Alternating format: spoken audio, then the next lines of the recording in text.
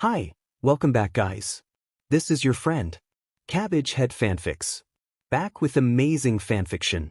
This is the series of What If Deku Could Stop Time. Now before starting, please give this video a like and subscribe to the channel if you want more videos like this. Now let's get into the fanfic. Izuku POV. Take a swan dive off the roof. What Kaken said hasn't left my head as I'm sitting on the edge of the school roof. I am quirkless after all. My death won't be like I'm preventing people from being saved, right? Think to myself. I guess I'm listening to him after all, I think to myself with a small smirk. I stand up and look down to the ground. No one was around, no one would find me before I died. I'll be gone. I slowly start to cry to myself. I'm sorry Mom. I love you. I think to myself as I fall forward. I fall down and smile to myself. You're welcome Kaken, I'll finally be gone. I think as I continue to fall. I feel big arms wrap around me and open my eyes. All Might. I scream. What the hell were you doing, kid? He screams back. We land a few feet away from where I would have landed. I freeze on my own words. You were going to commit suicide, am I correct? He questions with a stern look. What yet I was. I respond disappointed in myself. Why is that? He questions with a worried tone.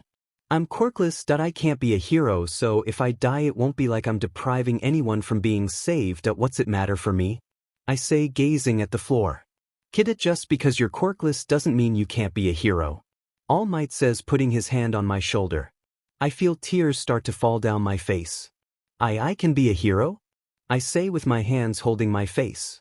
Yes, of course you can, and I'll help you. I'll get someone special to help you go train until you are the strongest boy even without a quirk. All Might explains with a huge smile. Seriously? You do that for a random kid? I say with a small sniffle. He puts a thumbs up. What about my mom? What will I tell her? I start to panic. You'll bring her and go to America to train, would you want to do that? He questions while coughing into his arm. A smile starts to form on my face. Yeah, All Might, I'll ask her. Where should we meet next? I say, putting my hand on my chin. Tomorrow morning at the beach nearby. Don't worry, he'll be there at like 6. All Might says, putting a thumbs up. Okay, thank you All Might. I say, smiling and wiping the tears on my face. No problem, young man. Might I ask what your name is? He says with a hand behind his head and a smile. Izuku Midoriya. I'm 14 and ready to be a hero. I say, smiling and pumping a fist in the air. The next day with Izuku and Inko packing for America. I can't believe someone wants to bring us to America to train. Mom says while zipping her suitcase shut. I know it's crazy, my idol's friend wants to train me. I say with a smile while putting my suitcase onto the ground. Well, wait here, I'll go get the guy. I say, running out of the house. I run down to the beach All Might told me to meet him at and see someone there watching the water. Hey you! I yell to the person. He turns to me and smiles. So you're Midoriya, huh? The guy responds. My mom and I are packed up and ready to go. I say, still in disbelief. Alright kid, show me the way. The short man says before we both walk to my house.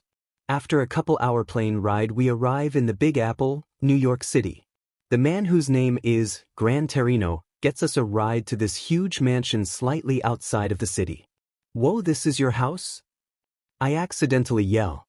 Nope, this is All Might's, but I'm borrowing it. He says, walking up to the front door. Wow, Izuku, you really got lucky, huh? Mom says, putting her hand on my shoulder.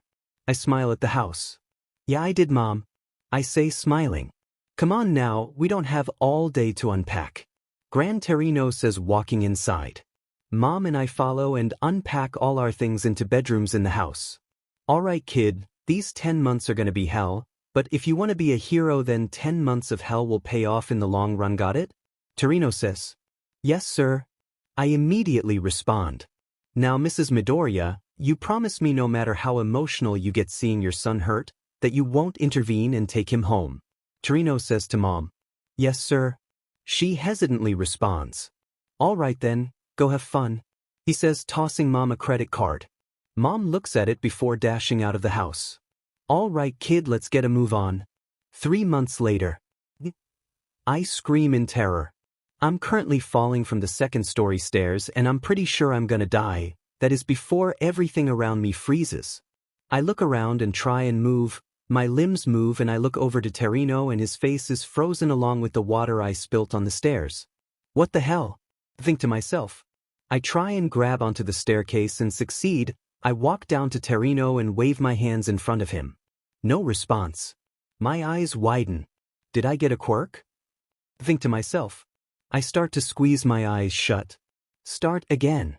I think to myself before opening my eyes and seeing Terino surprised. I have a quirk. I scream. How the hell did you do that, kid? You literally teleported in front of me. Terino says surprised. Well, when I fell, everything froze including you and that water that fell, but I could move so I did and walk down in front of you, then when I thought strong again about making you be able to move it worked. I say ecstatic that I got a quirk. So you do have a quirk? Terino says smiling. Yeah. I scream in pure joy. Good for you, kid, but now, we have to train you to use said quirk and get physically stronger. You might have a 4-pack but your punches are light compared to any real hero. Terino says smirking. Well, I'm just a student. Think to myself. Yeah, let's do it. UA exams. Izuku POV. That should I be a D and steal everyone's points by stopping time, or should I use my strength? I'll give others the chance. I think to myself as I start walking to catch up to the rest who had already started running into the testing area. I walk around and punch a few of the 2-pointers. They are easy targets, but the 3-pointers I'd have to slightly try with, which is boring.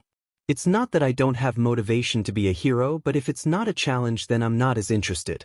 Being in danger is addicting. I guess I'm an adrenaline junkie. As I continue to take out 2-pointers with ease, a huge earthquake happens and I look up to see the 0-pointer that was talked about during the instructions to the test. Now that looks interesting. Think to myself. My quirk allows me to win any fight that I want. I could beat All Might in his prime if I wanted to. That's why I like to use my own strength to prove I can accomplish goals without needing a quirk. No one needs to know I have a quirk, so I won't tell anyone. I'll be the first quirkless hero to get in the top 10 if not number 1 spot.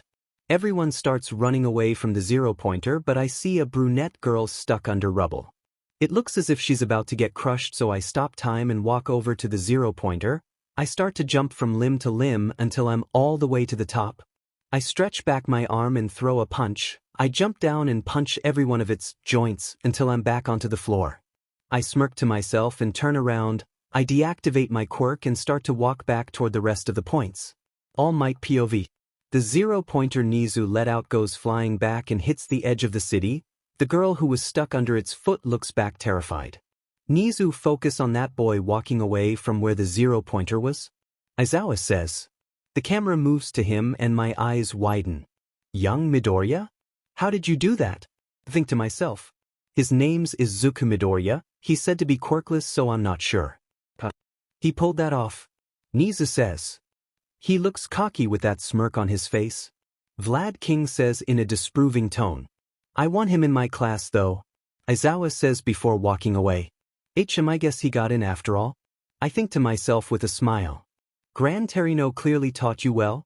Izuku POV. I sneeze as I'm walking toward the exit of the city. Maybe someone's thinking about me. Good job, contestants. Go home and wait maximum 2W-. I stop time because present Mike's loud voice is annoying. I walk far enough away so that I wouldn't be able to hear him and I start time again. I walk to the apartment I grew up in. Gran Terino lives somewhere else, but saying goodbye was easier than expected. I've changed from this eager kid to a kid who couldn't care less about people. Of course I love my mom because she's my mom, but other people don't pique my interest as much as they used to. I still want to be a hero. And I still look up to All Might, but now knowing I could beat anyone in this world is kind of sucky. I make it home and walk in the front door. Mom, I'm home. I yell while throwing my shoes into the corner. She stumbles out of her room and runs over to me. Hi Izuku, how did the exams go? She asks, pulling me into a hug. They were good and I think I passed. I say, smiling. That's great, honey. She says with a huge smile. In the past 10 months I've grown from around 5'5" to almost 5'11", so I'm noticeably taller than my mom now. Anyways, what's for dinner? I ask, taking off my shirt. It's summertime, so it's still kind of hot. That's why I don't usually wear my shirt around the house. Your favorite Katsudon? Mom says, smiling. I smile and put a thumbs up. I walk into my room and go onto my phone. I haven't been back to the middle school I was at because I quite frankly don't care to go back. I'm hoping to see Bakugo though. I want to see the look on his face when he sees I made it into you, without a quirk. He'll be so angry I'll have to hold back tears when I'm laughing. 2 weeks later. Izuku. I hear my mom from behind my door. I put down the 50 pounds weight and go to the door. I open it and see my mom with an envelope in her hands. It's from you. She says, throwing her hand out at me. I take the envelope and rip it open. A small projector comes out. All Might shows up. Hello, young Midoriya. This is a letter from you. A high school. All Might says in the projector. We would like to say that you have passed the writing exams with flying colors and did even better in the practical exams. He yells a little too loudly. Welcome to the Hero Academia. He yells before the projection stops. You made it, Izuku. Mom says, pouncing and hugging me. I smile. Yeah, I did. I say with a smile. You'll be a hero. Oh, I'm so proud. She says, squeezing my face. Yeah, I know that I'm really happy. I say in a muffled voice. You got a high school, here I come. Think to myself. I still can't believe you got a quirk after all these years. Mom says, interrupting my thoughts. Yeah, it's real cool, and I can beat anyone I want with it. What's it even like when I use it? Like, what do you see? I genuinely question. Oh, for me you just disappear and reappear in the place you start. Time doesn't stop for me basically. She says nonchalantly. I nod. Alright, got it. I say before sitting down in bed. Anyways, you should head to bed, you gotta get rested for school tomorrow. She says while walking toward the door. I nod and Mom walks out of the room. So tomorrow's the first day, let's see how this goes. Izuku POV. I am so proud. Mom says, crying while hugging me. Thanks, Mom, but I have to go. I say, smiling. Okay, I'm sorry for holding you back, go ahead.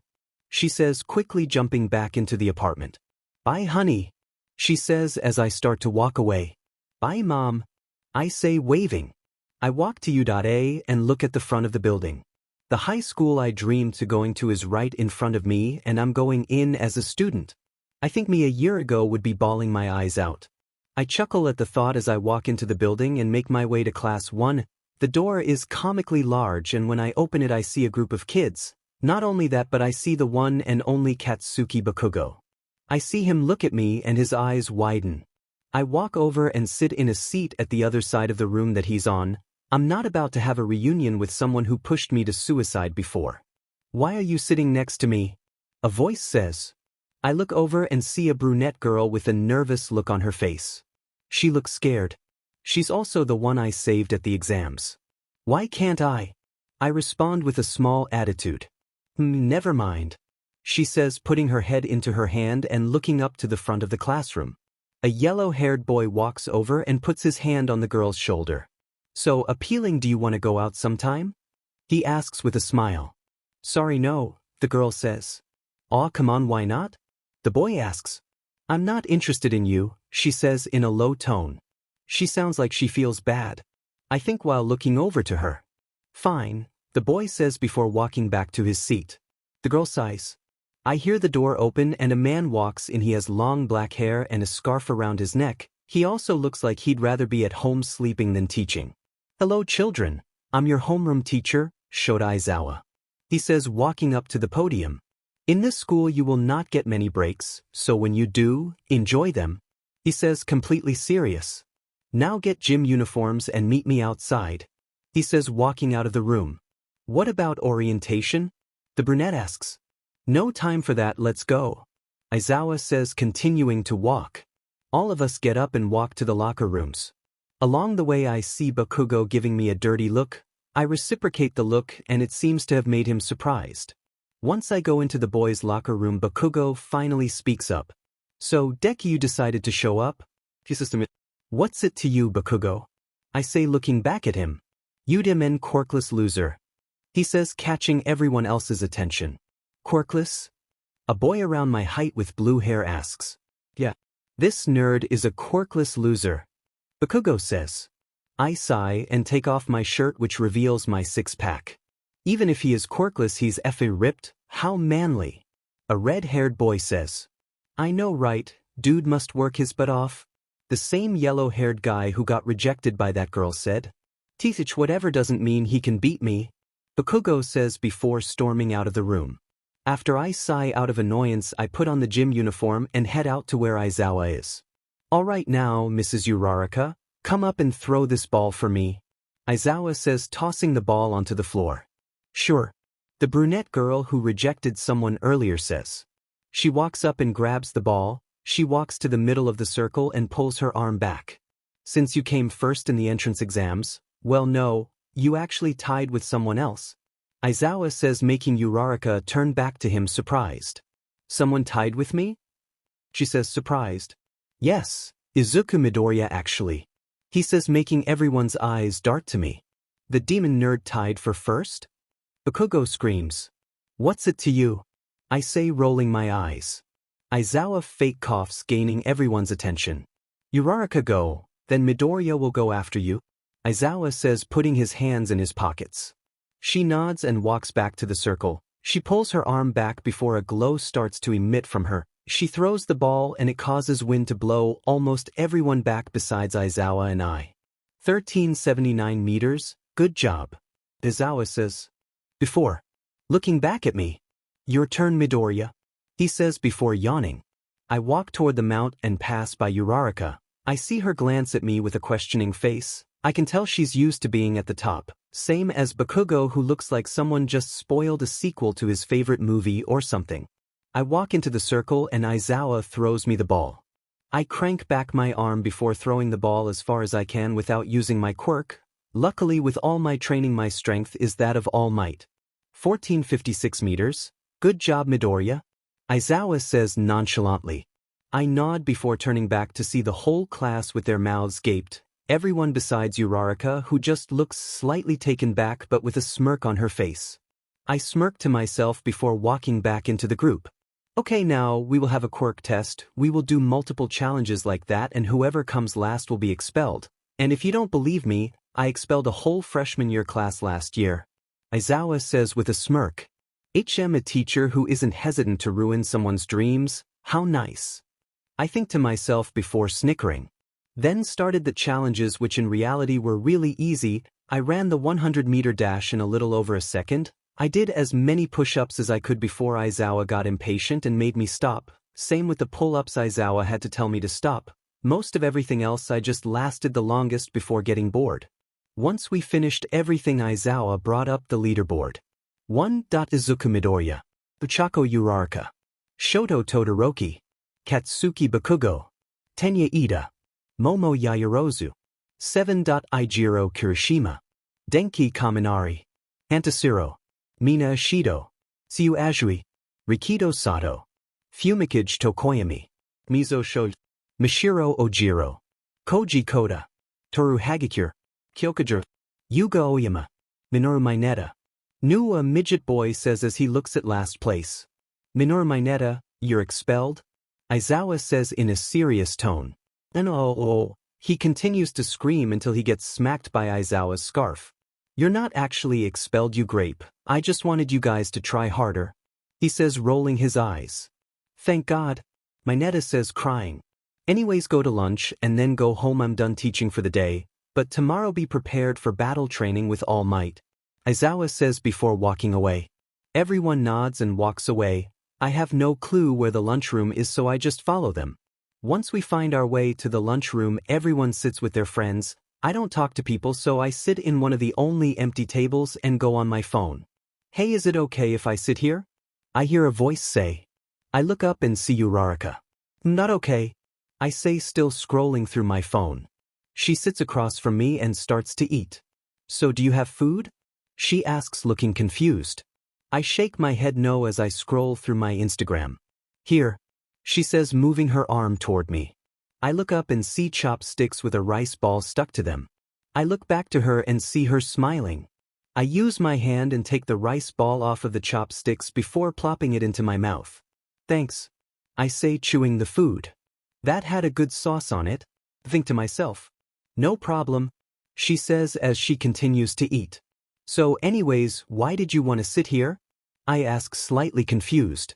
Oh, well, everyone else bugs me about things, so having some peace and quiet is nice, although soon enough some boys will come over here and ask me out, she says as she lets out a small sigh. Do you like girls or something? I ask, which makes myself smirk. What? It's just that I know the boys that ask me out just think I'm attractive because of my assets, she says, embarrassed. She's not wrong, she's insanely attractive, but I don't really care. Well, okay. If you want peace and quiet, then just sit with me. Maybe people will be more hesitant to come over if they see you with a boy, I say, trying to not be a D-dash. Yet thanks, Midoriya, she says, smiling. No problem. Can I have another one of those? I ask with a small blush. She giggles and gives me another one. Anyways, what's your quirk? When we were doing the test you were amazing. Uraraka asks, semi-amazed with my performance. I don't have a quirk. I lie to her. Huh. She says, taken back. Yup, I'm a quirkless loser, I say, putting quotations with my hands. You're quirkless and that's strong. Wow, that's amazing. She says, amazed. Yet what's your quirk? I ask, trying to change the subject of me being quirkless. Oh, it's an enhancer quirk. I can basically power up all of my body parts. If I use to put power, I'll break them though, she says with a small laugh.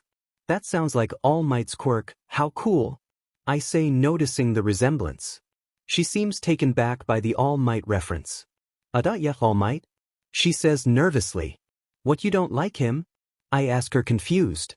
No, I do, just. No one really makes that comparison, she says, scratching the back of her head. She's lying, think to myself. I nod. Okay, well, anyways, it was nice talking to you, but I think it's time for dismissal, I say as the bell rings. Yeah, okay, well, I'll see you around, Midoriya, she says before getting up. Yet see you, Uraraka, I say before getting up and walking away. That she doesn't mind that I'm quirkless, that's cool, I think to myself with a small smile. Tomorrow is the first day of combat training, let's see how this goes. Izuku POV. I walk into you today and see Bakugo walk in front of me. He pushes me down to the ground and grabs my collar. You effing lied to me, he says, gripping down on my collar. I look at him with a cold expression. I never lied about anything, I respond with an angry tone. You aren't quirkless, he says, shaking me. I am though, but I just work for my accomplishments and don't get them handed to me just because I was born with a power, I say, grabbing his hand and squeezing down on it. Dinin nerd, you're lying, he says, squeezing again. I grab his collar and squeeze it just as strong. Why would I lie? Why would I lie? I scream, letting my anger take over. You didn't nerd, you thought you were better than me. Bakugo screams angrily. I hear voices start to surround me. I look and see a crowd of people watching what's happening. You'll never be better than me, you know that, Bakugo screams, causing people to look over at us.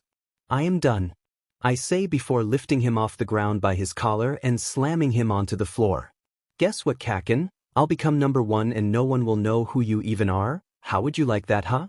I say with a sadistic smile as I lift him off the ground by his throat. Like you could be number one, he yells, trying to get out of my grasp. You put me through hell that day I jumped, I say with a smile. His angry expression turns to one of surprise. I jumped off the roof of the school, and guess what? If someone didn't save me, I'd be dead, I say with tears slowly falling down my face. You not caused that, I say quietly. You're lying, he says in a sad tone. I squeeze his throat more. I never lie, I say before dropping him onto the ground. I wipe my face with my sleeve and walk away. I hear people talking and feel eyes watching me. I snicker. That felt way too good, I think to myself with a smirk. I walk into the classroom and only see Uraraka sitting in her seat. I walk over and sit next to her just like yesterday. Midoriya, are you okay? She asks with a concerned face. I look at her and smile. Better than ever, I say, still smiling. She blushes slightly and smiles. Good, she says happily. The door opens and a few of the people who saw what happened. Bakugo and I walk in. I smirk. You didn't have to choke him out, you know, Kirishima says, which ticks me off a bit. I did it to him before he could to me, I say in my defense. Wait, what happened? Uraraka asks confused. Nothing, Uraraka. I say, trying to keep her out of it. What do you mean nothing? You choked out Bakugo. Ida says, completely ruining my plan. I breathe in and sigh. He deserved it, he's lucky I didn't hurt him worse. I say, dead seriously. What did he even do? Kaminari asks confused. He made me suicidal, I tried to kill myself because of him. I say, getting tired of the questions. The room falls silent. You got your answer, now get away from me. I say, getting tired of talking to people. They walk to their seats, but I still feel Uraraka's gaze on me. Uraraka, why are you staring? I say, looking over to her. It's nothing. Sorry, she says, flustered. It's fine. I respond before yawning. Bakugo walks in and stares at me. He looks angry. He walks over to his seat and sits down. It's eerily quiet now. Aizawa walks in and seems surprised. Why so quiet? Not that I don't like it, but why? He asks with a confused face. Midoriya and Bakugo got into a fight in the halls and we found out why. Mineta says before getting smacked by Tsu, who used her tongue as a weapon. A fight? Why? Aizawa asks while eyeing down Bakugo. Diamond nerd faked being quirkless and tricked me for years. I got angry. Bakugo says, thinking he's in the right. What's your reasoning, Midoriya? Aizawa asks while turning his attention to me. I let my anger get the best of me, as you know I am really quirkless. Not only him saying I lied to him, but remembering the hell he put me through in middle school, I lost my cool. I say truthfully. Hell in middle school? Aizawa says, raising a brow. I didn't do anything to that loser. Bakugo lies straight to their faces. He drove me to the point where I tried to kill myself, I say, looking down. What? Aizawa says in an angry tone. No, you didn't, you nerd. Bakugo yells, still thinking I didn't do it. I know, I was joking. I lie with a small laugh. Can't let him get expelled, I want to kick his butt. I think to myself as I continue to laugh. That's not funny. Aizawa says, activating his quirk. I feel Uraraka's gaze again and look over to her. I cut her off by putting my hand on her mouth. Hush. I say, cutting her off. I see a blush form on her face before I take my hand off.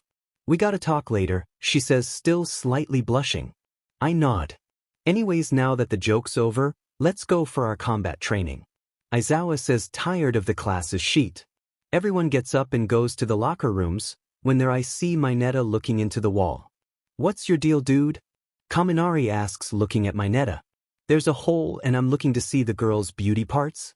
He says with a creepy giggle after. Momo's huge melons, same with Mina's, Jiro's perky ones, Tsu's firm ones and Uraraka's perfect firm ones. He says, drooling. I chop his neck, making him pass out. What's going on over there? I hear a voice say. I peek through the hole and see Uraraka in her bra. Ah! She screams before I get an eye full of Jiro's headphone ears. Damn it! I yell in pain. Perv! I hear Uraraka yell through the hole. Damn it, that effin' hurt? I think while holding my face and squinting my eye. Once the boys finish laughing at me, we all head out to Ground Beta where we find All Might. After he takes attendance, he starts to set up teams. Team A is Bakugo and Todoroki. Bakugo gives a dirty look to Todoroki, who ignores him. Team B is Tokoyamke and Tsu. The two girls smile at each other. Team C is Kaminari and Jiro. Kaminari and Jiro look at each other as All Might continues to call names. Team D is Ochako and Midoriya. I look at Uraraka and see her flustered while she watches All Might. Wait, why'd he call her by her first name? Think to myself. After he announces the rest of the teams, the first match is announced. Team A versus Team D, All Might says with his signature smile. My eyes dart to Bakugo and he's looking at me as well. I smirk to myself as I walk up to Uraraka and grab her hand. I start to walk toward the building he told us to go to. Midoriya? She says to me, confused. I stop and let go of her hand. I turn to her and see her face is semi-red. We have to beat him, okay? I say, dead serious. She nods. Now, as you know, I'm pure strength, yes? I state the obvious. She nods.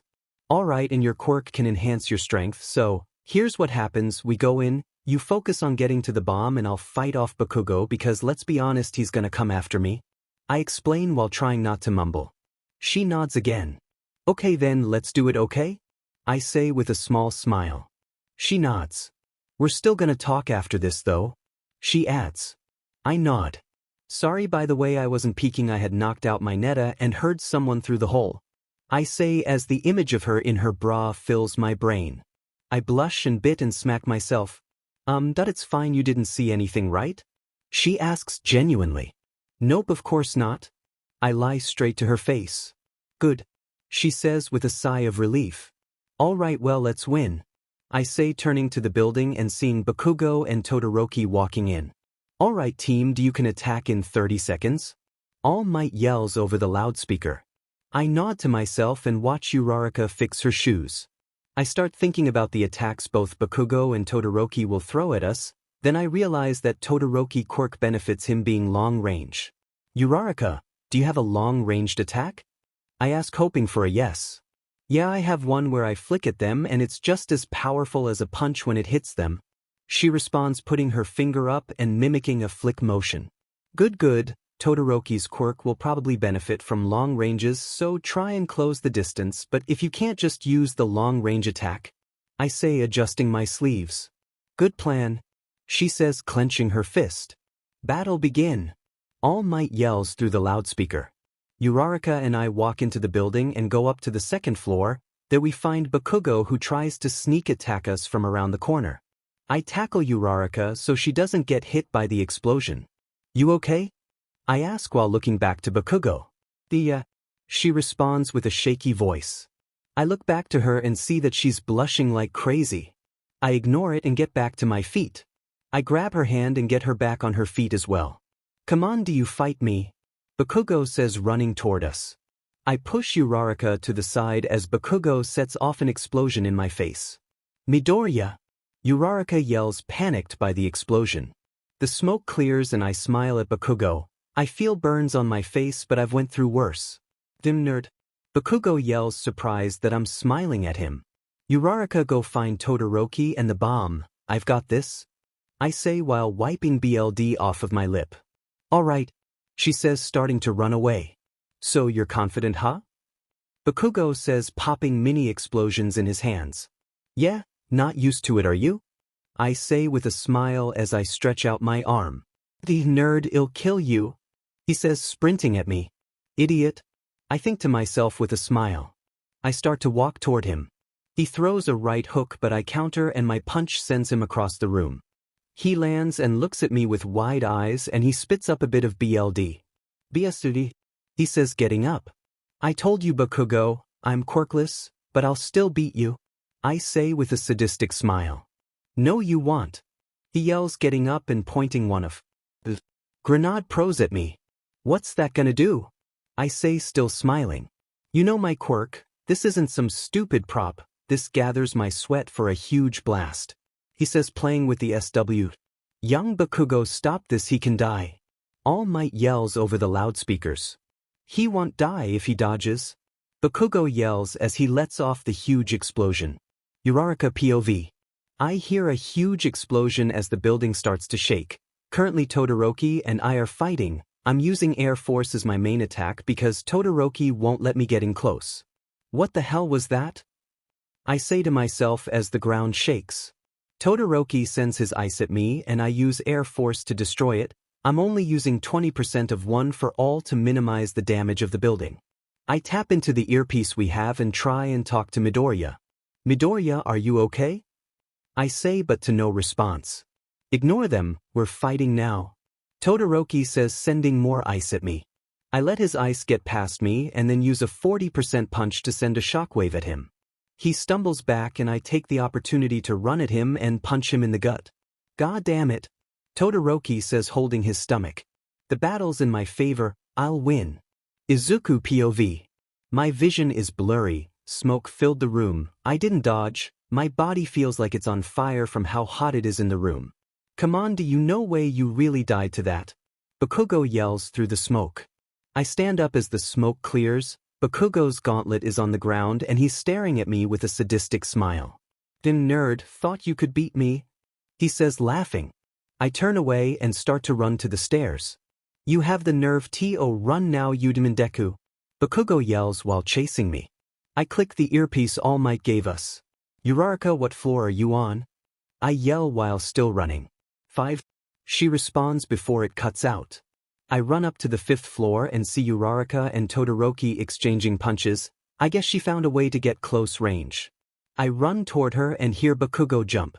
Up the stairs behind me. Nerd, get over here. Bakugo yells, jumping at me. I turn and punch him in the jaw, making him fly into the railing of the stairs. Midoriya, are you okay? Uraraka asks, jumping away from Todoroki. I nod and we both charge Todoroki. He freezes my legs in place but can't freeze Uraraka's because she jumps and kicks him into the wall. They're both down, go to the bomb.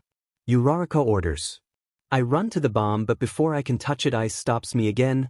I look back and see Todoroki staring at us. Vestige. Bakugo yells before putting an explosion into the back of my head, throwing me to the wall. DMN, that FING hurt? I think to myself as I hold the back of my head. Midoriya, are you okay? Uraraka yells while running over to me. She gets tripped and kneed in the stomach by Todoroki. She yelps in pain. I stand up and see Uraraka on the floor staring at me with tears in her eyes. I need to save her. Think to myself. She tries to get up and gets punched by Bakugo, who laughs. Save her. Flashback.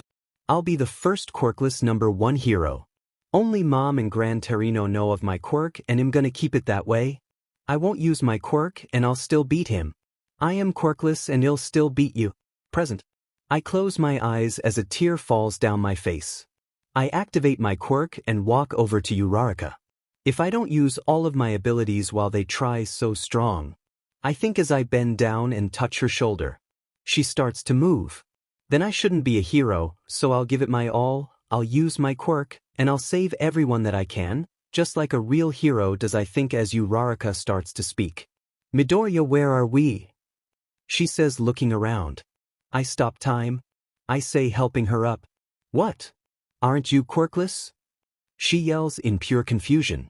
No, I lied, I have a quirk. Izuku POV. Since when? She asks, slightly surprised. 7 months ago I was training and I unlocked it. I say, staring into the floor. Oh, wow. She says, putting a hand on my arm. Why didn't you want to show anyone? She asks. I wanted to be the first quirkless hero. I wanted to prove people who said quirkless kids can't go anywhere wrong. Bakugo did bully me to suicide. I wanted to prove him wrong. I say with my arm starting to shake. She grabs my hand and holds it. I can tell she's embarrassed and I'm blushing too, so it's slightly awkward. Look, I don't usually do stuff like this, but let's be friends. You can vent to me and such, yeah? I don't want to see someone with your potential become your own downfall. She says, smiling. I stay silent for a minute. Yeah, I'd like that. I say with a huge smile while holding her hand back. Also, what do you mean potential? I ask, confused. It's just I never had competition when I was in middle school quirk-wise, so seeing someone stronger than me is surprising.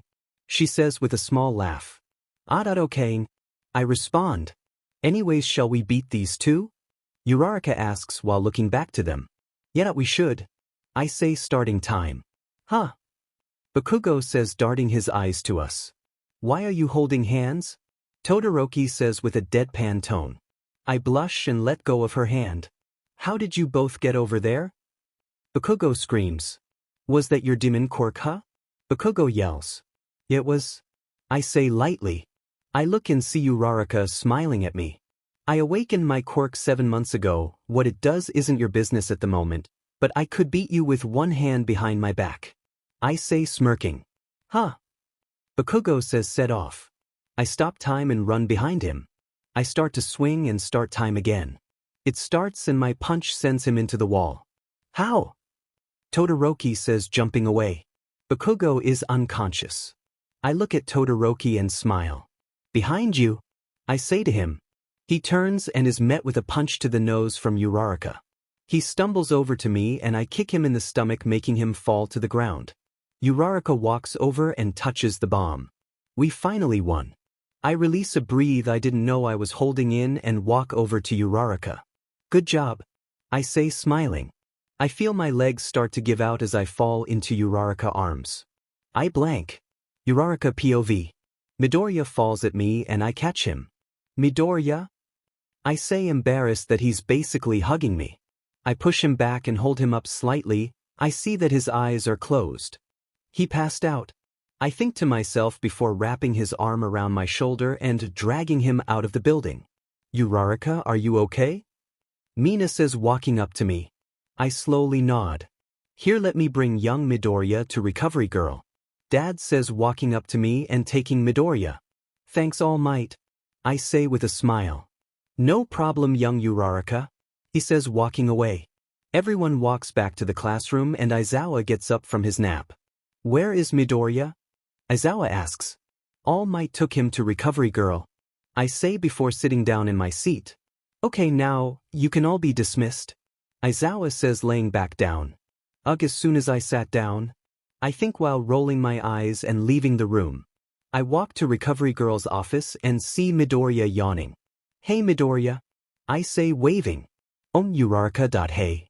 He says, putting on a small smile. How are you feeling? I say, walking over and sitting on the chair next to his bed. I'm doing better. I think the pain from earlier set in, so I passed out. Sorry about that. He says, nervously giggling and holding the back of his head. No problem, Midoriya. We won because of you, and thanks for saving me. I say, smiling and slightly blushing. He nods. It's what a hero would do, right? He rhetorically asks. Yeah. I respond with a small snicker. Anyways, seriously, thanks for helping me. With my issue, he says, smiling at his hand. Of course I'd help, but it's what a hero does. I say, smiling. Dad walks into the room. Hey Ochako, what are yo dash? He freezes, realizing Midoriya is there. Oh, All Might, what are you doing here? I say while my teeth are gritted. Oh, well, Ms. Uraraka, it's nothing, I was just dash. Midoriya cuts him off. Why'd you call her by her first name? Midoriya questions with a curious look. Look, young Izuku, sometimes I just call people their first names, you know? Dad says. All Might, I'd like to talk to you when Uraraka leaves, is that okay? Midoriya says with a serious tone. Dad nods. Well, I'll go now then. See you around, Midoriya. I say, walking out of the room and face palming. I take out my phone and text Dad to meet me in the room after he's done talking to Midoriya. Midoriya POV. So All Might, it's been a while. I say with a smile. Yeah, young Midoriya, I see you've become stronger and taller. All Might responds with a thumbs up. I nod. I also unlocked my quirk. I can stop time and start it. I can only stop it for 3 hours right now, but in the future it will be longer. I say, explaining my quirk. That's amazing, young Midoriya. All Might says, taken back. I smile. Not only that, but I trained so strong that Gran Torino said I could beat you in your prime even without my quirk. I say excitedly. Wow, so you can become the new #1 hero. All Might says with a nervous tone. I nod. That's great, young Izuku, but I have to go. He says, starting to walk out of the room. Bye, All Might. I say, waving. Bye-bye. All Might yells before leaving. All right, honey, you can leave now. Recovery Girl says to me. I nod and stand up. Thank you for your help, Recovery Girl. I say, bowing. No problem, it's my job. She responds with a small laugh. I walk out of the room and see All Might sneak into a room across from Recovery Girl's. I walk up to the door and hear people talking. Dad, you idiot, you almost revealed that I'm your kid. A girl's voice says. Ochako, I'm sorry, I didn't think about what I was saying. All Might responds to the person. Wait, Ochako? Ochako Uraraka is All Might's daughter. Think to myself. I slip and bash my head against the door. Sheet. I think to myself as I try and back away. The door opens and All Might stares at me. You heard everything, didn't you? He says. I slowly nod and he grabs me, dragging me into the room. You can't tell anyone about this, okay? Izuku POV. Wait, so basically Uraraka is your daughter, and you are keeping it secret, yes? I say, just to clarify. Yes. All Might says, putting his hand on Uraraka's shoulder. What? That's a lot. Does that also mean you have the same quirk? I genuinely ask. Well, yeah. Uraraka says, making All Might dart his eyes to her. Ochako, I don't think we should tell him. All Might says, trying to keep his composure. He passed his quirk down to me. I'm his daughter and successor. Uraraka says nonchalantly. All Might holds his head. Why? He says, squeezing his eyes shut. Don't worry, Dad, he's stronger than both of us. He won't want our power anyways. Uraraka says, hugging All Might. You can get your power taken? I ask, confused. Here, the power is called One for All. Ochako here is its 9th user. The power is passed down by generation for one ultimate purpose, to defeat All for One. All Might says, crossing his arms. So, Uraraka will have to fight someone even you couldn't beat? I ask, concerned. I forgot to add, with each generation the power gains strength, and I almost beat All for One. Now Ochako will most likely be able to. All Might says, rubbing Uraraka's head. Got it. Well, sorry for intruding. I say, scratching the back of my head. No problem. Anyways, wanna walk home together? Uraraka asks me with a small blush. Awa, sure, why not? I respond, blushing a bit. I see All Might stare at me with a death glare. All Might, why don't you join us? You can say hi to my mom. I say, trying to get myself out of death's door. Yes, young Midoriya, of course I'll come see your mother. All Might says, smiling. Okay. Uraraka says in a clearly disappointed tone. I don't get why she'd want it to be just us. Maybe it's just that having a persistent parent that won't let you do much alone makes her want a rebel. We all walk out of the closet and walk outside. Luckily no one saw all of us coming out of a closet. It might have caused a scandal. So where do you live? Uraraka asks while looking over to me. I live in an apartment complex nearby. I respond, looking past All Might to her. Of course All Might took the middle spot. I can tell he's a bit overprotective now that I know she's his daughter. Oh, same. Uraraka says, smiling. Oh, nice. I respond, trying to ignore the 7-foot giant in between us. It's not like I want to flirt with her or anything pervy. I just want to have a normal conversation without someone being in the middle of us. She feels like the first real friend I ever had. Even if I only met her yesterday, I want to be able to get to know her better without her father butting in, even though her father is my idol. So, young Midoriya, you did very good in today combat training, and I must thank you for saving my daughter from young Bakugo. All Might says, interrupting the silence. No problem, although it did take a lot for me to use my quirk. I couldn't just let her get hurt like that, especially because I know what a point-blank explosion from Bakugo actually feels. I say, laughing a bit. All Might laughs, but I see Uraraka's face become concerned. Hey Midoriya, when we get to your house, do you want to talk like we had planned? Uraraka asks me with a smile. I nod. What do you need to talk about? All Might asks in a curious tone.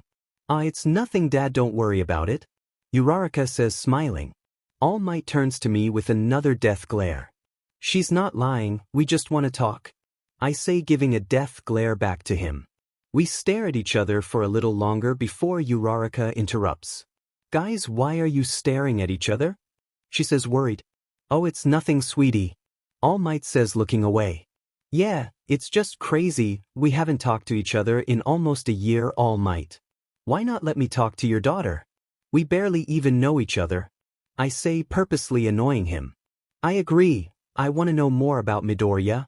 Uraraka says, helping me team up on him. Fine. You guys can be alone. He says, giving up. Uraraka and I glance at each other and smirk. We walk up to the apartment complex and I turn back to them. And we are here. I say, throwing my hands up toward the building. Wait, Uraraka says, surprised. I question. You live at the building right next to mine. Uraraka yells. Wait, really? I ask in disbelief. She confirms it and points to her window. Turns out it's right across from mine. We walk up to my floor and open the door. Hey Mom. I'm home and I brought a special guest. I yell into the apartment. I see my mom make a mad dash into the living room. I see her eyes widen. A girl? She yells before fainting. How did I'd expect her to be more surprised that All Might is here? I say, picking her up and putting her on the couch. Yeah, All Might says, sitting down.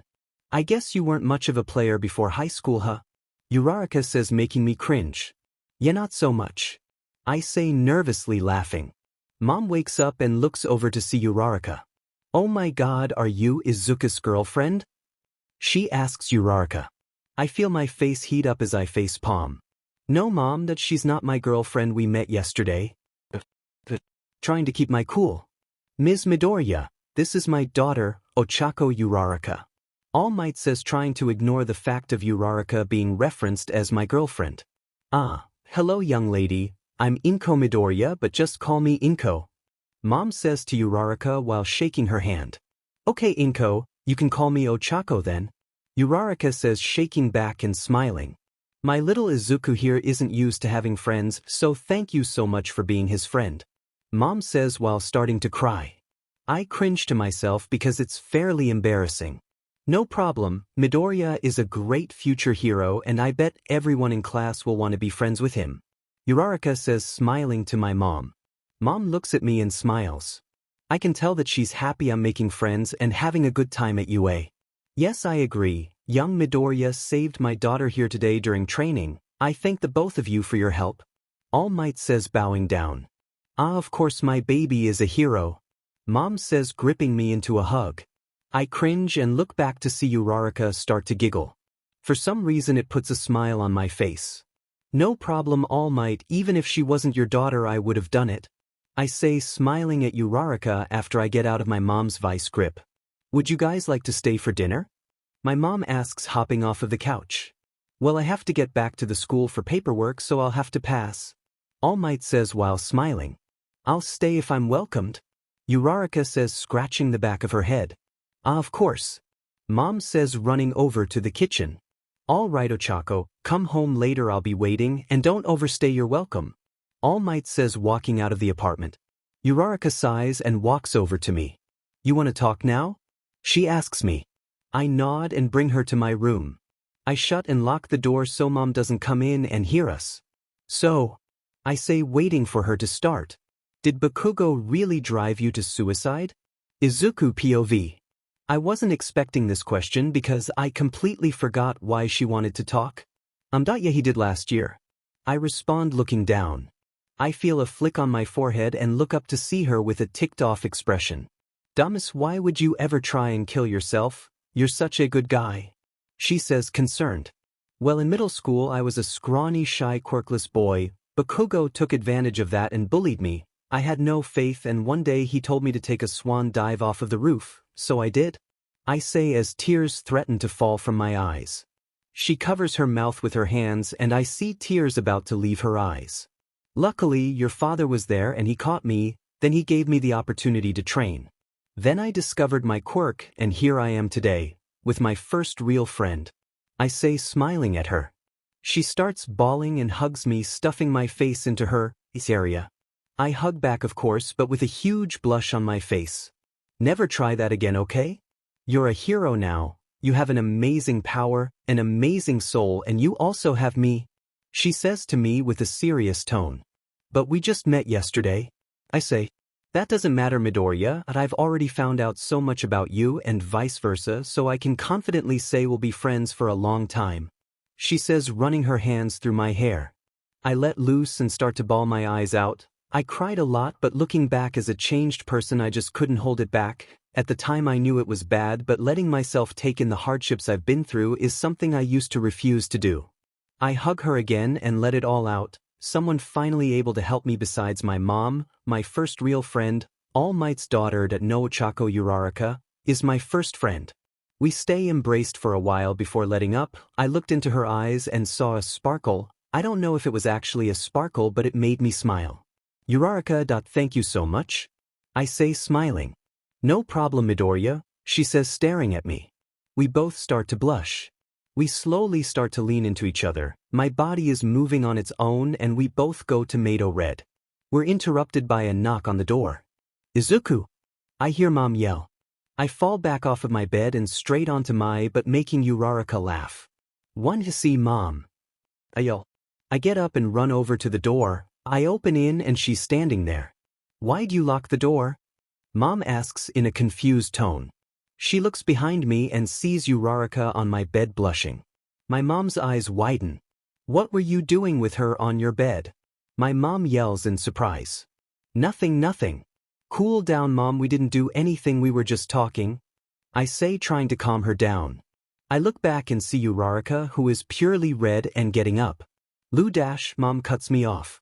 Uraraka, did you and my son have a stash? I slam the door in her face. I look over to Uraraka, who looks like she's a tomato cosplayer. Look, I'm sorry about her, she's just not used to me having people over, and not only that, a female over here, you know? I say, trying to ignore my mother's knocks on the door. She nods and giggles a bit. She jumps up and walks next to me. I open the door. Guys, dinner's ready? Mom says, looking like she just saw a ghost.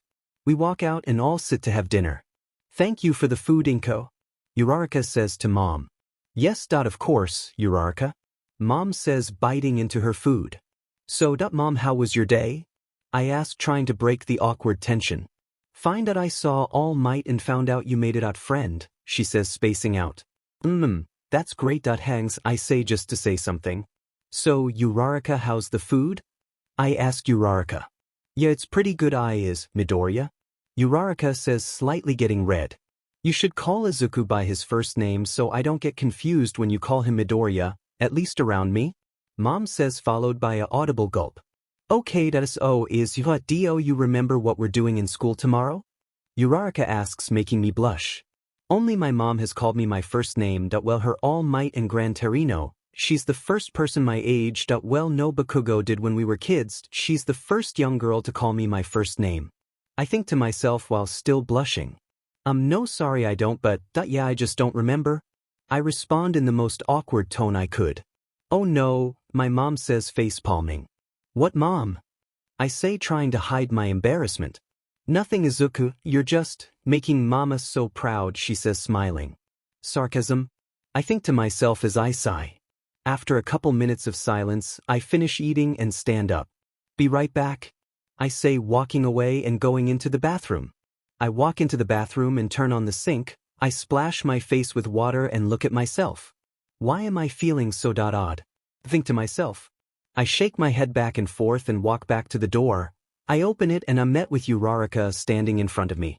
I get startled and slip forward. I land on her and she's on the floor with me, holding myself up above her. If my mom saw this, she'd think we were doing something else. Izuku? I hear my mom yell as I turn to her. Of course, she comes around the corner. I think to myself as I blush. Sorry, I say, holding out my hand for her. I pull her up and let go of her hand. It's fine, Izuku, you didn't mean to. Uraraka says, trying to keep things normal. Well, I better go home now, it's getting late, but thank you for having me for dinner, it was very good. She says to my mom. I'll see you tomorrow at school, okay, Izuku? She says, turning to me. Yeah, I'll see you tomorrow. I say, waving. She leaves and I'm left in the hallway silent with my mom. Well, that was a mess. Mom says, face palming. What, how? She ate with us, that's what she was here to do. I say, confused. You're way too dense, you don't even realize you like her. Mom says with a small sigh. I don't like her, what do you mean? We met yesterday, how could I fall for someone that quick? I ask as I roll my eyes and walk into my room. I'm going to sleep, I say before shutting my door. I lay in my bed and feel my face heat up. She's completely wrong, that I do realize that I like her, that's why I was so embarrassed. Izuku POV. I'm laying in my bed trying to get my mind off of Uraraka and I hear a pop on my window. I ignore it at first but then hear it again and go over to see Uraraka in the window across from mine. I open the window and start to talk. Uraraka, we're window neighbors too? I ask in disbelief. She giggles and nods. Yeah, pretty cool, huh? She says, smiling. I slightly smile as I see her looking at me. So, what's up? I ask, trying to start a conversation. Well, I wanted to say sorry because when I was over, everything got kind of awkward between you and your mom, and I think she got the wrong idea about us, you know? She says with an awkward laugh. I nod. I didn't expect her to like me anyways. Think to myself. It's cool, just a series of unfortunate events that made us look like more than friends. I say, laughing. If only you knew I wanted to be more than friends. I've never felt this way about a girl, so it's weird for me, but I know it's some sort of crush. I think as she smells the cold fall air. The smell of fall is so nice, it's not too hot like summer or cold like winter, it's perfect. She says, resting her chin on her arm. Yeah, I agree, it's optimal weather for me. I say, smiling at her still. I mimic the way she's positioned in the window and she laughs. Huh? I ask confused. You took the same position as I did in the window. It's just kinda cute, it seems you copy me without thinking. She says. I blush and laugh a bit. I guess you're so perfect I instinctively copy you. I say without thinking about how she could take it. I meant how she fights and that I still auto-copy her movements even when not fighting, but it didn't come off like that. She blushes harder than I've seen. Thanks. I appreciate that. She says, scratching the back of her head. Yeah, no problem. Anyways, it's getting late, I'm gonna go to bed. She says, stretching. Alright, well, good night, Uraraka. I say, waving. Night, Izuku. She says before closing her window and walking away.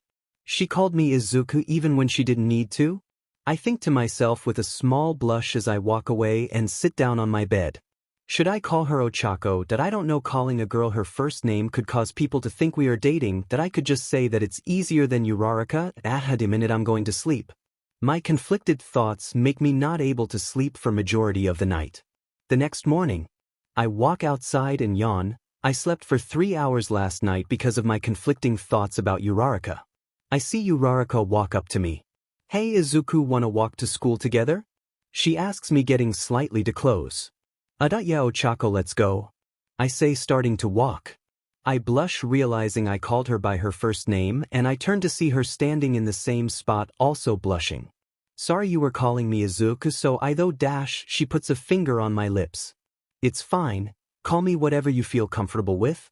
She says, smiling with a small blush. Hello young Midoriya, how are you? All Might says, screaming as Uraraka quickly takes her finger off my lips and turns around. Hey All Might, I'm doing good. You? I ask, trying to avoid eye contact. Great young Midoriya. Let's head to the school now, shall we? Yes. I nod and give a toothy grin. On the inside I'm fighting with him though. God, I get she's your daughter, but let me have some alone time with her. I think to myself while gritting my teeth. Actually, All Might, is it okay if Ochako and I walk to school alone? I ask, surprising myself. Oh, you call her Ochako now? All Might says in an angry dad voice. Yeah, I do. I say with an idea popping into my mind. I'd rather all of us going together to school. All Might says, putting a hand on Ochako's shoulder. I'd rather not. I say before stopping time. I walk over and touch Ochako's shoulder, making her able to move and operate. Izuku. He's gonna be mad when he finds us. She says as we walk toward school. We'll be fine, don't worry about it, and if he's mad I'll just use my quirk and leave. I say, starting to laugh to myself. She giggles, which makes me smile. We walk to school and talk about what she had been doing before high school. She also told me about a lot of boys asking her out and how it's annoying because she has her sights on someone. I'm hoping it's me, but if not, as long as she's happy I guess I'm fine too. Once we walk into school I start time again and people dart eyes toward us. I forgot I didn't tell everyone about my quirk. Not only that, but the previous day I did have a tiny breakdown, so I can't blame them for looking my way. I walk into class and everyone is sitting in their seats. I guess they were early. Aizawa walks in behind me. Morning, problem child. He says before walking past me. Hey eraser. I respond, which makes him glare at me. Mr. Aizawa. I correct myself. You seem to be in a good mood. He says, glancing over at Ochako. Yeah, I guess. I say, smiling. I look over and see the whole class in awe. I guess I really am a gloomy guy if the whole class is surprised that I'm happy. Midoriya, why are you holding hands with Uraraka? Aizawa says, making my heart sink. I let go of her hand that I didn't even know I was holding. Well, when I stop time I can only make someone else be able to walk around with me if I hold their hand, so I had to hold her hand so we could talk, you know. I say, hoping they'd buy the lie. That makes sense. Kaminari says like he just discovered why his food had gone missing while in a zoo full of roaming monkeys. I get a dirty look from Aizawa. He either didn't buy it or didn't care. I walk to my seat with Ochako close behind. Anyways, class today is just normal classes, but tomorrow we will be going to the USJ for combat training. Aizawa says, writing down USJ on the chalkboard. Universal Studios J-. Kaminari gets cut off with a scarf being wrapped around his throat from Aizawa. Luckily he got to him before I could. I hate loud noises. No, dumbest, this is you at a not some elementary school field trip. I guess all of the short-circuiting got to your brain? Aizawa says, getting a sigh from Kaminari. Unnecessary roughness? I hear Kirishima say with a small snicker. Anyways, we're going tomorrow, so be prepared to travel, bring your hero costume and all that stuff. If you're not ready, then don't come at all, you'll be useless. Aizawa says before picking up his sleeping bag.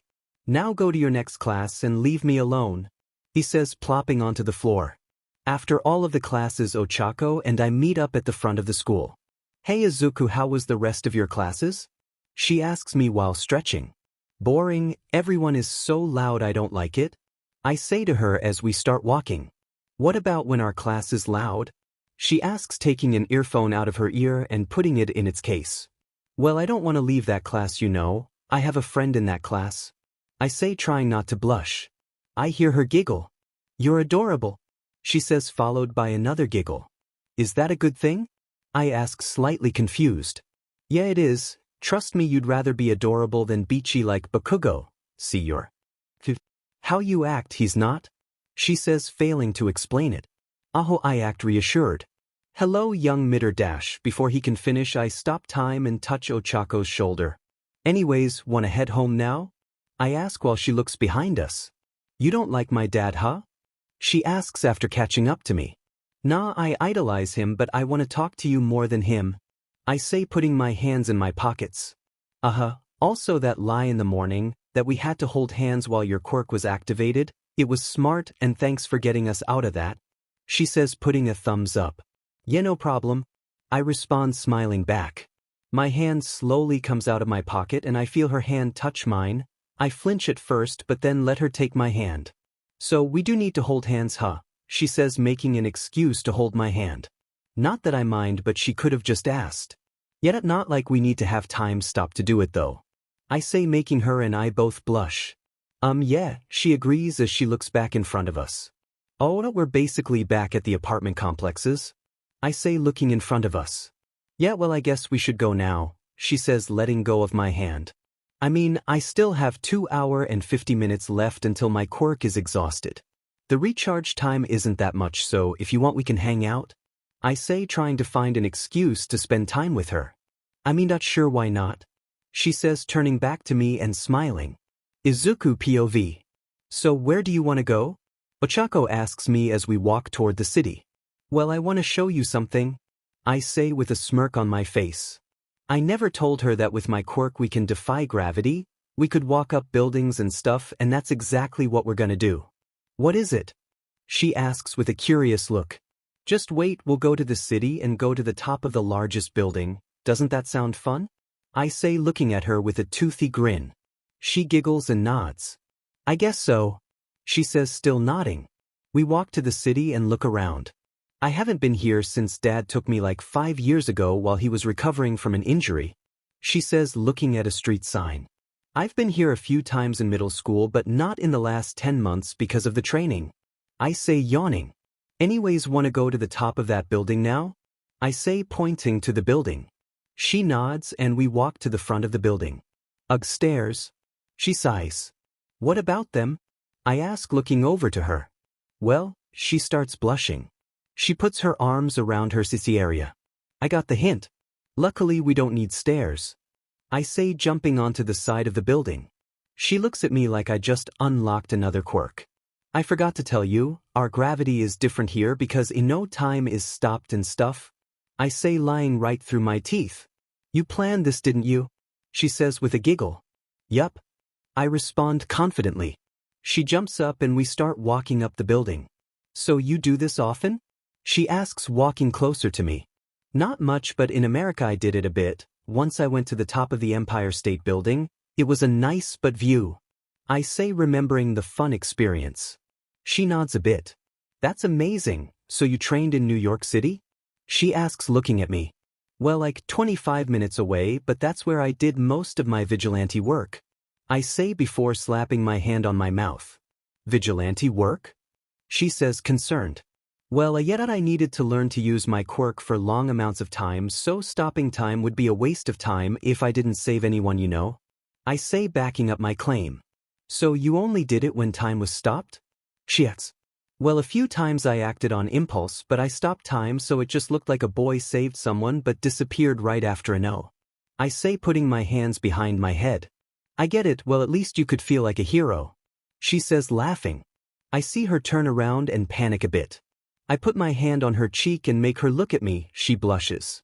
Don't look down. Trust me, you might not be able to fall, but I was frozen in fear for 30 minutes once. Not fun knowing time's running out. I say, smiling and slightly laughing. She nods and I take my hand away from her face. We finish walking to the top and sit down on the edge. I start time again and we watch the cars at the bottom go by. It's so high, she says, sort of scared. I put my hand over hers. Remember, I'm not out of time, so even if you fall, I'll save you in a heartbeat. I say, smiling. She blushes again. Real playboy, Izuku? I think to myself with a smirk. Wait, where'd I get this confidence from? This is All Might's daughter. Ochako Uraraka. That her affiliation with All Might doesn't matter, she's still her own person. That's who I like, not All Might's daughter, but Ochako Uraraka. Think to myself. Izuku. Ochako says, waving her hand in front of my face. Ah, sorry. Spaced out and oh. I say, dangling my feet off of the building. It's fine, you know that we should do this more often. I know it's random, but like, I enjoy spending time with you. She says with a tint of red on her face. Yeah, same. I think you might not be my first with only being friends. I say innocently. I soon notice how SXL that sounded. What? Ochako screams, slipping off of the building. I sigh as I hear her scream. I stop time and walk into the side of the building. I grab Ochako's hand and lead her frozen body down to the ground. During my quirk, it only allows me to make people able to move by touching their shoulder. I touch her shoulder and she screams before I put my hand over her mouth. She looks at me before flicking me in the forehead. I take my hand off of her mouth and she sighs. Why'd you have to go and say stuff like that? Do you even think about what you say before you say it? She asks, turning around. Nope, what I meant is that you're my best friend. I say with an awkward smile. She smirks. Okay, dope, she says, getting on her tippy toes and poking my nose. Sometimes I forget she's only 5, you're so short? I say with a snicker. Hey, I'm not as short as I was before. One for all, I used to only be 5'0" foot. She says, puffing her cheeks. I laugh at her before she playfully punches me in the gut. She buries her head into my titty and I rub the back of her head. You're a big softy, you know that? I say, smiling. Says, the one letting me do this. She says, wrapping her arms around me. You know, it scared me when I was falling, she says quietly. I know, you didn't say it, but I could tell. I say, why do you think I'm comforting you, huh? You don't think I'm this nice, do you? I say as a joke, not sure if she understood it though. You're a big teddy bear, a big strong one. She says, starting to hug me. Yeah, let's go back home. I say, starting time. People start to walk past us, but a few glances are thrown at us. Makes sense because to them we just appeared.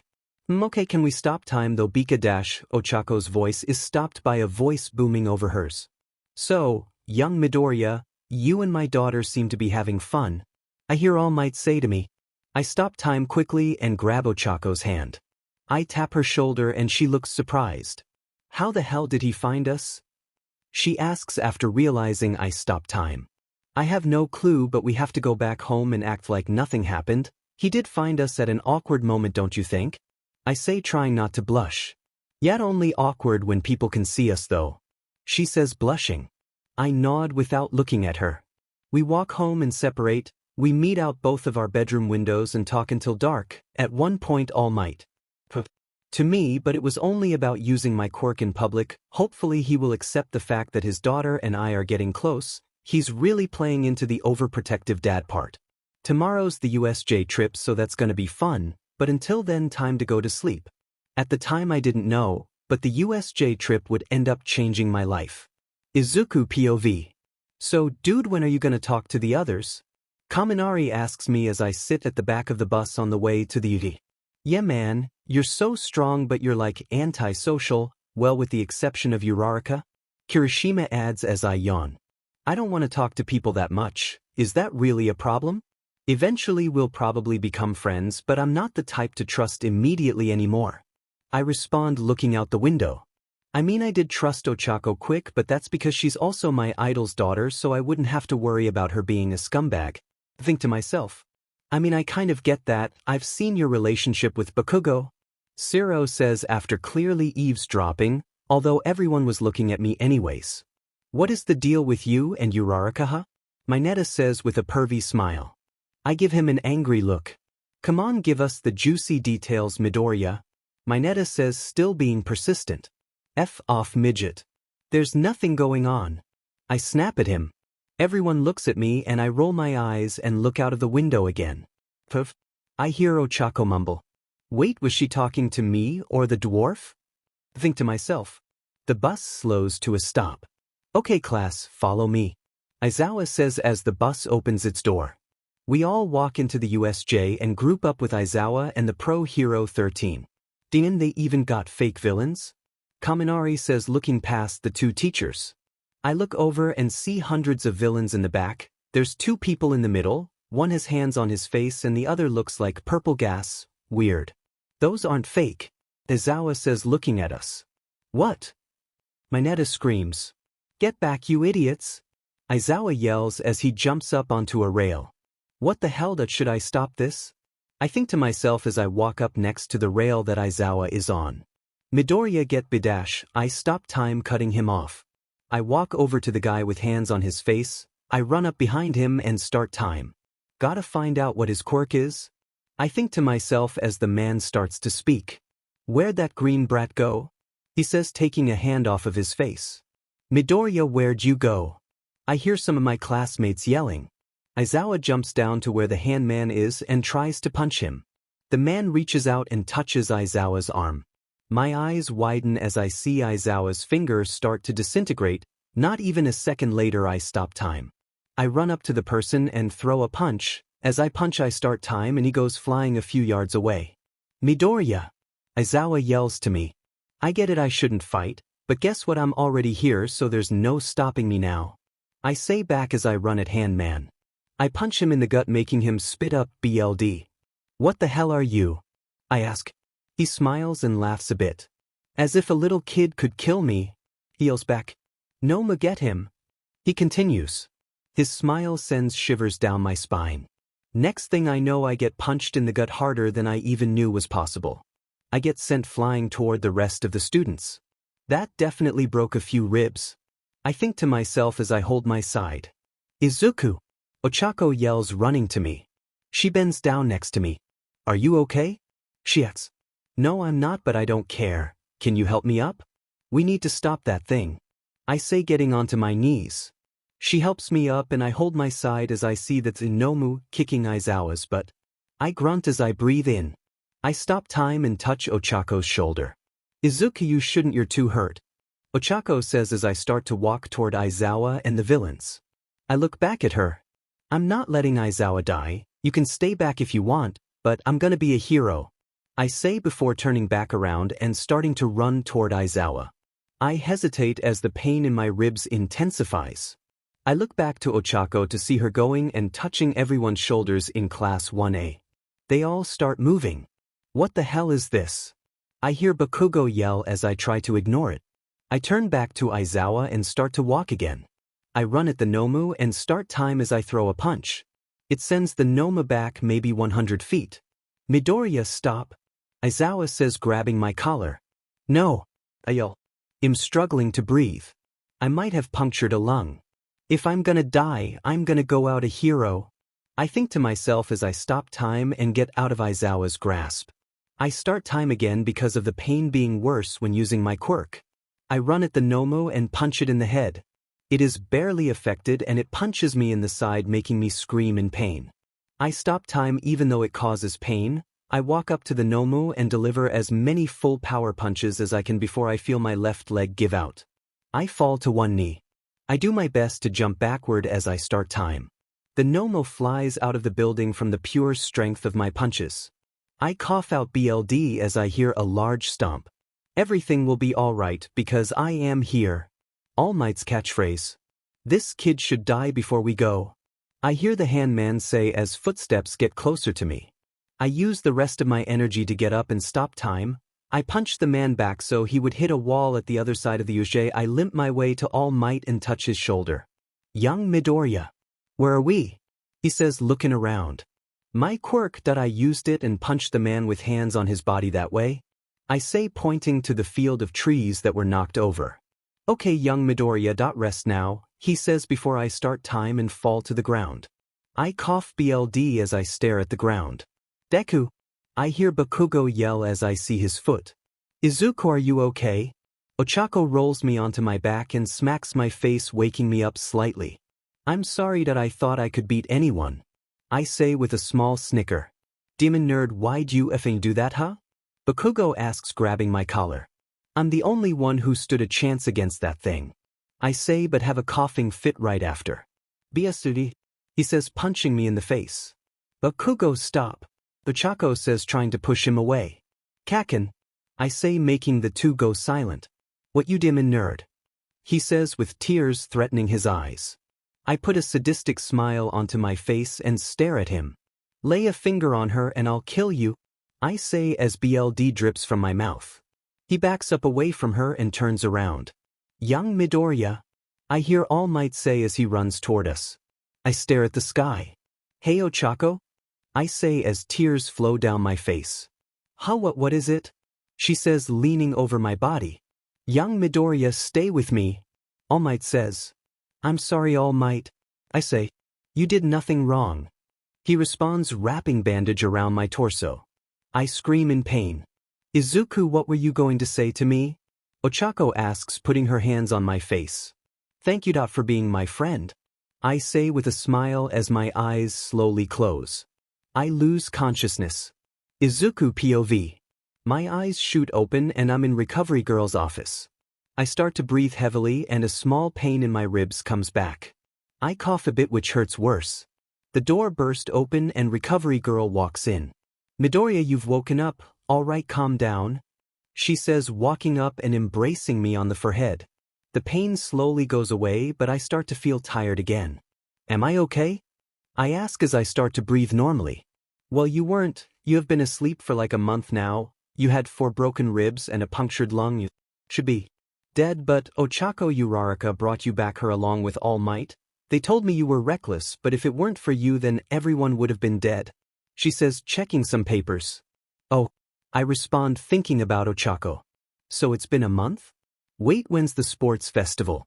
I ask, trying to get up. In 2 weeks, you'll have to stay the night here, but tomorrow I can let you go. She says, checking something off with a pencil. Okay, I'm gonna go to sleep. I say before closing my eyes. Uraraka POV. Izuku has been out for like a month. It's back to boys asking me out and me rejecting them that I feel bad, but like, sorry, no. Over the month I've realized how close you can get with someone in 3 days. I've also found out that I developed feelings for him, kind of embarrassing. Dad has been training me with one for all. I'm at 80%, which is cool. I'm already as strong as Dad's prime 100%.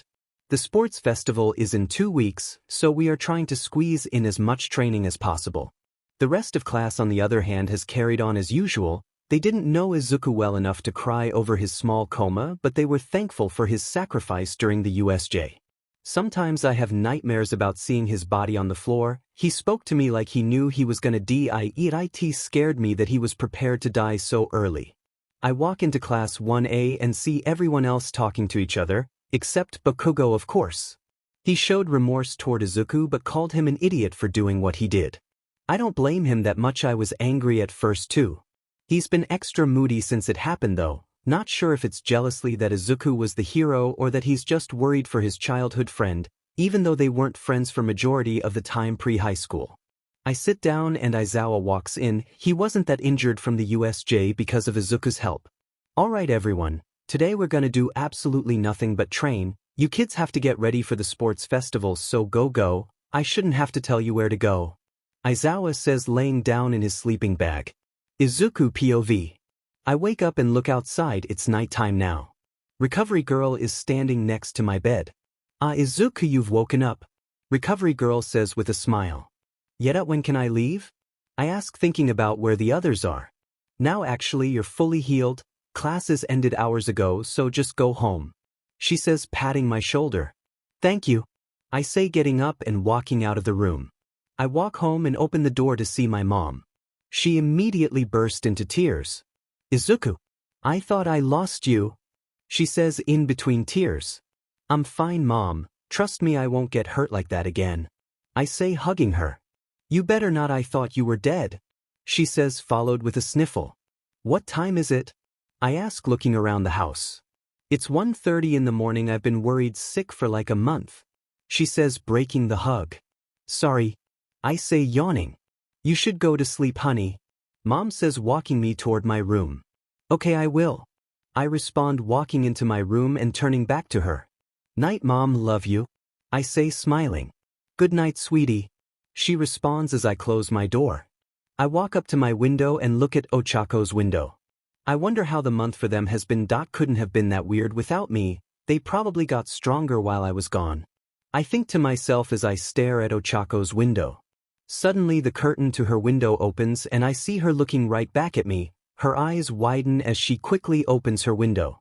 I mimic her and open my window. Izuku, she yells. Hey, I respond with a small smirk. Meet me down between the apartments, she says before closing her window and running out of view. I close my window before stopping time and walking past my mom to go outside. Once I leave the apartment, I start time again and dash down to the place between our apartments. She runs out of her building and crashes into me, bringing me into a hug. You dumb, she says, starting to sob. What? I ask, confused as I hug her back. Why'd you do that? She yells, sniffling. I had to save everyone, I didn't expect to get beat half to death, but as long as everyone was okay, it's fine, I say, stroking her hair. I missed you, she says, gripping down on my shirt. Why'd you miss me? Also, what did you guys do in class while I was gone? I ask as she stops hugging me. You're an idiot, she says, putting her hand on my face. What she cuts me off with something I never thought she'd do. I knew I had feelings for her, but I never expected her to reciprocate those feelings. But here I was in the middle of the night, in the middle of the street, embracing Ochako Uraraka. Izuku POV. Ochako breaks the embrace and my face goes numb. I see her blush as she backs away. I'm sorry, she says, continuing to back away from me. I walk closer to her and grab her hand. She lets out before I pull her toward me. I grab her chin and close the gap between us. I feel myself heating up. I break the embrace and stare into her eyes. Izuku. She stutters. Ochako, can I ask you a question? I say, not breaking eye contact. What is it? She asks, blushing even harder. Do you want to go on a date with me? I ask, making her eyes widen. Yeah, I do actually, she says, starting to smile. I wipe the tears off of her face and smile too. Now stop crying, okay? I want to see you happy, I say, giggling. She snickers and nods. Okay, she says. Anyways, we should go to bed, I say, looking around and seeing all of the lights out. Yeah, I forgot how late it was, she says, laughing. Anyways, I'll be going now, I say before pulling her into a hug. She hugs back. I love you, she says, still hugging me. I blush and smile. Love you too, I say before letting go and turning around. She taps on my shoulder and I turn around to receive an embrace on the cheek. Bye, she's saying, waving while running back to her building. I walk back to my building with a smile. Even though I've only been up for like an hour, I think today was really good. Kako POV. I walk into my house and am met with a 7-foot-tall giant. Ochako, what were you doing out this late? He asks in a stern tone. Well, Izuku got home and I saw him in my window, so I went out to him and talked to him for a bit, I say, making him raise an eyebrow. So talking includes embracing him, huh? He says. I blush. You saw that? I ask, knowing the answer. Yes, now tell me, do you really love young Midoriya?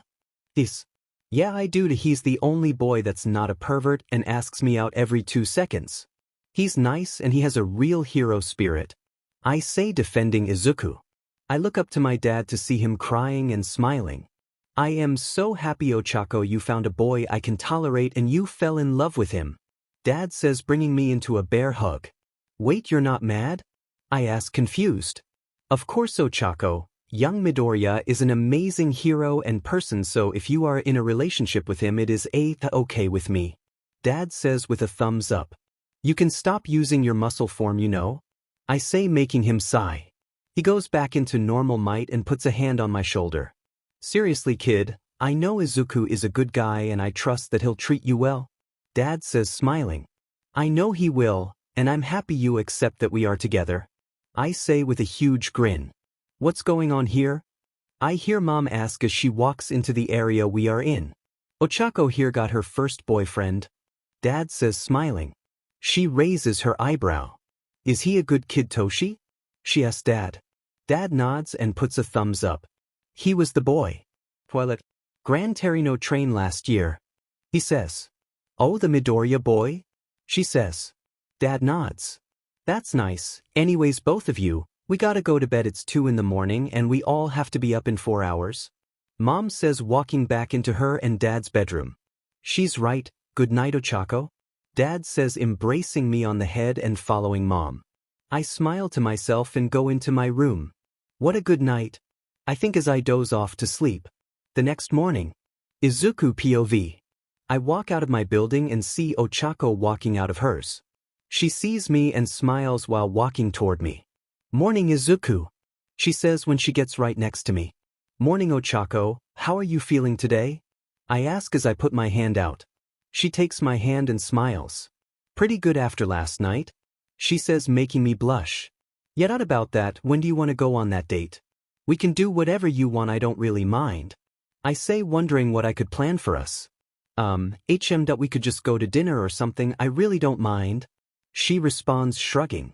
So you don't care about our date? I ask, confused. Honestly, no. As long as I know you reciprocate the feelings I have, then I don't mind what we do. Having you by my side is more than enough. She says, smiling. Wow, that kinda caught me off guard. I mumble. Wait, what do you mean? She asks me.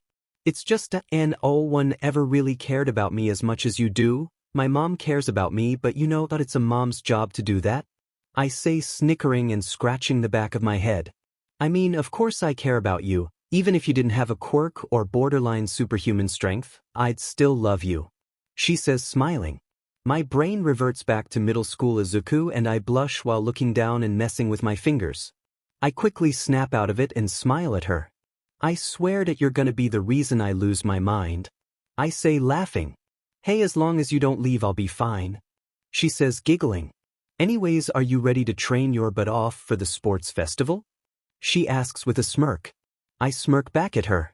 Hell yeah. I respond as we walk into UA. Those next 2 weeks were hell for me because I endured hours of pain, so sudden hits like that from a Nomu won't almost break me in half anymore. Now, it's time for the sports festival. Izuku POV. Man, this is gonna be so fun. Kirishima says as we arrive at the stadium on a bus. For real, man. I watched this on TV when I was younger. Kaminari responds, putting his arm onto Kirishima's shoulder. They're too loud. I hear Ochako mumble. I snicker, making her look at me. What? She asks me. You're right, they are too loud. I say, trying to not laugh. You seem to be in a good mood. Tsu says, standing up behind me. I guess. I respond, shrugging. Izuku here doesn't like to show his emotions. Ochako says, pulling at my cheek and having a sarcastic tone. That's true. I say, yawning. So since you guys are lovers now, maybe Midoriya will be more open? Mina asks, butting into the conversation. Lovers? Ochako says, blushing. I smirk. Yeah, maybe, depends on my mood though. I say, getting up and wrapping my arm around Ochako's shoulder and leaning my head on her shoulder. Right, appealing? I say to her, making her blush more. Sometimes I have these random flashes of flirtatious actions. Usually they play out in my head, but sometimes I'll actually do them. Let's go. I hear Aizawa say as he walks out of the bus. We all walk into the stadium and hear the crowd screaming and yelling. I've watched these on TV but never expected them to be this loud. It's irritating. Hello everyone and welcome to the U.A Sports Festival. Our host Midnight I stop time and sigh as I walk away. Once I'm far enough away, I start time and text Ochako to call me when the first event starts. She says okay. Taco POV. Izuku doesn't like the loud noises, so I'm not surprised he completely dipped. I think to myself as Midnight announces the first event. And this year the first challenge is an obstacle course. Midnight yells as the crowd cheers. Everyone get to the start line. She yells. All of us get to the starting line and I text Izuku. 3. She starts. 2-1. She says before a loud buzz goes off. Izuku appears in front of everyone and smiles at us before disappearing again. Izuku Midoriya has finished first in world record time. I hear Midnight yell as the rest of us start running. There's a huge 0-pointer from the exams in front of us. Todoroki freezes half of it and Bakugo blows the head off of one while saying, "Die" really loud. I activate one for all at 80% full cowl and sprint past everyone else. No one even contends and I make it second place with the others a quarter of the way back. Good job. Izuku says, showing up next to me in the blink of an eye. Thanks. It's weird seeing you use your quirk freely like that. I say, awkwardly smiling. Yeah, I get it, someone just appearing must feel weird. He says, agreeing with me and yawning. So you plan to sweep this festival, huh? I say, crossing my arms together. Yeah, if there's a tournament I'll sweep, but I don't know, I don't really feel like it. He says with a sly smirk. Cocky much? I say, smiling and rolling my eyes. Let's be honest, can anyone beat me? Izuku says in a serious tone. About that? Aizawa interjects as he walks toward us. After the second round the remaining students will be ganging up on you. If you win the festival. If they win, they'll have the tournament for second round. He says with a sheet-eating grin. All of the class? Izuku asks with an evil grin. Yes, but you can't use your time-stopping quirk in this fight or you'll be disqualified. Aizawa says with an even more evil grin. Ah, come on. Izuku yells, throwing his hands into the air. Who cares, brute strength and brains will get me the win. He continues, laughing to himself. Ego, I say, rolling my eyes. He pulls me away from Aizawa and into a room alone. I'm gonna lose, he says, putting his hands on my shoulder. So your ego was a fluke? I ask, confused. Of course it was. I'm not an egotistical a-hole like Bakugo, he says, making me scoff. Alright, well, I don't plan to lose to you. For now we're going to be rivals. After the festival we'll go back to being lovey-dovey. I say, making him frown. Come on, he says, whining like a kid. I giggle and sigh. I walk up to him and peck him on the cheek before walking back out to the other students. So we're gonna beat him now, okay? I say to the group. Of course, well, beat that dimmer dashed. He gets cut off by Tsu slapping him in the face. Are you kidding me, you frog b dash? I flick 2% off at him, making him choke on air. Shut up, man, I say with a sigh. Anyways, we have to beat Time Stopper, except he can't stop time, he's just stupidly strong. I say, tapping my foot on the ground. Like you? Tsu asks. While I'm flattered by the compliment, no, I use a quirk to get stronger, he's just strong from training. I say in a stern tone. Can I just freeze him? He can't use a flick to release wind to destroy my ice like you could. Todoroki says, holding up his hand. That's it, I say, smirking. What? Todoroki says, confused. Let me explain. I say. Izuku POV. So if I just punch them, knocking them out, I'll win. Sounds like a plan. I think to myself before walking toward the field. Young Midoriya. A scream fills my ears and I immediately stop time. I look over and see All Might with his smile. I sigh. Oh, it's just you. I think to myself as I start time. Don't yell, All Might, it annoys me. I say with a yawn. Sorry, young Midoriya. Anyways, found out that you and my daughter are now dating. He says, making a chill go down my spine. Yet we are. I respond, trying to stand my ground. Good job, kid. I'm happy she found someone she loves. He says, patting my shoulder. Wait, you're okay with it? I ask, astonished that he isn't mad. Of course, kid. Like I've said before, I would have chosen you as a successor if she didn't exist. He says, making me snicker. Okay, All Might. Anyways, I'm gonna go beat the rest of class. I say, turning around and clenching my fist. Good luck, young Midoriya. You're gonna need it. He says as he walks away. Yeah, right, I'm gonna win this. Izuku POV. Fight. Present Mike yells as I stand on the field with my hands in my pockets. I sigh and start walking toward everyone. Suddenly Mina surrounds everyone in their own circles of acid and Todoroki sends ice at me. I dodge the ice with my speed but eventually get stuck. Annoying. I think to myself as I punch the ice making it break off. Hey Izuku. I hear a familiar voice say. I turn and see Ochako behind me with a smirk on her face. She punches me in the face, sending me into the middle of all of the others. Todoroki used his ice as a distraction so she could get behind me. They used Mina's quirk to throw me off guard, damn it. I think to myself as Todoroki traps my fist in ice. Come on nerd, fight back. Bakugo yells as he runs at me. I sigh and roll over before Todoroki could freeze my other fist. This really was a good plan and you caught me off guard. I say as I crush the ice holding down my other fist. But I'm not gonna lose that easily. I say before turning and throwing a punch at Ochako's stomach while she was flying at me using one for all. She throws up a bit as she flies back onto the floor. Sorry. I think to myself as I stand up and smirk at the others. DMN Deku? Bakugo yells, charging at me. Stupid. I mumble as I dodge his famous right hook and elbow him in the neck, making him stumble onto one knee. Dumbs. I say before starting to swing my foot at him. He catches my foot and smirks. Dumb Deku? He says, followed by a chuckle. My eyes widen as I get hit with a laser from Aoyama. Gah! I yell as I hold my side and stumble back. Mina and Todoroki surround me with them, Todoroki sliding on his ice and Mina sliding on her acid. You underestimated us. Momo says, creating something. Yeah. Kaminari says, charging up electricity. What's your plan, huh? I ask, smirking. How can I win this? I think to myself as Momo creates a huge blanket. A blanket? I ask as most of them get under it with Momo. For this. 2 million volts. Kaminari yells as he releases electricity. My eyes widen before everything goes numb. I black out for a second, but when I open my eyes again the electricity is surrounding me. I can move. I think to myself as I start walking through. Dahaha. Kaminari laughs with his thumbs up. The blanket comes off of the rest of the class as I jump over Todoroki's ice and Mina's acid. How are you up? Todoroki asks. I laugh to myself.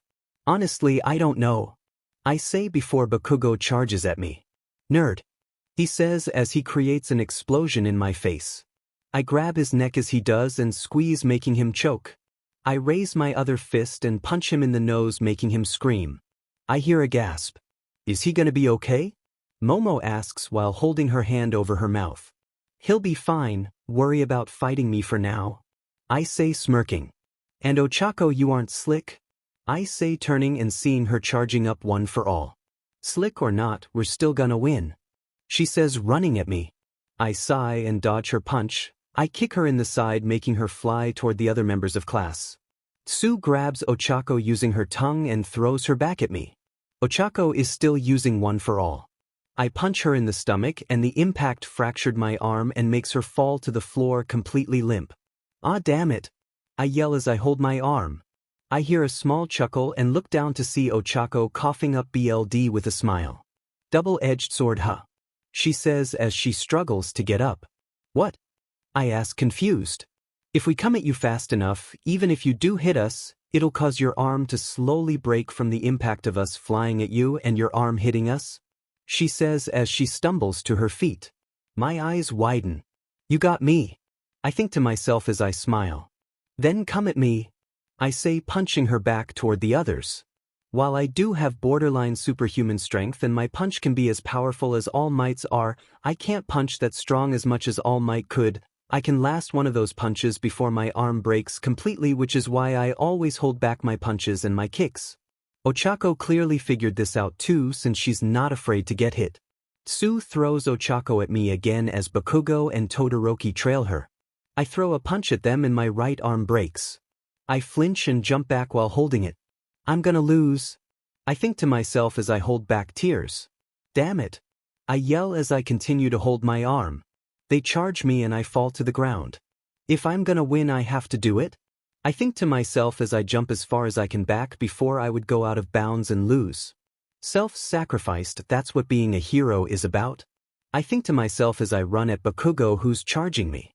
I crank back my arm and punch him with all I can. It breaks even further and I scream as Bakugo gets sent out of the fighting space along with everyone else. All except one, Izuku Uraraka.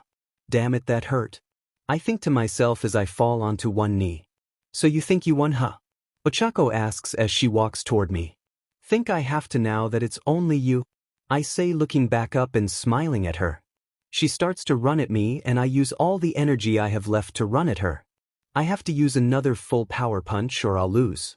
I throw the punch and collides with Izuku's 100% punch. I feel my arm breaking and tears flowing down my face. Damn it. I scream as I push forward, making her fly back. I collapse onto the ground and look over to see her being held up by something. What the hell? I say as a black and pink substance leaves her arms and legs, keep her from going out of bounds. I see terror in her eyes. What's happening? The tendril-like substance wraps around me and throws me out of the playing field. She didn't have control of it, but I did lose the fight. That's not what matters right now though. I need to save her. Izuku POV. What's going on? I yell at her as she starts crying. Help me! She yells. I see the red strikes of one for all throughout her body. I muster the strength to run at her and jump. Even though both of my arms are broken, it doesn't matter, I need to save her. I latch onto her and she looks at me. Izuku, get off, I don't want to hurt you even more. She screams while still crying. It's okay, Izuku, it'll all be alright. I say as I stop time. I jump away from her and flinch with each step I take. I walk to Midnight and touch her shoulder, making her able to see again. Huh? Where are we? She asks, looking around. I used my quirk. Now come to Izuku and put her to sleep. I say before walking back over to her with Midnight. I'm gonna start time, now release your quirk. I say as I start time. Midnight's quirk goes off and I slowly fade to sleep. I hope I did good. Please be okay, Izuku. I think as I go unconscious. No one POV. The tournament was delayed, which the crowd didn't like, but at the same time they got eye candy with the Class 1A versus Izuku Midoriya fight. Izuku and Izuku were both unconscious and the rest of the class was stunned by the result of the battle, especially with Izuku's quirk awakening. Wait, so Midoriya really sacrificed his arms to win? Jiro asks, holding back laughter at Kaminari in dumb mode. Yeah, he risked it all even though who won didn't really matter. Todoroki says, looking at his hand.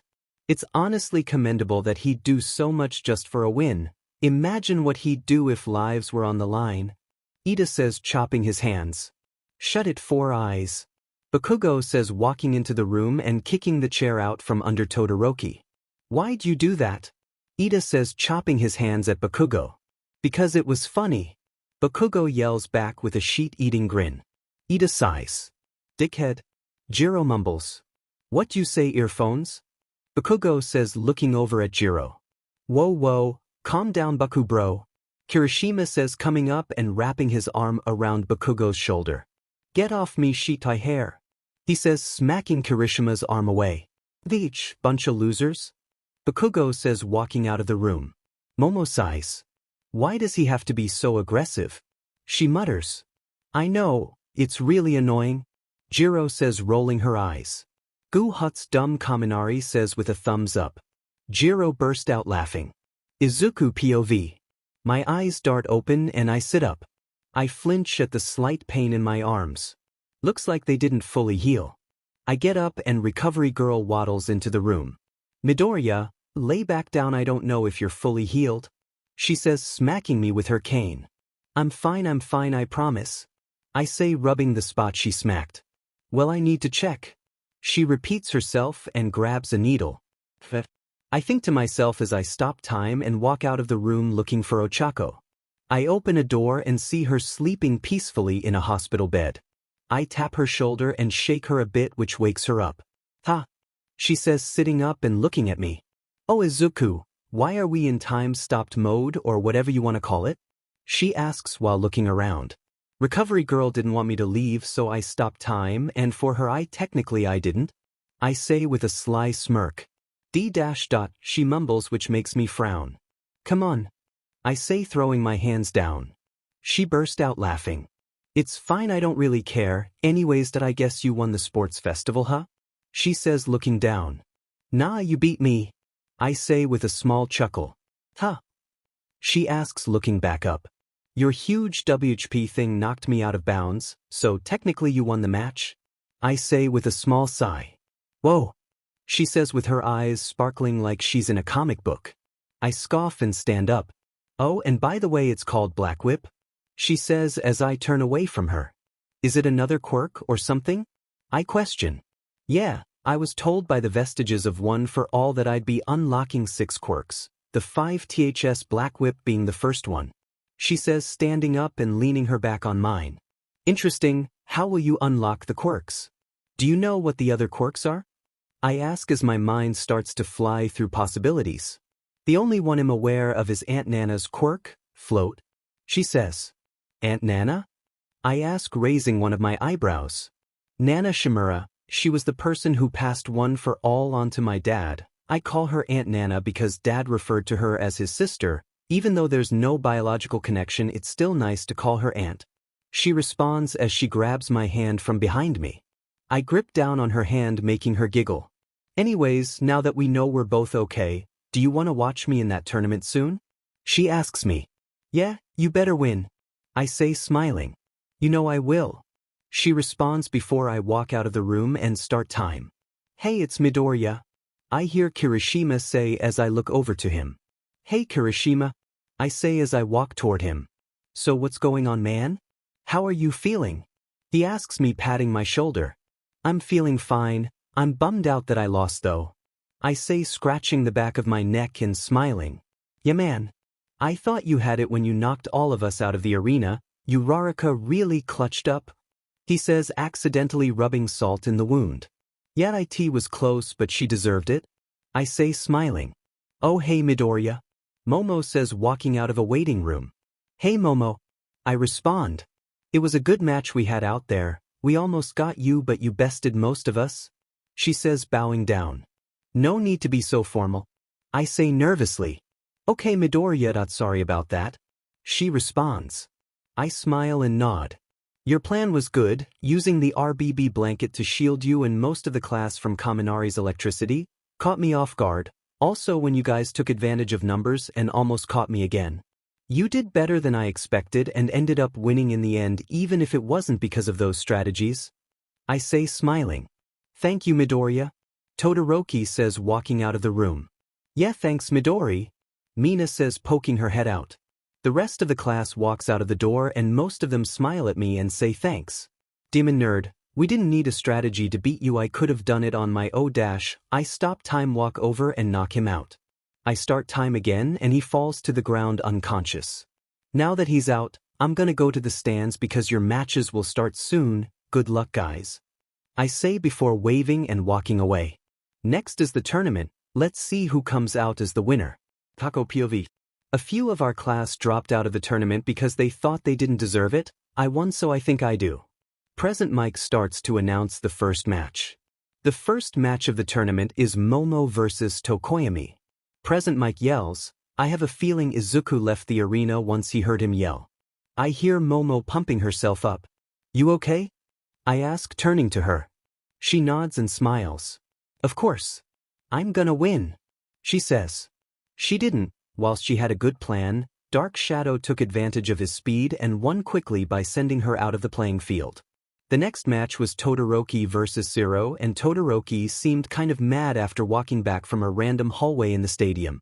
He walked out next to Zero and quickly used a mountain of ice to trap him. Something's up with him, not sure what though. Next was my match. I'm going against Hitoshi Shinso. Kid looks funky. I'm walking down toward the ramp and Ojiro stops me. Uraraka, don't talk to him, his chew dash. She gets cut off by Present Mike. Go go go, he yells. I look over to the Shinso guy and he smirks. Seems like your buddy didn't get to talk, huh? He says with a smug look. Clearly, I say, rolling my eyes before my mind goes blank. What the hell? I think to myself as the vestiges of One for All surround me. He baited you, kid. Nana Shimuri, Dad Sensei says with a sly smirk. Yeah, you gotta be more careful. The fifth says. I roll my eyes. We're gonna bring you back out, but don't mess up again. Nana says before One for All activates in my finger and sends smoke around the fighting field. Ochako Uraraka has broken out of her trance? Present Mike screams over the loudspeaker. I smirk at Shinso, who has a shocked expression on his face. Thu. He growls, running toward me. You're so lucky you have a good DM quirk? He yells enraged. He's right that I'm lucky that Dad gave me his quirk, but that doesn't mean I didn't work my butt off to earn it. I think to myself as I charge up 15% full cowl and clothesline him to the ground. He coughs up BLD and I throw him out of the arena. I may be lucky, but if you think I had the easy way out, then try your best to get that stick out of your butt, I say before walking away. As I walk into the hallway, the spectator room's Izuku appears in front of me. Hey, appealing, he says with a smirk. I blush a bit and look down. Good job in your match. Who are you going against next? He asks as he grits his teeth on a lollipop stick. Todoroki, I believe. I respond, jumping from tile to tile on the floor. Strong opponent, how are you feeling about it? He asks me as he opens the door. Fine, I'm determined to win, I say as Bakugo walks up to us. Demon nerd. I hear him mutter before he looks to me. Round face, I wanna fight you, he says to me before Izuku scoffs and starts to speak. Like you would beat her, you can't even beat my Neta, Izuku says, laughing. Bakugo doesn't break eye contact with me. Shut it, nerd, I'm serious, beat Icy Hot and we'll fight, that's all I care about, he says before pushing Izuku's shoulder and walking out of the room. I wanna beat his butt so bad, Izuku says before tossing the lollipop handle into the garbage. Nice shot, man, Kirishima says from across the room. Thanks, anyways, what's your plan for Icy Hot? Izuku asks me. I shrug. I'll just outpace him, I guess, I say before Izuku nods and disappears. I giggle and sit down waiting for my next match. Izuku POV. I sigh and watch Bakugo beat up Kirishima, no surprise there. Now is Ochako versus Todoroki, sounds like fun. I really want her to win, it'll help her confidence, not that she needs the help with it, but it'd be nice. I watch as Ochako walks onto the field, she looks at me and smirks. I put up a toothy grin in response, even though I didn't realize it until I noticed the rest of the class staring at me besides Bakugo. I quickly go back to a blank face and watch as Ochako starts to charge Todoroki. I need to get back to being cold sooner than later or they'll think I'm weak just like in middle school. Kako POV. Uraraka, don't make this harder than it has to be, Todoroki says to me while his left side gets colder and colder. I smirk at him. Sorry, Todoroki, but I don't plan to lose to you, I respond before sprinting at him with One for All. His face changes expressions, I can tell he's annoyed. He sends ice at me, but I quickly dodge and flick 15% at him. He blocks it with ice forming behind him. I grit my teeth. Why aren't you using your fire? I ask as I charge One for All to 70%. I won't use that BSTRDS powers, I'll be a hero with my mother's powers instead. He yells back as ice forms around his left side, completely covering his red portion of hair. Oh, sorry, I didn't realize your left side is just your father. I was here thinking you were your own person, I say sarcastically. It's your quirk, Todoroki, just use it. I yell at him while getting irritated. The ice on his left side slowly starts to melt and a devilish grin appears on his face. Fine, but don't blame me for what happens next, he says before a huge ice shard starts to form in front of me and fire flows at it. I smirk and charge up 100% of One for All before jumping at him. I feel a slight strain but not enough to take me out of the fight. I punch through the ice and it sends a huge shockwave through the stadium. The fire burns part of my suit off but only around my sleeves. I fall to the ground and land on my feet. I stumble onto one knee and look over to Todoroki to see him against the stadium's wall right near the audience, who is cheering louder than all of the other events. I look down and see I'm in the boundary line and that Todoroki is not. I won and Todoroki is using his fire. This was a fun fight, but next is Bakugo. I walk over to Todoroki, who is breathing heavily with his eyes closed. Hey, I say, making him open his eyes and look at me. What is it? He responds as he tries to move. Use your fire, you've put up the best fight against me with it besides Izuku. Next time you might even beat me, I say with a giggle. I see the smallest smile appear on his face before he closes his eyes and loses consciousness. Izuku appears and grabs Todoroki before disappearing again. I guess he didn't even want to say hi. Next is the finals and I'm gonna win this. Kako POV. Hey round face. Bakugo yells as he follows me toward the field. Yes, Bakugo? I ask, turning to him, trying not to burst in anger at him.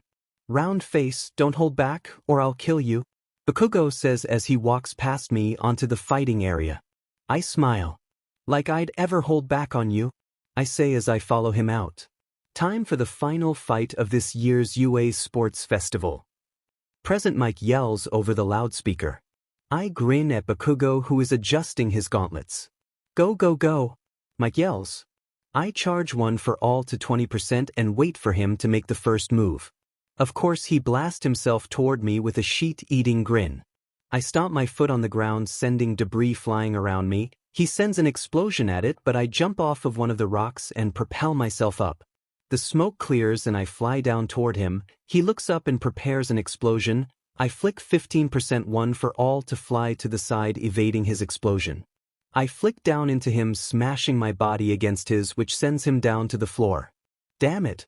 I hear him yell as I look up and see a huge explosion that would have landed me in the hospital. I land on the ground and see him holding his arm, his gauntlet on the floor broken. He really is determined, huh? I think to myself as I charge one for all to 50% and flick at him. He stumbles back and I hear him growl under his breath. Biasudi, he yells before charging at me again. It catches me off guard and he hits me away. I stay in bounds, of course, though. I keep one for all charged and jump at him.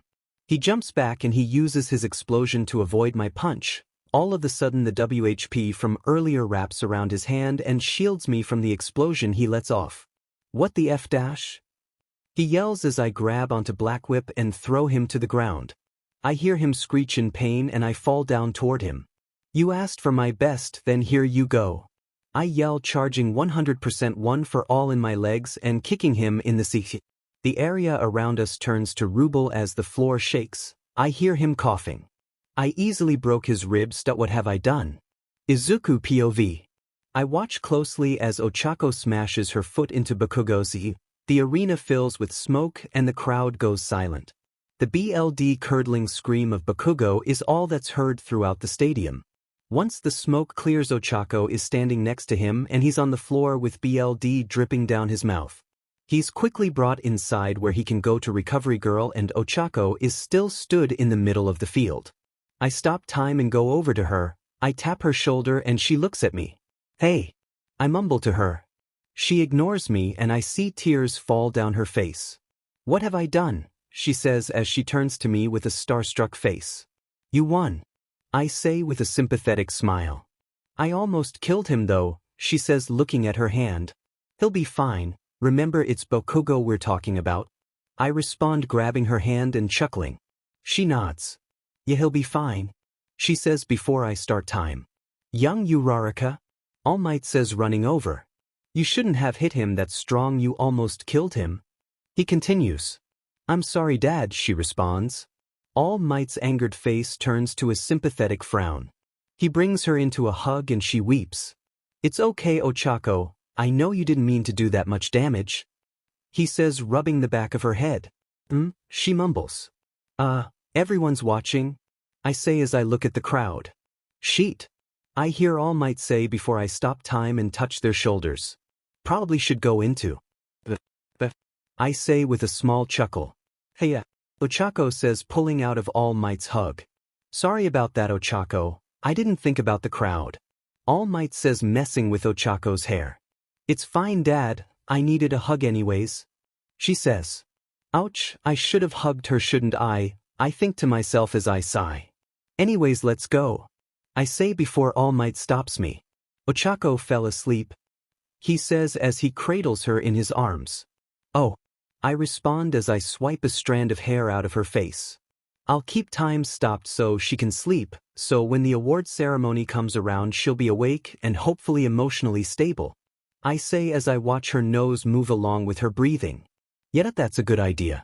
All Might responds laying her daughter onto a hospital bed in the stadium. Well, now what? I say, toying with my hero costume zipper. Well, I want to talk to you about your abilities. What else can you do? He asks me. Oh, let me tell you about it. I say, smiling, going back into my fanboy mode. Go on, he says with a smirk. I smile and start to talk. Kako POV. Ninth, you're back? Nana says, walking up to me. Hey. I say before putting my hand on my mouth, realizing I can talk now. Yeah, you have a mouth now. Nana says with a small smile. I smile. So, you passed one for all to someone? The fifth asks. I look at him with a concerned face. What? I ask, tilting my head a bit. There's another one. The fifth says, pointing over to another person. The person is facing the wall. He looks around 5'10" to 5'11" and has green fluffy hair. My eyes widen. Is this Izuku? Kako POV. What's his quirk? I ask the other Vestiges. We don't know, he hasn't mentioned anything or said anything. If he has one for all currently, then he hasn't accessed this realm. Nana says quietly. He looks like my boyfriend. I say, turning back to the others. Did you transfer one for all to him? The fifth asks, putting his hand to his chin. No, I never transferred it. I respond, looking at my hand. Then how is he here? Nana says, confused. Weird. I say as I stare at the figure. Izuku POV. I feel a small tingle in my stomach. What was that? Maybe I'm just hungry. Think to myself. So what else can you do? All Might asks as he sits down next to Ochako. Well, my strength has been getting better. My punches can now cause shockwaves, but only when it really reminds me of one for a dash. My sentence gets cut off as Ochako wakes up, shooting up from her bed. Oh, morning, Ochako. All Might says with a laugh. Morning, Dad, she responds as she keeps her eyes trained on me. Hey, Ochako, how are you feeling? I ask. I'm fine. By the way, your quirk is time-stopping, right? She asks me. Yeah, why? I ask, confused. Nothing, she responds in a clearly lying tone. Okay. I respond before pulling her into a hug. I'd embrace her, but her father is right next to us. Well, I should start time again. I say as I slowly start to get tired. They nod and I start time. Thank you for that, Izuku, Ochako says as she holds my hand. I chuckle and nod. No problem, I say, gripping onto her hand. Okay, lovers, let's go to the award ceremony. All Might says, opening the door and walking away. Ochako giggles. I look to her and smile. Oh, by the way, I want to talk to you later, okay? She asks me, gripping down on my hand harder. I'm yet not sure. I respond nervously. What does she want to talk about? I think to myself as we walk to the stadium's main field where the ceremony is being held. Narrator POV. That night, all of the Class 1 Ayuda students had a party at the Kaminari residence to celebrate the finish of the sports festival. Almost everyone showed up except for one Katsuki Bakugo, who was at home training his quirk. The party was filled with way too much food, because Kaminari is irresponsible with his money, or should I say his parents' money. Izuku POV. I take a drink of lemonade, but it tastes really sour. I cough a bit, then hand it to Ochako. Try this, I want to know if it's just me because that tastes weird. I say, coughing. She tries it and coughs too. Ew, she says before chugging the rest. Why'd you chug it if you don't like it? I asks, confused. It's not that bad, she says, going and filling another cup with it. Here, chug it, she says as she hands me the cup. Okay, why not? I say before chugging it. 8 cups each, and we were both wasted on the couch. The next morning we woke up after God knows what happened. Ochako and I were hanging out on Kaminari's couch, both of us on our phones. She was leaning on my VZ while I had my arm around her shoulder. Wasn't there something you wanted to talk about last night? I ask as the end of the festival comes to mind. Yeah, there was. Ochako responds as she puts her phone in her pocket. Well, why don't we go find a room to talk in then? I ask, not questioning what that could be interpreted as. She blushes a bright pink and nods before getting up and holding my hand while running up the stairs. She finds a room and knocks. Once no one answers, she bursts in and locks the door behind us. What was it? I ask after her urgent actions to get into the room. I think I saw you inside of One for All, she says, holding my shoulders.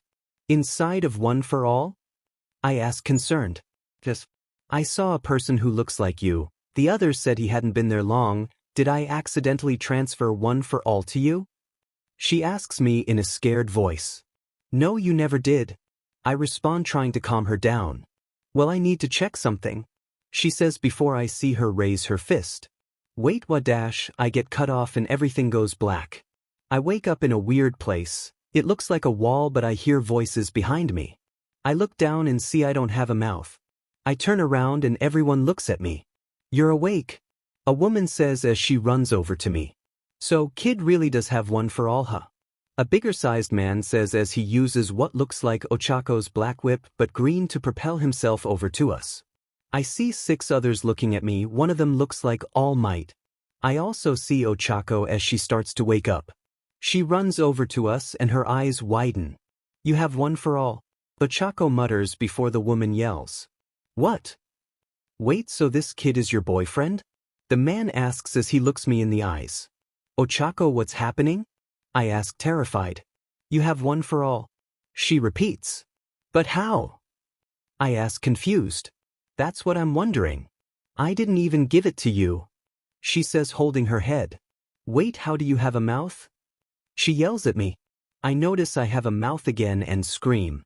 How do I have a mouth? I basically mimic her. Well, this is really weird, the man says, intervening. Yeah, we get it, fifth, it's weird, Ochako says, annoyed.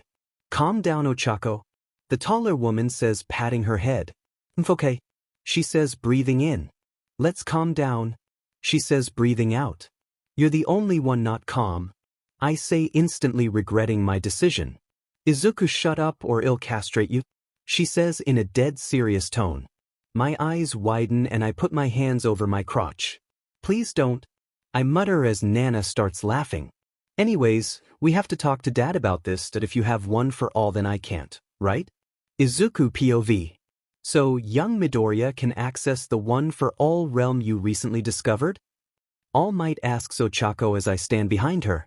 Yes, and it's weird, I never transferred one for all to Izuku, so how can he access it? She frantically asks. I don't know, remember Ochako, I never experienced the one for all realm, you know, he says with his hand on his chin. Yet sorry, Ochako responds. Lightly. Can I try and transfer one for all back to you? I ask, making them both look at me.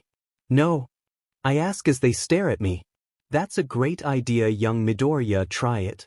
All Might yells, briefly going into his muscle form. I look at Ochako and then back at All Might. How do I try it? I say, making Ochako laugh. I need to have some of your DNA inside of me, she says, making my eyes dart back to her. I feel a blush creeping onto my face and she smacks me on the head. Not like that, you pervert, she says with a small blush. I'm right here, you know, All Might says, making me blush even more. I used a piece of my hair and gave it to Ochako. You should do the same, All Might says, mimicking the motion of ripping out his hair. I say before pricking out a strand of hair. Now say, eat this, All Might says, once again changing into Buff Might. Eat this, I yell, handing the hair to Ochako. She sighs and eats it. Now give it a few hours and we'll see what ha dash. She gets cut off by a weird aura surrounding both of us. What the hell? All Might asks, standing up. The aura disappears and we both look at All Might. What just happened? I ask All Might. One for all that I saw it go back into you, young Midoriya, All Might says. Wait, but it lets you give it back to a previous user? Why didn't it let me have it back? Ochako asks, confused. It's because you still have it, young Midoriya must have a copy of one for all. All Might says before Ochako looks at me surprised. How do we know that it just won't send it back to me? Ochako asks, looking back at All Might. Remember the first time I gave you one for all, you weren't ready so you gave it back to me. It worked then, but I don't think if you already had one for all that it would transfer back. Maybe it's the fact that young Midoriya can stop time, that he has an older version or a future version that's more stockpiled than yours? All Might says to the both of us. That's a lot to comprehend, I say, leaning back into a chair. So he has my quirk? Taco asks All Might. Yet he does.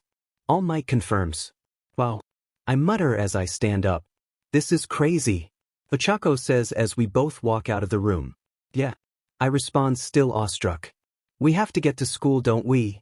Ochako says, looking at her phone. Yeah. I say before we both run to school. On our way we discuss her teaching me full cowling and how to handle the repercussions of One for All's power. Once we arrive we go to class. There Aizawa is discussing something.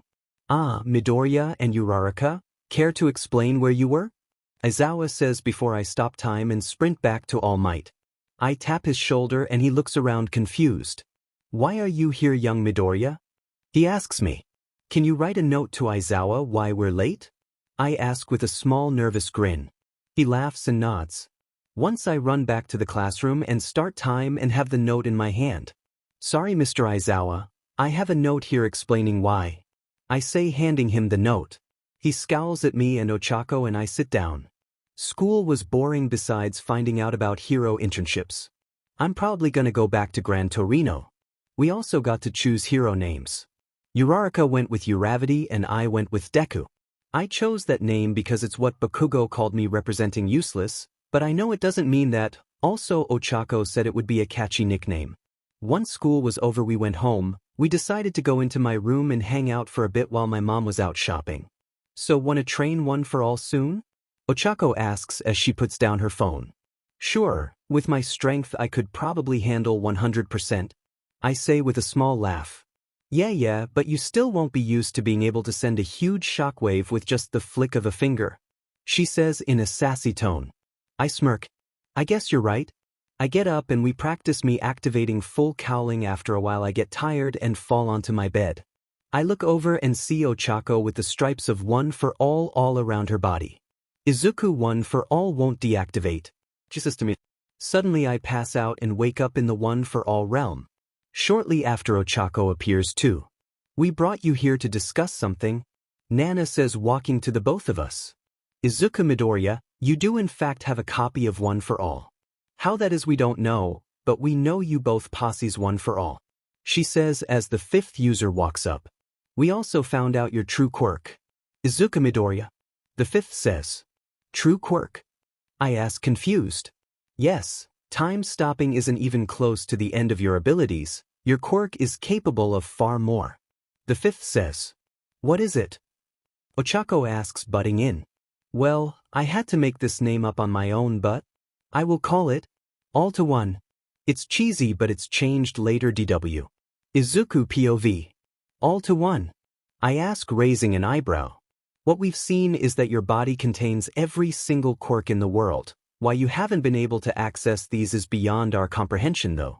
Once you do unlock the ability to use these quirks, it will most likely be chosen which you use, just like a normal quirk. Nana says in a low voice. Every quirk? I say, my eyes widening. Even body-altering ones? Ochako asks. Well, those I'm pretty sure would have came into effect by now, so I'd assume he had capability to change into, say, a frog, but he can't do it unless he wants to? Nana says. So I have every quirk? I say, confused. Is that why he has One for All? Ochako asks Nana. Yet that is why. Nana responds, looking back up at us. Wow.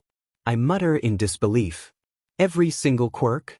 So, is Izuku gonna have all the quirks, right? Does that mean all for one? Ochako asks before I wake up in the real world to a knock on my door. I walk over and open it to see Mom with a plate in her hands. Hey Izuku, I brought dinner if you want to eat in here with your little girlfriend. She says, teasing me. I blush and smile. Thanks Mom, I appreciate it. I say before she closes the door and I go back to Ochako. She brought us waffles, nice. I walk over and eat my portion of waffles and wait for Ochako to wake up. I assume she's in the Vestige's realm still. Taco POV. Izuku must have waken up. I say to the Vestiges. Yeah, he probably did. Maybe his connection to the quirk isn't as good as yours? Nana says to me. That is possible, you have used the quirk a lot more. The fifth says to me. I nod. Maybe, although hasn't he technically had One for All since his quirk would have first awakened? I ask, confused. Yes, he has essentially, but he never had access to his quirk until now. Even still, something won't let him activate all of the quirks. I just don't know what. Nana says. Maybe we should have him go back to the doctor he found out he was quirkless at? Maybe he made a mistake. I ask, looking over at the fifth, who looks like he's got something to say. It could have not been a mistake. What if the doctor knew his quirk was too powerful and decided it'd be best if he didn't know? The fifth says, making my eyes widen. He needs to see that doctor, I say before I leave the one for all realm. I see him next to me on his phone. Next to me is a full plate of waffles. Waffles? I say out loud. Yeah, breakfast for dinner, he says with a grin. I smile a bit and nod. Sounds good, I say, picking up the fork and eating. Oh, by the way, we need to go see the doctor that diagnosed you quirkless when you were a kid, I say after swallowing a waffle. Why is that? He asks, putting down his phone.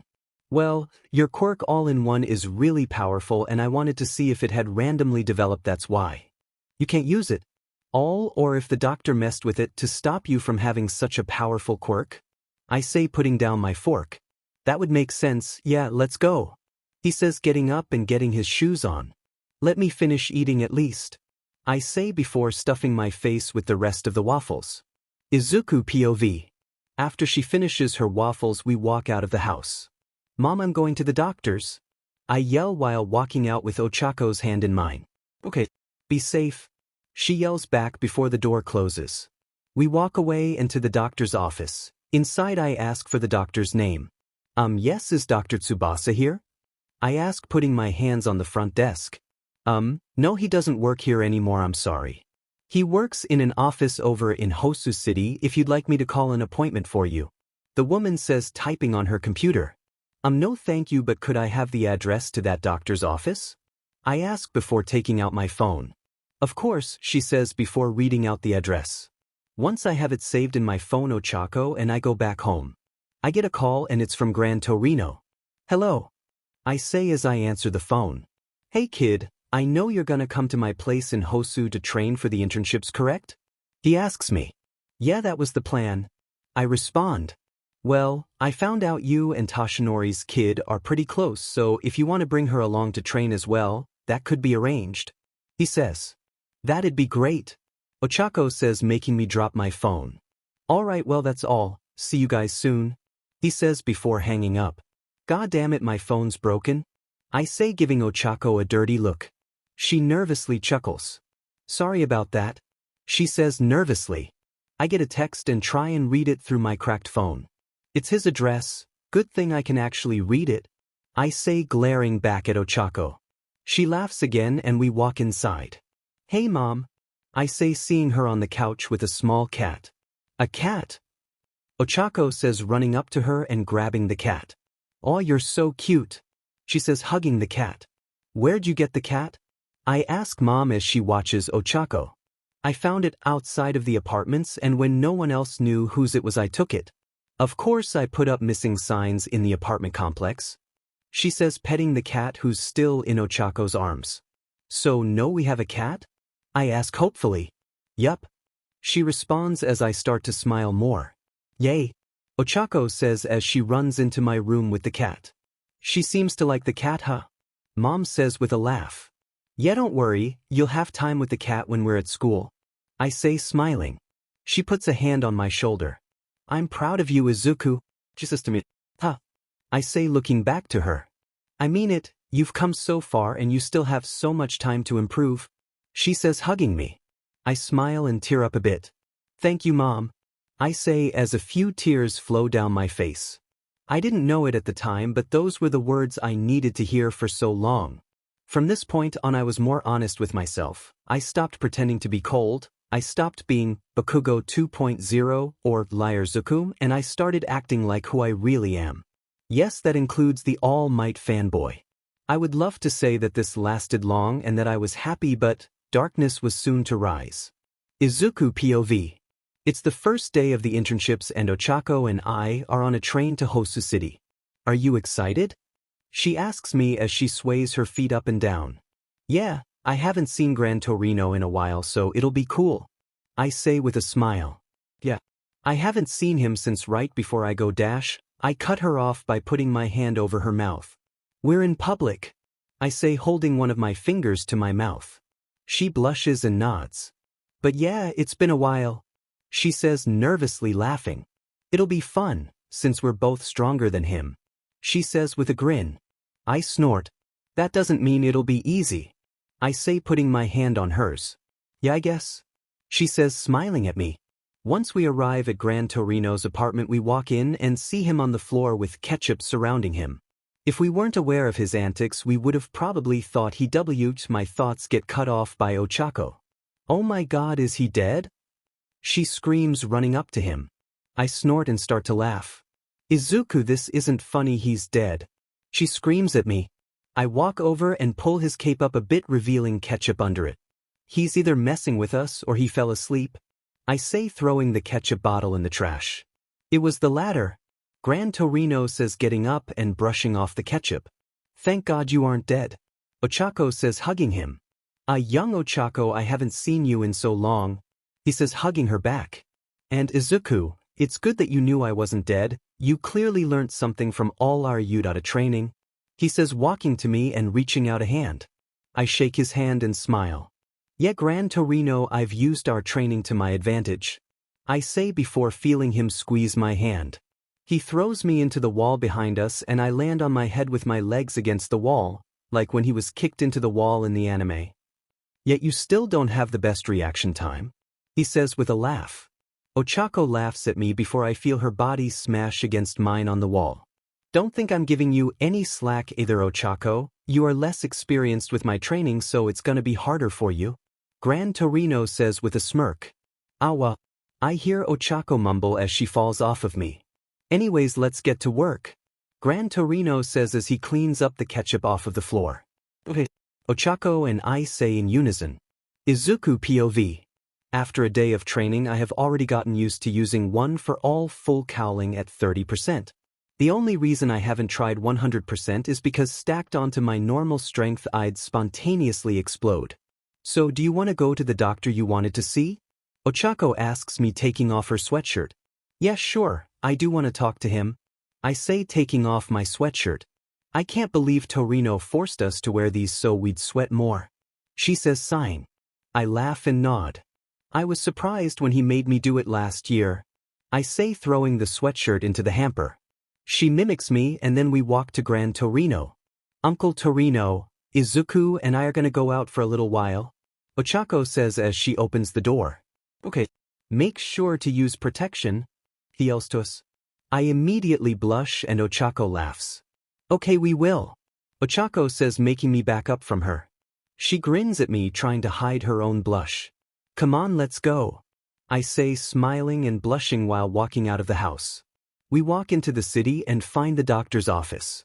Hello, I'd like to speak to Dr. Tsubasa, please, I ask the man at the desk. All right, let me see if he's in right now, he says. I nod and look over to where the doctors walk out. There I see him, the doctor I'm looking for. I walk after him and Ochako follows me. Sir, can we speak? I say to him as I jump in front of him. His eyes widen and he smirks. Midoriya, it's been so long, he says to me. Yeah, and will I have a quirk even though you said I wouldn't? I say to myself. He looks surprised at this. We should talk at my home, he says. Alone, he says, looking at Ochako. I'm sorry, but no, I have to be with him, he's my boyfriend, Ochako says, gripping onto my hand. Fine, the doctor says in an irritated tone. We follow him to his home and he brings us inside. So Midoriya, what quirk have you discovered? He asks in a voice like he knows what I'm gonna say. Well, I can stop time, I say, nervously laughing. He flinches, but I pretend not to. Not notice. That's amazing, Midoriya. But how didn't I pick this up when I diagnosed you as quirkless? He asks himself while messing with his mustache. That's what I'm wondering, I say, rubbing the back of my head. Can you explain what your quirk does, like the drawbacks and such things? He asks me, taking out a notebook. Well, I stop time and I can walk around. If I touch someone's shoulder, then it'll make them able to move around too. I say. He starts to write. And is there any time limit on how long you can last in this state? He asks me. Well, my limit now is 4 hours, but I'm improving daily, I say, tapping my knees and looking at Ochako, who looks worried. But I have a precaution prepared for when I need more time, so no one can catch me off guard. I lie to him. He nods and writes it down. Is that all?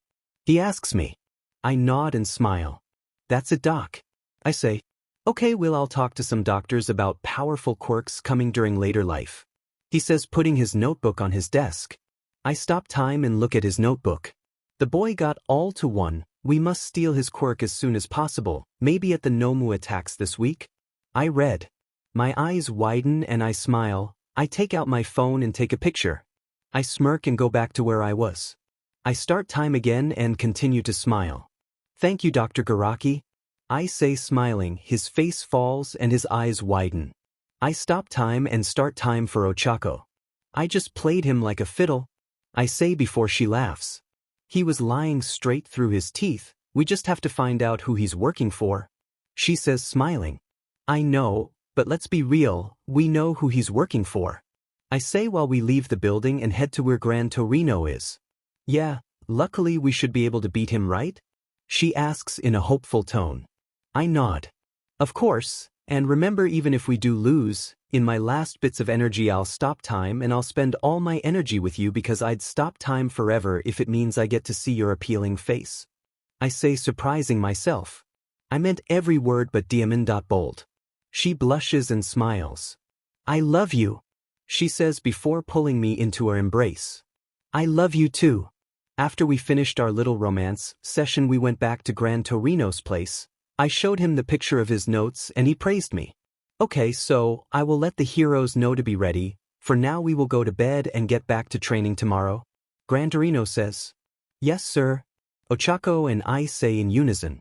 Ochako and I go into the room to sleep in. There's one bed, so tonight is gonna be the first night we sleep together. Cuddles are nice. Izuku POV. Ochako and I are on patrol. Since the day at the doctor's house we have only been told to patrol. The heroes have a plan to counter but also have backup around the country. The doctor could have seen through my plans, so we are on guard. While walking down the street I see a young girl run out of an alleyway. Ochako and I look at each other before jumping onto a rooftop and chasing her. I jump down in front of her and see tears in her eyes. I see scars on her arms and feet. I see a man in a mask walk up behind her and I. Sorry, my daughter got away. He says, reaching for the girl's hand. The girl tries to smack it away and runs to me. She hugs me and cries into my Is she okay? I ask, hoping I'm jumping to conclusions. Of course she is, she just tripped and fell, that's all. The man says as he grabs the girl's arm and pulls her out of my grasp. Well, I'd like to bring her into a hospital to get treated if that's okay. I say as I push the man's arm off of the girl. He growls a bit and pushes me away. Give me my daughter, he says angrily. He grabs the girl and runs away. As this happens I hear a voice in the back of my head. Good luck? It says in a low tone. I hear an explosion and look over to see a tower falling. My eyes widen and Ochako starts to run after the little girl. Ochako, what are you doing? I yell to her. I'm not letting a little girl get hurt. She says, still chasing him. Damn it. I yell as I turn away from her and run toward the falling building. I see a woman falling from the middle of the building and I stop time. I grab her and lie her down on a building across the city. I activate One for All and go as fast as I can back to the falling building. Time to be a hero, I say as I jump into the building. Taco POV. The man stops running and I look around confused. I see a falling leaf not moving. My eyes widen. Time stopping. Did I unlock it? I think to myself as I grab the young girl and run away toward Gran Torino's house. As I run, time starts again. I look behind me and see the man staring at me with murderous eyes. Sheet. I mumble as the girl cries in my arms. I activate 100% One for All and my sleeves rip off. I run as fast as possible away, but something stabs me through the back and through my psyche, barely missing the girl. I cough up BLD as my eyes widen. Naive hero, I told you to give my daughter back, he says, kicking me to the ground. I look at my stomach and see a tendril type of object. I cough a bit before collapsing to the ground, people still running over me and away from the building. Izuku POV. I feel One for All shut down and I fall to the ground unconscious. Before I do, I see All Might in his skinny form walk up to me. What is happening to One for All? He says before falling next to me. I wake up in the One for All realm and see everyone there including All Might who is looking around. Ochako is on the floor impaled, my eyes widen. The ninth is in bad shape. Nana says walking next to me. What the hell happened? I say, tears threatening to leave my eyes. She was trying to save that girl and she got away until the man used his quirk to impale her. Nana says before I feel something in my stomach start to bother me. It's time to go back. Oh, Ochako is unlocking your quirk and will be receiving all to one at some point too. She says before she starts to fade away. You're gonna drop that bombshell and then dip? I say before she disappears. I wake back up in the real world and see a faceless figure walking in front of me with a huge smile on his face. I see you discovered the quirk, huh? He says to me, gripping onto my head. I'll be taking that though. He says before a hand lands on his. Move a muscle and I'll kill you. The voice whose Ochako says as she grips onto All for One's head. Vestige. All for One says before All Might gets up and punches him away. My head starts to throb and I hold it. It feels like a massive warning. Could this be some sort of sixth sense to sense danger? Danger sense? I look up and see Shigaraki with a sheet-eating grin on top of a building. Why isn't he attacking? I think to myself as I turn back to All for One and stop time. I punch him as much as I can muster because I'm still groggy. I start time again and a hole appears in his stomach. He coughs up BLD but his stomach quickly regenerates. Thought that would kill me?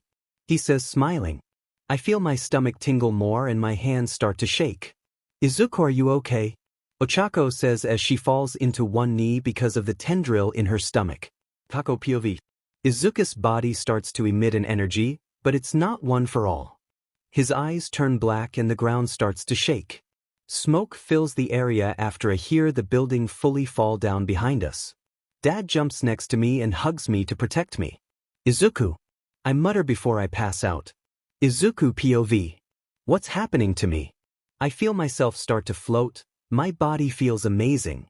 I hold out my hand and hold it to the sky. I have no clue what I'm doing. But my hand is moving on its own. I hear thunder above me and my eyes widen. Lightning strike quirk? I think to myself as a huge blue strike of lightning strikes down where All for One is. Holy shit. I hear All Might yell as I swipe my hand to the left using One for All to clear the smoke. There's a huge mark from the lightning on the road and All for One is standing on it. A lightning strike quirk? He says with a snicker. All that and you'll still never beat me. He says as his arm transforms into pure muscle. I growl under my breath and hope All to One is fully unlocked. All for One will die if he moves, I think to myself as I recall the #1 hero from America's quirk. I know she needs a real name but AFO doesn't have a canon name. All for One takes a step forward toward me and freezes. He starts to choke and fall to the ground. All for One cannot use his quirk, I think again as All for One chokes. I float down to him and hold my arm to his head. Take his quirk. Think to myself. My arm starts to shake as I retrieve All for One. After the process ends I fall onto my back. I pass out. Tako POV. After witnessing All for One being killed my eyes widen. He did it? I think as I get up and walk over to him. I lay next to him and snuggle my head up to his neck burying myself in it. I'm proud of you, Izuku. Izuku POV. So I unlocked the full potential of All to One? I ask confused as I'm talking to Nana. Not all of it, but you have most of the quirks. As time goes on you will probably receive more of them. She responds before Ochako's vestige starts to move. Ochako? I say as she walks up to me. Hey, she says smiling. Oh my god, are you okay? I say looking at her CST which doesn't have a wound. Nope, but I assume I'll get better. Maybe recovery girl with heal me. She says laughing. I smile at her and turn to All Might. You really did it. She says to me. Yet I knew I would. I say smiling. But I couldn't have done it without her. I say looking to Ochako. She blushes. Anyways, you guys should get going, especially you Ochako. Once you heal you have to train to unlock every quirk in existence. Nana says laughing. I'm actually getting All to One? She says surprised. Yup. Nana responds. Well then yeah, let's go. I say as they all start to slowly disappear. I wake up in a hospital bed and look around to see Ochako smiling at me. Hey, she says to me as her smile widens. I stand up from my bed and disconnect the wires and sheet connected to me. I shouldn't have, but I did anyways. I walk up to her and put my hand on hers. Hi. I say a little giddy. I really did best all for one in a fight, but something still doesn't feel right. Why was Shigaraki watching and not fighting? You think we are allowed go home? Ochako asks me, breaking me out of my daydream. Well, let's hope so because I'm out of here. I say, stopping time and touching her shoulder. Come on. I say, turning and walking away. She follows me and we go to Gran Torino's house. I start time again and walk in. Gran Torino is on his couch slumped and All Might is on the other couch watching TV. Hey Dad. Ochako says, running up to All Might and hugging him. Ochako, you're okay? All Might says, hugging her back. I look at Gran Torino and he smirks at me. Hey there, hero. Torino says, getting up and walking to me. Gran Torino, hate, I say, scratching the back of my neck. Just as awkward as ever, kid. Good to see the real you again. He says, patting me on the shoulder. I smile and look at All Might. Good job, guys. I'm proud of the both of you. He says, standing up. Thank you, All Might. I say, shaking his hand. Ochako pushes me onto the couch in a hug. We did it, she says with an excited squeal. I laugh to myself and wrap my arms around her waist. Good job, Ochako. I say, burying my face in her shoulder. We stay there embracing until Gran Torino speaks up. Anyways, I assume you guys will be out of school for a while? He says as Ochako and I pull away from each other. Probably. I don't see why we would have school right after a city tragedy. I respond, standing up and stretching. We can't though, Ochako says, standing behind me. Why not? I ask, turning to her. I have to save that girl. I put it off because of All for One, but that man who took her, he needs to be arrested, she says with tears welling up in her eyes. Oh, I say, putting my head down. We'll save her, Ochako, don't worry. All Might says, walking over to her. When Dad, the longer we wait the more she gets hurt, she says, burying her head into his ear. I'll arrange with Aizawa for a mission. Izuku, can you find out where the girl is with one of your quirks? All Might asks, looking over to me. I don't think so. I haven't found out how to use a lot of quirks. For now I just have one for all and the other quirks inside of it, time stopping, new order and All for One. At least those are what I have fully identified. That lighting strike move I pulled off before is a mystery to me. My body guided itself, I guess. I say, shrugging. That's fine, I'll get help. He responds, turning into Buff Might and walking toward the door. How'd you know about New Order, by the way? Did you meet America's #1 hero? All Might asks me as he turns back toward us. I mean, yeah, who do you think caught me being a vigilante? I say, smirking at him. He chuckles a bit before leaving the house. About that, Ochako says, tapping my shoulder. Huh. I say, looking at her. Stop time please, and make it so we can talk, she says. I nod and do as she asked. So what's up? Why'd you want to talk about my vigilante days? I ask, stretching out my arms. I don't want to wait for a mission to be held to save that girl, Ochako says in a stern voice. Silence fills the room as I stare at her. You aren't thinking what I think you're thinking, right? I ask, hoping my suspicions aren't true. I want to go and retrieve that girl, alone, she says, looking down and clenching her fist. Ochako, we don't even know where she is. We don't even know who could be helping that man. You could die, I say, standing back up and walking closer to her. You could have died when you were fighting All for One. I didn't stop you, did I? She yells back. I grit my teeth. You know it's different. I mumble to her. How's me wanting to save one person from a person different from you defeating a person 100 times stronger than even Dad in his prime?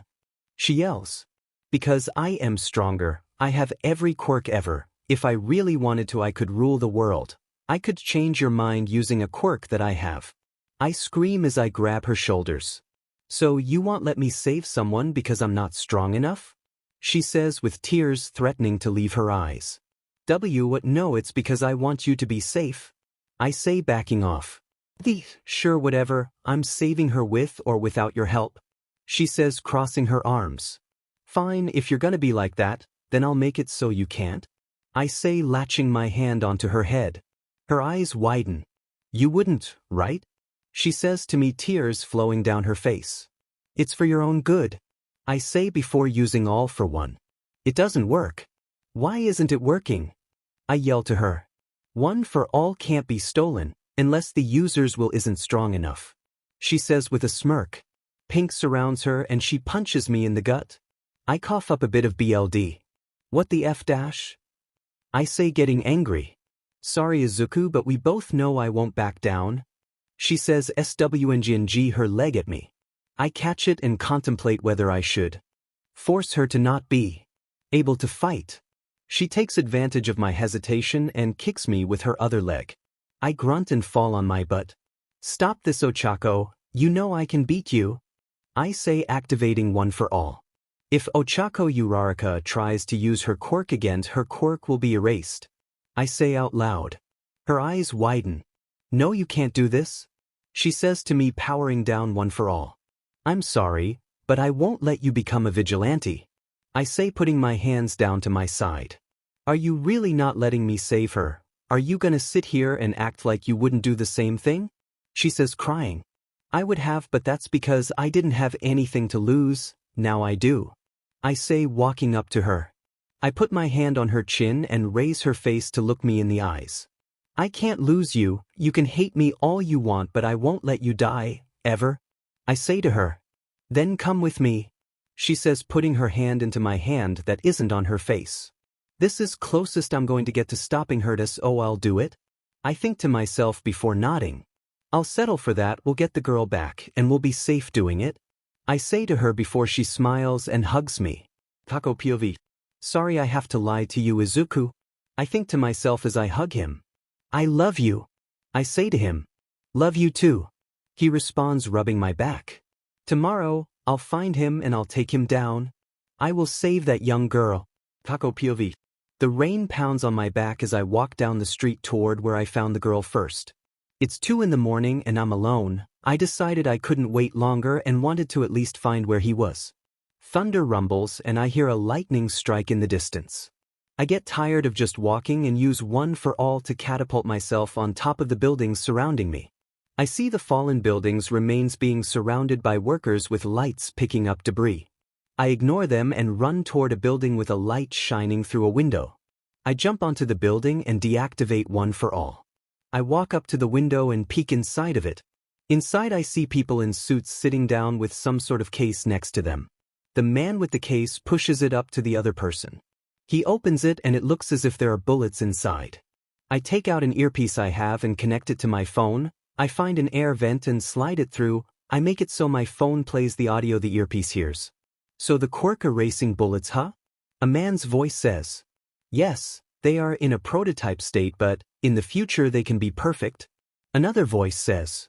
That's him, the man who took that girl. I think to myself as I start breathing heavier. Quirk erasing bullets? I continue to think. My heart starts pumping faster and faster. I have a source I use. The BLD of a certain person with a certain quirk helps me to be able to provide these bullets, but I want a lot of money for them. The man says. He's using her quirk to erase other quirks? I think to myself as I start to shake a bit. I feel one for all activate by itself and a burst of power comes out and burst into the air. Sheet. I whisper to myself as I hear the chairs pull back. Someone was listening to us. The man's voice says. I run up to the window and see the man staring back at me. I put up my hand and flick at the window. Delaware smash. The window breaks and both of them fall back. Where's the girl? I yell, jumping on top of the man and gripping onto his chin, holding him down. You beach, I thought I killed you. He says, activating his quirk. Please work. I think to myself as I squeeze my eyes shut. I stop time. I open my eyes and release a breath I didn't know I was holding in. I run over and push the hood off of the other man in the room. Shigaraki. I think to myself as I back up. Sheet. I walk back over to the other person and kick him in the head. Anger fills my body and I lay in punches over and over. I also punch Shigaraki many times over and over. Once I feel my anger die down, I sigh and start time. The man holding the girl captive gets knocked through the floor with BLD flying back up through the hole. Shigaraki gets sent back through the door and I hear the building's roof start to break. Damn it, he got away. I'll find him another time. I think as I walk toward the hole in the floor. I go over and open a drawer. I find a gun and hesitate but take it. I load it with the quirk erasing bullet and jump down to the man. Who are you? The man asks me. Where's the girl? I say, ignoring him and kicking in his ribs. He spits up more BLD. Where is she? I repeat, pulling out the gun and pointing it at him. You wouldn't shoot, no hero kills someone. He says, smiling at me. Oh, you're right, but who said I was a hero? I say, putting the gun to his forehead. You'll never find her if I'm dead. He says, laughing. I go to pull the trigger but the gun gets pushed out of my hand and the bullet hits a wall. What? I say, looking up as a hand is put on my wrist. Ochako, you almost just ruined your own life. Izuku says as he pushes me off of the man keeping the girl captive. The man laughs as he tries to stand up. So Deku, it's nice to see your face in real life. The man says. Overhaul. Izuku says, gritting his teeth. How do you know his name? I ask, confused. I can stop time for hours. You think I haven't researched? He shoots back in an angry tone. Teach, yes, sorry. I respond. Quit yapping. If you want the girl's location you'll have to catch me. Overhaul says, using his quirk to ascend out of the building. Izuku mutters something before he activates One for All and floats up following Overhaul. He can control Nana's quirk. I think to myself as I activate One for All and use Black Whip to trail Overhaul. Once I reach the top I see Izuku and Overhaul exchanging punches. I latch onto the midpoint or Overhaul's quirk with Black Whip and catapult myself at him. I charge One for All to 100%. Detroit Smash. I hit him in the side and he gets flung away. I look to where Izuku was and he's not there. What the hell? I say out loud as I charge Overhaul again. Izuku POV. Eri, are you okay? I say as I rush to her. She doesn't say anything as starts to cry even more. Hey, it's okay now, I'll save you. I say, opening up my arms to her. He'll hurt you, that I don't want anyone else to die because of me. She says, backing away from me. I won't die, Eri, I promise. I say, walking closer. She runs into my arms. I stay there comforting her before I pull away and take off my shirt. I tell Eri to get on my back and she does. I wrap the shirt around her and secure it so she won't fall. Hold on tight. I say before jumping up the building using One for All. I see Ochako and Overhaul exchanging punches when I feel a sharp pain. I look and see Eri emitting a light. This must be her quirk. I think to myself before jumping down and screaming to the floor. Izuku! Ochako yells, flying toward me. Oh no, you don't. I hear Overhaul say. It feels like my insides are being teared apart. I say as I untie Eri from my back. Overhaul runs at Eri but Ochako punches him in the head. Izuku, are you okay? She says, looking at me and Eri. I slowly nod and try to activate One for All. Nothing. Think to myself. My eyes widen. She reversed my body back to before I could use my quirk. Think to myself. Ochako, come here. Tie Eri to your back and use full cowl as much as you can. I yell as I grab the shirt and throw it up to her. Yes, sounds good. Ochako says, running over to me and snatching the shirt. She ties it around her waist and Eri hops on her back. Jumps up as Overhaul's quirk flies past her. Come on, Ochako, win. I think to myself, backing away. Pink surrounds her and her sleeves rip off. She wraps Black Whip around Overhaul and launches herself into him. Ving! She screams as she punches him in the jaw, sending him into the road. Smoke fills the area and I start to hear police sirens. Sheet! I think to myself as I run into the building, grab the gun Ochako had and run out. Ochako lands on the roof next to me and picks me up. Let's go, Izuku, he's surrounded by the cops. She says, carrying me using One for All. How'd you know I can't use my quirks? I ask, confused. I know you wouldn't have let me fight him alone without a good reason. She shoots back as we arrive back to Gran Torino's house. I go through the front door and shut it behind me. Izuku jumps out of my arms and turns away with a blush. I could have ran, you know. He says, embarrassed. I chuckle as I walk into the room Izuku and I sleep in and put Eri into my bed.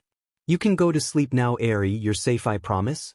I say pushing hair out of her face. She nods but I can see her trembling. Can you lay with me? She asks me. I nod. I'll be right back.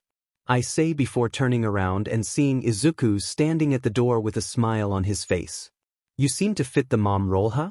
He says with a toothy grin. I blush. Hush, anyways yeah, let's go to sleep okay? I say turning to Eri. Yeah sure. He says walking to his bed. I lay down with Eri and she hugs me. I smile to myself and doze off. Taco POV. I wake up and see Eri standing up in front of me off of the bed. I groan because I'm tired. You feeling any better? I hear Izuku say. This piques my curiosity. A little bit. Eri responds shaking. Come here Izuku says. Eri goes out of my view but I hear her sniffle. I'm sorry this happened to you Eri, but you're safe now. Izuku says hugging her. I smile to myself. Thank you Mr. Eri starts before pausing. Deku. Izuku says smiling and rubbing her head. Thank you Mr. Deku. She says rubbing her eyes. You still tired? Izuku asks her. Yeah. Eri responds. Well Ochako is still sleeping so how about you sleep in my bed, I have to go do something anyways. Izuku says standing up straight. Okay Mr. Deku. Eri says walking toward Izuku's bed. I smile to myself. Seems like he's gonna be a good dad, I think to myself as a blush forms on my face. Izuku POV. I walk to the local gym and walk inside. Hello sir, how can I help you? The receptionist asks. After I pay my way and I start to work out. While doing cardio I start to think. I'm back to being quirkless, well I haven't unlocked my quirk yet, damn it. I think to myself as I up the MPH on the treadmill. I'm back to being a useless Deku. I think to myself as I feel tears stream down my face. Hudda I'm crying? I think to myself as I wipe my tears away. Damn it. I say before walking into the bathroom. Taco POV. I stretch my arms and stand up. I see Eri on Izuku's bed and smile to myself. I hear a knock on the door and open it to see Dad. Hey Ochako, good news, the villain who had that girl was caught. He says to me with a smile. I know Dad that I'm the one who fought him. I say smiling. What? He says in a stern tone. What? I ask curiously. You know that's not allowed Ochako, if I weren't your father you would be arrested right now. He says angrily. My heart sinks. You'd arrest someone for being a hero? I ask confused. You saved the girl, right? He asks me. I move out of the way and show Eri on Izuku's bed sleeping. Yeah. I say. I'm happy you did but, you technically did use your quirk illegally. Dad says. I grit my teeth. I wasn't gonna sit on my butt and wait for the pros, it worked out fine when I went with Izuku. I say raising my voice. Just because it worked doesn't mean it was the right thing. He says also raising his voice. I clench my fist and push past him. I walk out of the house and down the street. Izuku POV. I walk toward Gran Torino's house and see Ochako storm out of the house before walking down the street the opposite direction. I walk inside and see All Might with his hand on his forehead. You okay All Might? I ask him. You went and saved the girl with Ochako? He says to me. My eyes widen. Yeah I did, what about it? I say taking off my shoes. I trusted you to protect her and yet you let her do that. He says in an angry tone. Be happy I found her before she died, she went alone, I sacrificed my quirk for her, he happy about that? I say clenching my fist. What do you mean you sacrificed your quirk? He asks me. Eri's quirk is rewind. It rewinds a person's body to a previous state and it rewinded mine to before I had unlocked even my time-stopping quirk. I say with a sigh. So you're really quirkless again? He says in disbelief. Yeah, so don't say I didn't protect your daughter, if I didn't show up she would have lost, and she would have been a murderer. I say before walking into the room with Eri and closing the door. Mr. Deku? Are you okay? Eri asks me while rubbing her eyes. Yeah Eri I'm okay. I say putting on a fake smile and rubbing her head. What does it mean to be quirkless? She asks me. She heard All Might and I talking. I think to myself before I drop my smile. It means I don't have a special power anymore. Like how you can rewind. I used to be able to do many things and be a hero. Now that it's all over. I say, smiling as tears fall down my face. Oh, why did you lose your quirk? Eri asks me. I sigh. While saving you, the bad guy hit me with something that erased my quirk. But if you train your quirk, you can use it to restore my quirk. You get it? I half lie. I don't want her to know it was her fault. I'm quirkless again. Well, then I'll train to help you get your quirk back, she says, making a small smile. I smile a bit and give her a small hug. I'd love that, Eri. I say hopefully. I hear a knock on the door and open it to see Aizawa. Mr. Aizawa? I say, confused as I turn back to Eri, who looks terrified. This is the girl you and Uraraka saved? He says, walking up to her. Eri runs behind me and holds onto my breathed leg. Scary, Eri says. Don't worry, Eri. I say, kneeling down. He's a hero too. I bet he could help you train your quirk. I say enthusiastically. Actually, that's exactly what I'm here for. All Might told me what happened, and because I have a quirk that cancels quirks, I am the only one who can stop her quirk if it gets out of control. Aizawa says, also kneeling down to Eri. I'm not going to hurt you, kid. I'm here to help, he says with an awkward smile. Don't smile, it doesn't really suit you, I say, trying not to laugh at him. Shut up, kid, he says, looking away. I laugh and look to see Eri smiling. It's good to see her smile. Taco POV. I stand up from the chair I'm sitting in and sigh. I need to go back and talk to Dad. I get why he's mad and I regret going without Izuku or anyone. It was stupid, but at the same time she could have died before we found her. I walk to Gran Torino's house and see him outside sitting in a chair. You're back, Ochako. Your father has been wanting to speak with you, he says to me, putting down a drink. I nod and walk past him inside. I see Aizawa walk out of Izuku and I's room with Eri next to him. Mr. Aizawa? I say, confused. Uraraka, I'm here to take Eri to you today. I'll be training her quirk, he says to me as he continues to walk. Bye-bye, Ms. Uraraka, Eri says, waving to me. I wave back a bit before turning and seeing Izuku with a disappointed look on his. Izuku, I start. But he turns back and shuts the bedroom door. I frown and look down. I can't blame him for being mad, can I? Think to myself. You really can't blame him for being set off. Because of your thoughtless aggression, he lost his quirk. He'll get it back hopefully soon, depending on how long Eri rewinded him, but it's still not good. Dad says, walking up next to me. I know that I just feel bad, I say as he wraps his arm around my shoulder. You gotta talk to him. He might not forgive you, but he'll know you regret your actions, especially holding someone at gunpoint, he says, gripping harder on my shoulder. Yet you're right, I respond before walking away toward the door to the bedroom. I knock, but the door opens. He might have been listening. Izuku, I say as I walk in. What? He answers in a cold tone reminiscent of Todoroki.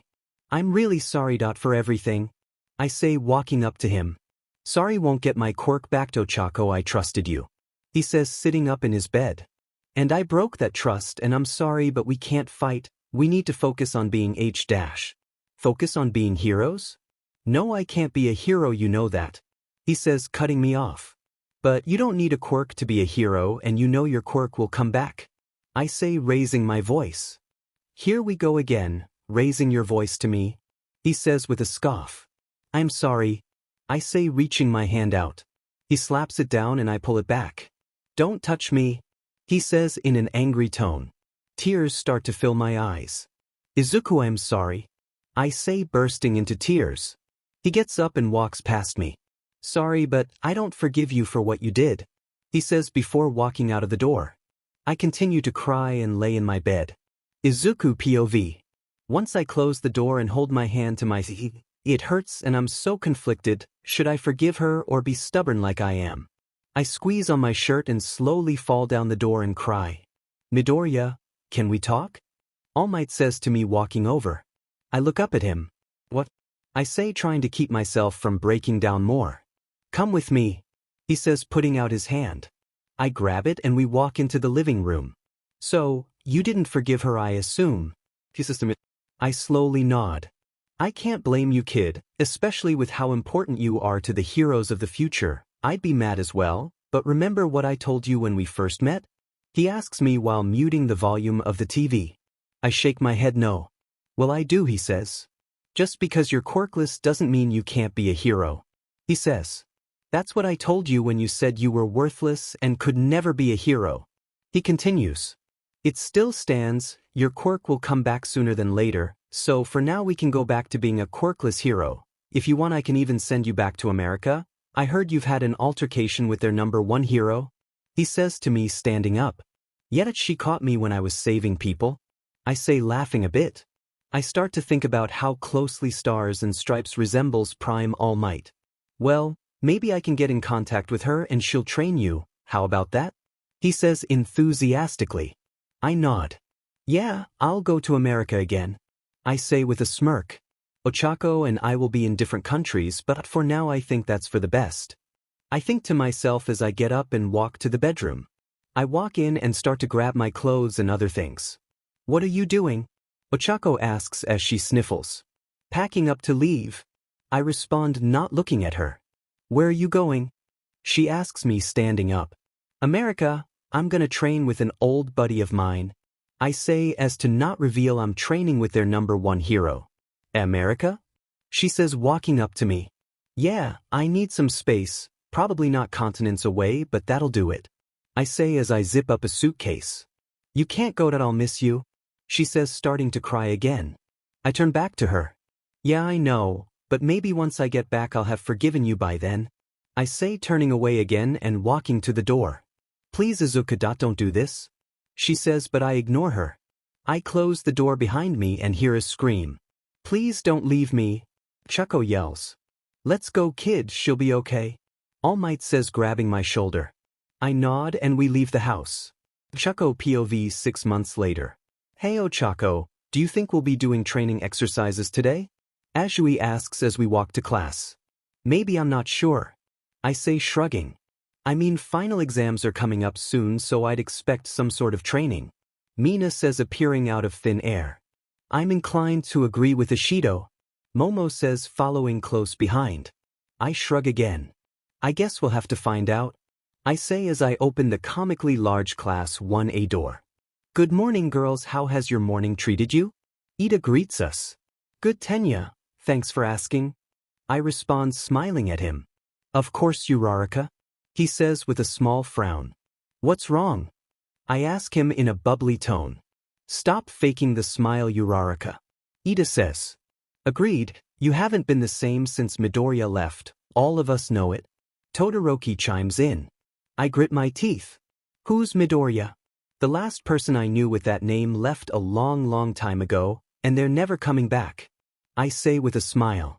Don't try and erase him, he's the only reason we aren't all dead. Bakugo says, bursting through the door and walking up to me. Or what, Pomeranian? You act like I didn't save him when he saved us. I say, getting in his face. Bakugo grabs me by the collar and gets closer. You pushed him away from you, you made him leave without even a second thought, and you have the audacity to take the credit for him saving everyone? He says before pushing me onto the floor. So much for being a hero, you are basically a villain. He says before turning away and sitting at his desk. I scoff and get up before walking to my desk. In my mind I'm in tears. Now that you have stopped fighting, we have training today. Mr. Aizawa says, walking into the room. Understood. The rest of the class says as I roll my eyes and try not to cry. Izuku POV. Though. Star. I say, walking up to the older woman and fist bumping her. Hey there, Deku, how you feeling? She asks me with a big smile. Decent, how was patrol? I ask her while grabbing my hero costume from my bag. Pretty good, stop some villains just like always. She says with a laugh. I laugh to myself. No surprise there. I say as I take off my shirt and put on the top of my hero costume. Well, I'll meet you out back. Be ready to spar with Star. She says as she walks out of the room. I laugh to myself a bit and change into the rest of my hero costume. I walk out and punch one fist into my palm. Let's do this, Star. I say with a smirk. Yeah. She responds, running at me. Our fists meet and she barely overpowers me. Come on, kid, come at me. She says, taunting me. I run at her and sidestep. She blocks where I would punch her, but I sweep under her feet with my left leg. She falls to one knee and I try and knee her in the face. She dodges and punches my shin, sending me back a bit. To think at one point you couldn't land a hit? Star says with a smirk. I know, I'm improving a lot. I say, putting my hands in a fighting stance. Don't get too cocky, she says, jumping next to me and punching my ribs. I get sent back a bit but smile. My pain resistance is a lot higher since that Noma back at the USJ. We run at each other and I jump up and kick. She catches my foot, so I throw a punch which she also catches. I smirk and swing my body around and kick her in the jaw with the foot she doesn't have in her hand. She stumbles back and I sweep her feet. She falls on the ground and wipes her jaw rid of dirt. She smiles.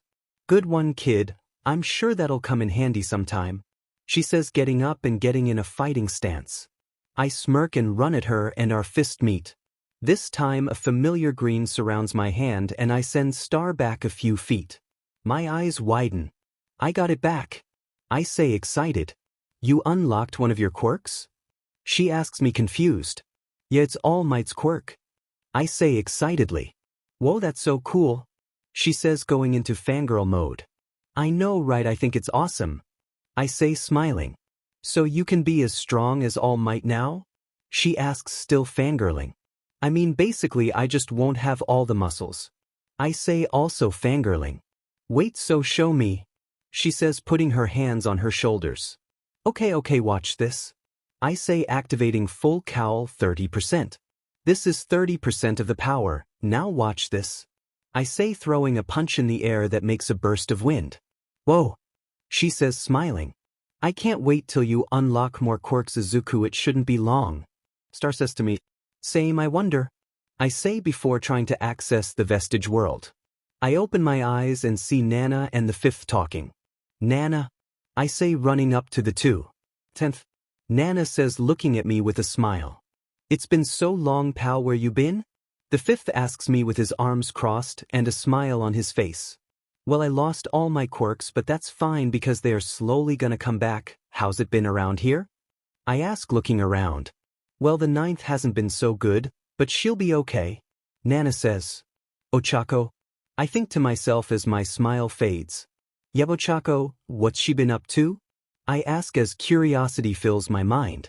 Well, she's been training all of our quirks, although she isn't very happy with you anymore, which isn't very justified. She still has feelings for you, she wants you to come back, she just acts strong around the others, Nana says with a small sigh. I frown. Is she sorry? I ask. Damn it, that sounded selfish. I think to myself as I anticipate an answer. Very actually, she realized her mistakes and has been working strong to make herself a better hero and woman, Nana says with a smile. I snort. Not surprised, she always strives for what she desires no matter the cost, I say, smiling. And it's you I longing, I hear Ochako say from behind me. I freeze. I miss that voice. I want to go back too, but until I unlock a few more quirks I'm gonna stay here, okay? I say, not turning toward her. That's okay, just up, be safe, okay? She says to me. Of course, I'm not quirkless anymore after all, I say with a smirk forming on my face. Even if you aren't, be safe. Not being with you is strong enough, but you being gone forever is a nightmare. She says to me.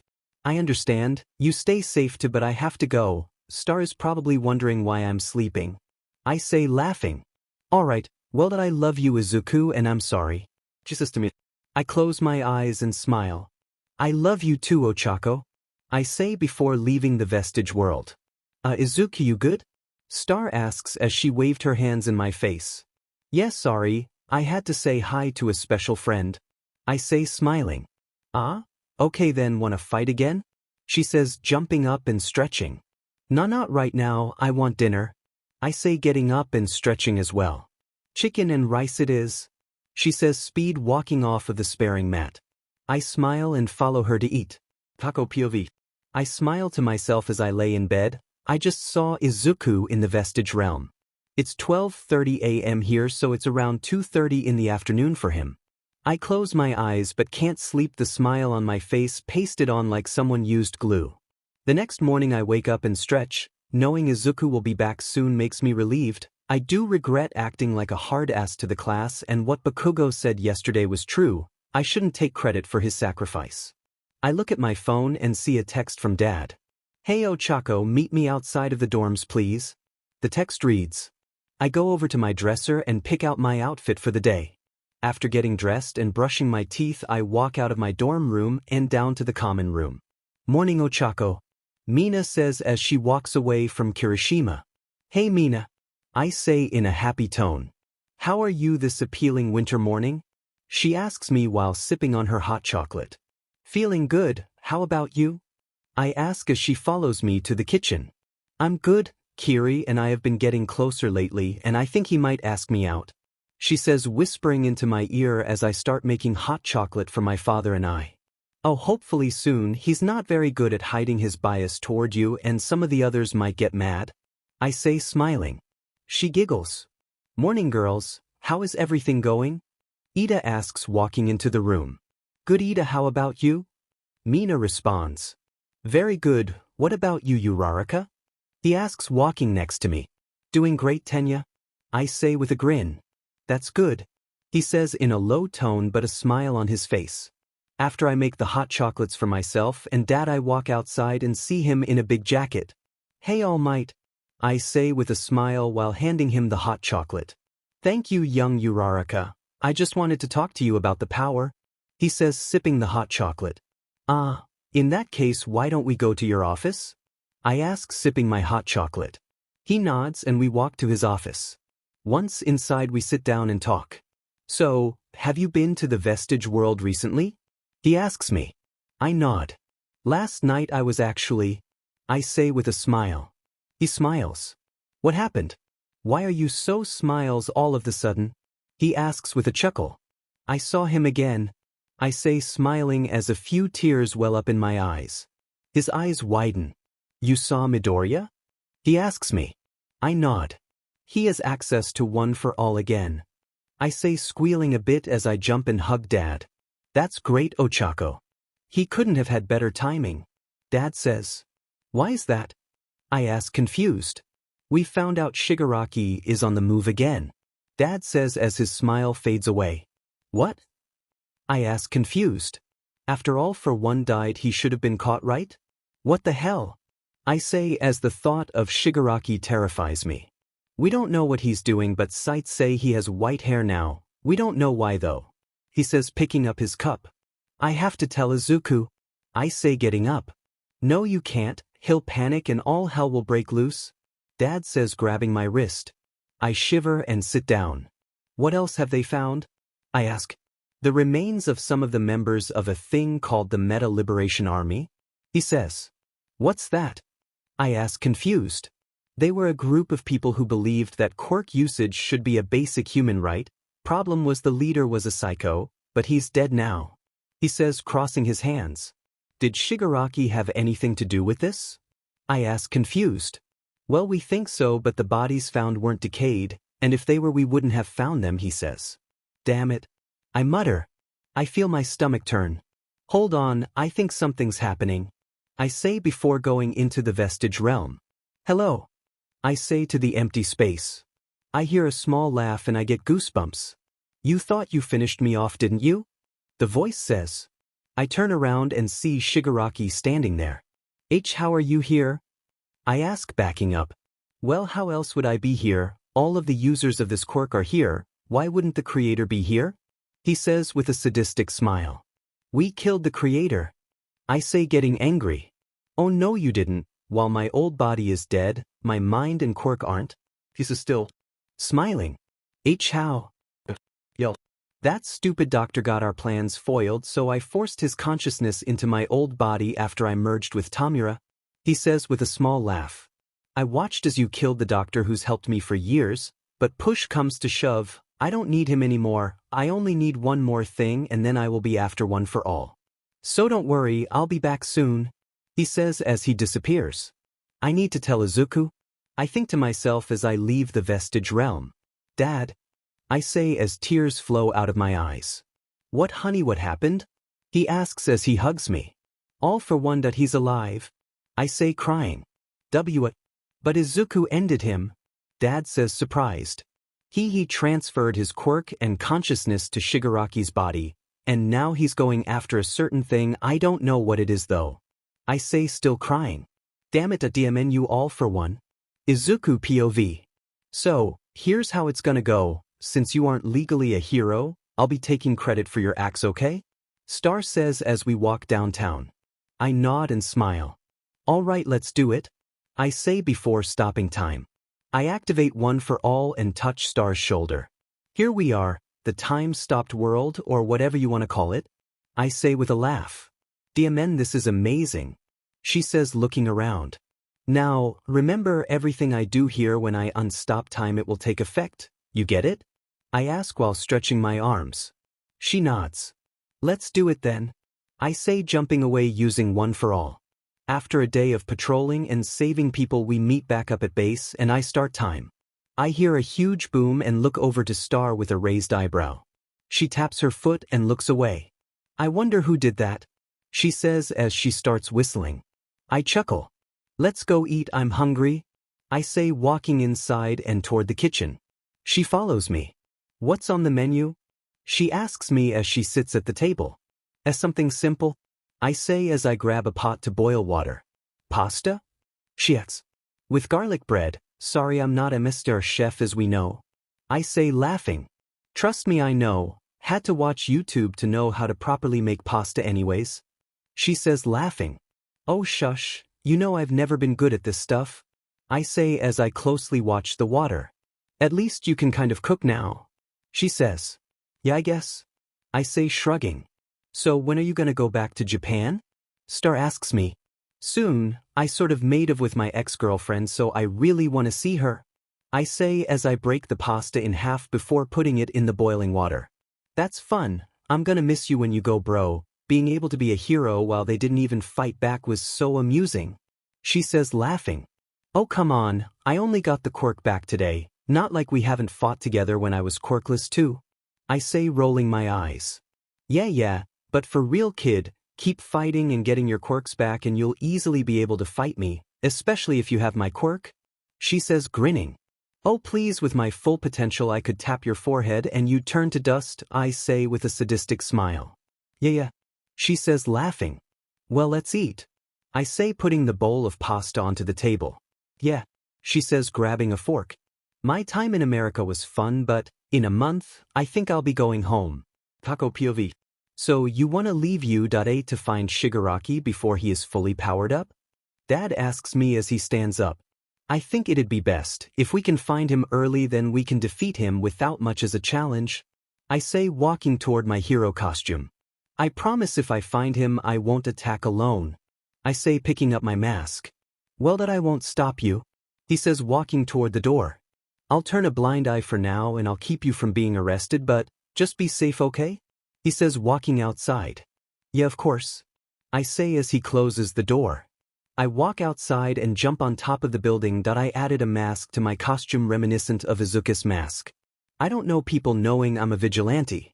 I start to run after hearing a small explosion. Time to be a hero. Izuku POV. Well, Star, I'm gonna go to sleep. I say walking toward my bedroom. Night, Deku. I hear her say as I close my door. I lay in bed and smile before going into the Vestige realm. I see Ochako being surrounded by all of the other Vestiges besides the second. What's going on? I ask walking up to the others. The ninth is on a solo mission. Fifth says looking over to me. What solo mission? I ask confused. She's looking for Shigaraki? Nana says intervening. What? I ask getting worried. Why is she searching for him? I ask looking at all of them.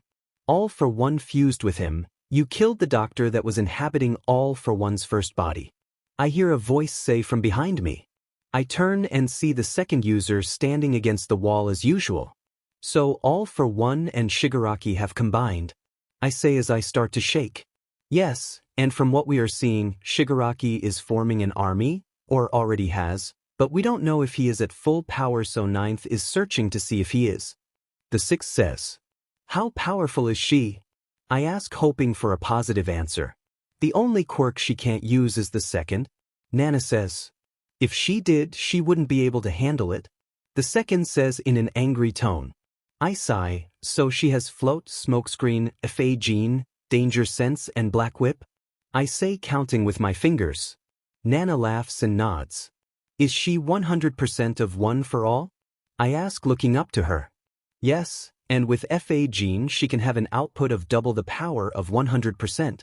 The third says. I nod. She'll be okay then. I say hoping for reassurance. She will, and if not you'll be pulled straight into the Vestige realm. The fourth says. I nod. Good, and can you all lend me your quirks? I'm still training in America with Dash. We know, we keep tabs on you as well now. Nana says with a smirk. I scoff. All right then. I say clenching my fist. When she checks in, tell her I send my best regards, or however I should put it. I say nervously laughing before leaving the Vestige realm. Taco POV. I feel my head start to hurt. Danger. I think to myself as I follow the guide Shinomori is giving me. I use black whip and slingshot myself up into the air. I see a man almost fully muscle. I slingshot myself again toward him and kick him in the stomach, making him barely move back. I guess I need more than 25%. I think to myself as I jump back a bit. Who are you? Do you know where Shigaraki is? I yell to the man. Shigaraki? Oh, you mean the guy who freed all of us from prison a few hours ago? No clue, all I know is you aren't weak. So fight me. He says running at me. So that's why there's so many villains? I think to myself as I charge 100% and punch him in the stomach, making him pass out. I sigh. This might be harder than I thought, but I have to find him. I think as I start to walk toward the meeting place with Dad. Hey Ochako. He says to me as he hands me a bento box. Hey Dad. I say, taking the bento box and starting to eat. Anything on Shigaraki today? He asks me. I shake my head no. All I heard was he broke out villains from a prison. I say after swallowing a rice ball. Yeah, I'm sorry I couldn't let you know. He says frowning. I smile. It's fine Dad, I'll be able to take care of most of them. I say, handing Dad the empty bento box. Demon, you ate that fast? He says laughing. Yeah, sorry I was really hungry. I say, rubbing the back of my head. It's all right Ochako, anyways can we find someone to sleep? He asks me. I nod and find a hotel. Good night Dad. I say smiling. Good night. He responds. Izuku POV. Good morning Star. I say walking. Into the living. Morning kid, how'd you sleep? She asks me stretching. Pretty good, how about you? I ask taking out a bowl. Good, a nice 8 hours. She says walking up to me and grabbing a bowl. Cinnamon Toast Crunch? I ask while grabbing the box. You know it. She says grabbing milk out of the fridge. Cinnamon Toast Crunch is the best. I say pouring the cereal into the bowl. That's true by the way, and if you disagree, burn in hell. After we eat we go on a successful patrol with all of One for All's quirks. Once home I decided to check on the One for All realm. Hey guys, how's Ochako? I ask everyone. She's doing okay. Nana says walking up to me. Alright. Has she found Shigaraki? I ask flipping my hair to the side. No, he released prisoners from Tartarus so she's been occupied with them. The fifth says. Damn it that I might come back to Japan sooner than expected. I say frowning. Are you back to the strength you used to be? She asks. I shake my head no. I don't have all for one currently, or that lightning quirk I randomly unlocked when I killed him. Also don't have new order. I say sighing. She nods. Don't come back until you have unlocked those. Ochako needs to do this on her own, to become the hero she wants to be. Fifth says. I'll think about it, I'll see you guys soon, bye. I say before leaving the Vestige realm. Please stay safe Ochako. Ochako POV 1 month later. I stumble to the ground and cough up BLD. Damn it. I think to myself as I wipe BLD off of my lip. Give up, you will never find him. Dabi says to me as he starts to send more fire to me. I can't. I yell back while dodging his flames. I won't give up. I have to find him even if it takes my life. I say using smokescreen as much as I can. My vision blurs and I limp toward Dabi. Think to myself. I activate FA gene and use 100% One for All combined with all the energy I have for FA gene. I kick through the smoke and see Dabi with a sadistic smile on his face. Detroit smash. I yell in my mind as I throw a punch at him. The force of my punch sends him back a bit. You really are an idiot, dying for some stupid purpose, whatever, I'm out. Dabi says before disappearing. I slowly fall to my knees. You need rest, ninth? And says to me from the Vestige world. I know that, but I need to find him. I say, getting up and pulling down my mask. I have to find Shigaraki. I say to myself, activating one for all again. Before I can jump away, one for all deactivates. What the hell? I say to the Vestiges as in real life I space out. You can't do this, ninth? Banjo says with a frown. I agree with them. Izuku says, walking out from next to Nana. Izuku. I say, walking to him. I'm on my way to Japan. I said stay safe, and this is not what I call safe. Meet me at the Yudata roof in 2 hours. He says. I nod and he smiles. I'm happy I'll get to see you again. He says with a small laugh. I nod. Same, I say, trying to smile but to no avail. Ochako? He says. I say, confused. I missed you. He says. Missed you too. I say before leaving the Vestige world. But sorry, I need to do something before we meet again. I say to myself before limping away from the fight scene. Izuku POV. So, we're almost there? Star asks, looking out of the window. I nod. Like an hour and a half. I say, looking at my phone. Please don't do anything stupid, Ochako. I think to myself before closing my phone. So how are you feeling about meeting All Might? I ask Star as she scrolls through her phone. I'm really excited. He's been my hero since I was just a little girl. She says, putting down her phone and smiling. Didn't you tell me he saved you once? I ask. Yeah, I was just a little girl and I didn't know how my quirk could be used, so I was bullied for being useless. But then when I was out of high school, I trained with my boys in the military and made good use of my quirk. She says with a smile. Ah, the military boys, I gotta see them soon. She says as her smile widens. What, you got a little boyfriend there? I say, nudging her elbow. She snorts and smacks my shoulder. Don't try and pull that with me, boy. She says, continuing to laugh. How was I supposed to know? I say, shrugging. Yeah, anyways, wanna watch a movie? She asks me. Sure, Christmas movie? I ask, walking over to the TV. Hell yeah. Star says. Taco POV. Why are you following me? I say as I walk into an alleyway. I hear the psychotic laugh. So you've been aware, huh? The man's voice says. I asked why you are following me. I repeat myself as I try to stay on my feet. I want to see how a hero can stay fighting without rest for weeks. You aren't a fake hero, I can tell that much. But how do you have multiple quirks? He says, still not visible. Fake hero? What's that mean? I ask, confused as I fall onto my butt and lean against a wall. You aren't driven by fame or money, you just want to save people, isn't that right? The man says as I hear a drip of BLD fall from my nose. Yeah, so what? I say, coughing. You and All Might are the only heroes I've seen with that mentality. He says, followed by a small laugh. This isn't a very good reason to be following me, and if you're gonna, at least help me beat the villains. I say, chuckling to myself. I'm not a hero, I'm the hero killer. He says. My eyes widen. I've heard about him. I think to myself as I try and get up. Stain. I say, stumble into my feet. Don't try and fight me right now, I could kill you without a sweat. He says as I see his blade come out of the shadows. I cough and fall to one knee again. I have someone to meet in an hour, what is it you really want with me? I ask, trying not to pass out. I want to help you, I am a villain but I support true heroes. While you meet someone I will kill villains I find. He says, fully emerging from the shadows. Find that this doesn't mean I support you though.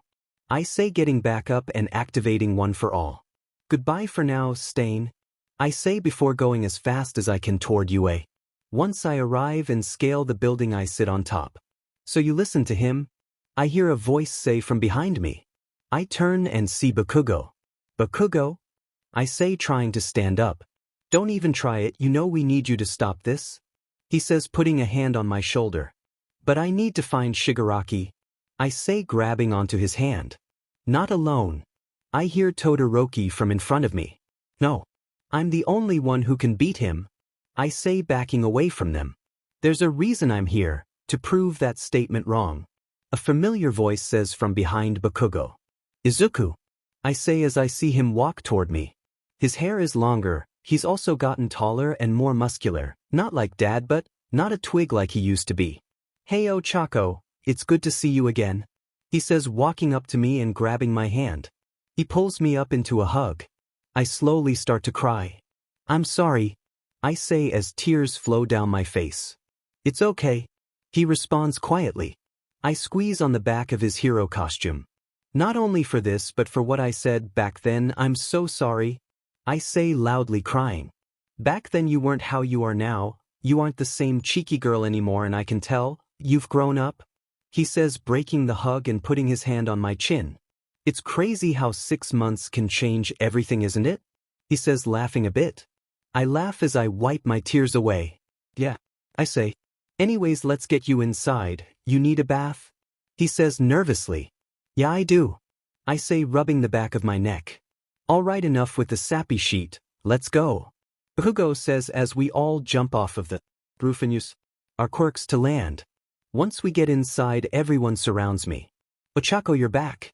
I was so worried about you, Tsu says, running up to me and hugging me. Hey Tsu, I say, weakly hugging her back. Midoriya? What's up, man? Kirishima says, walking up to Izuku and fist bumping him.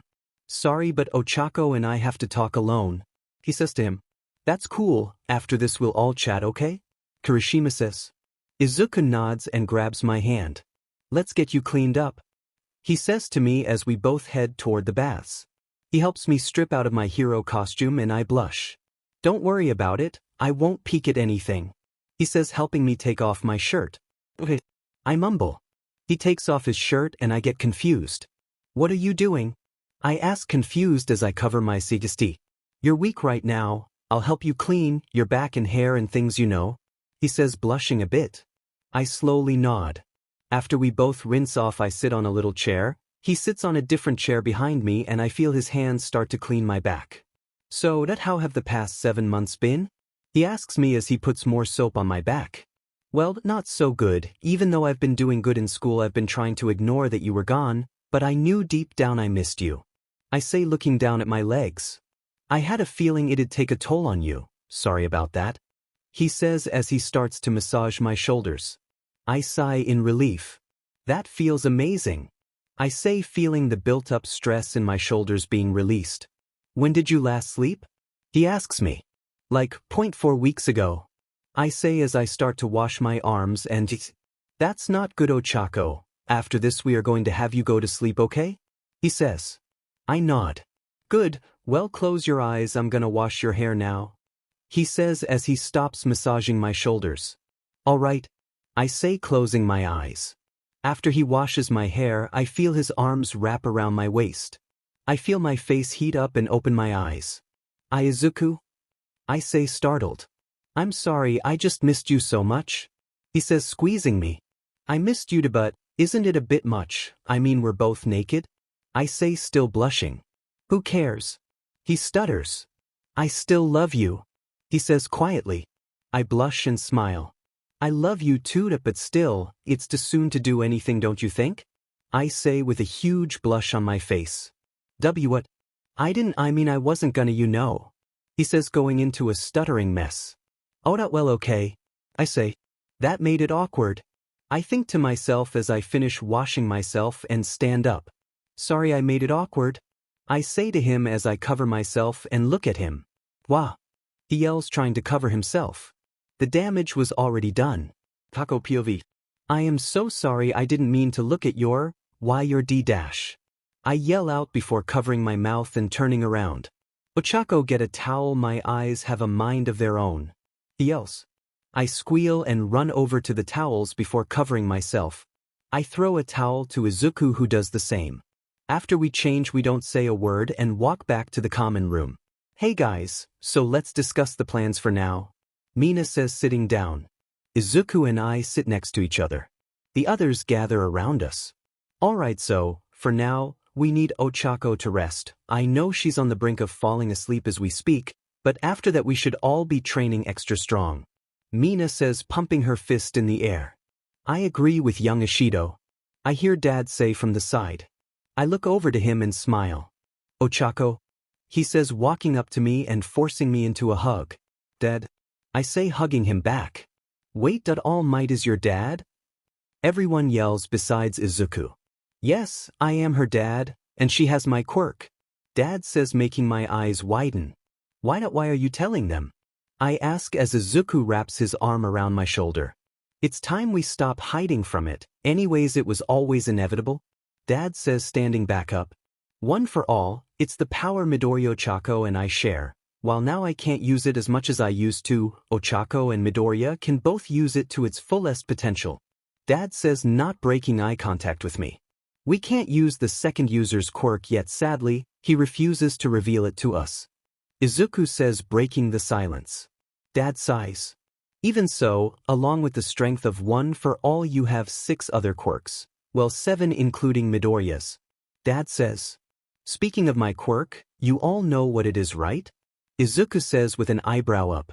Time-stopping nerd. Bakugo says, rolling his eyes. That's one of them. Izuku says with a smirk.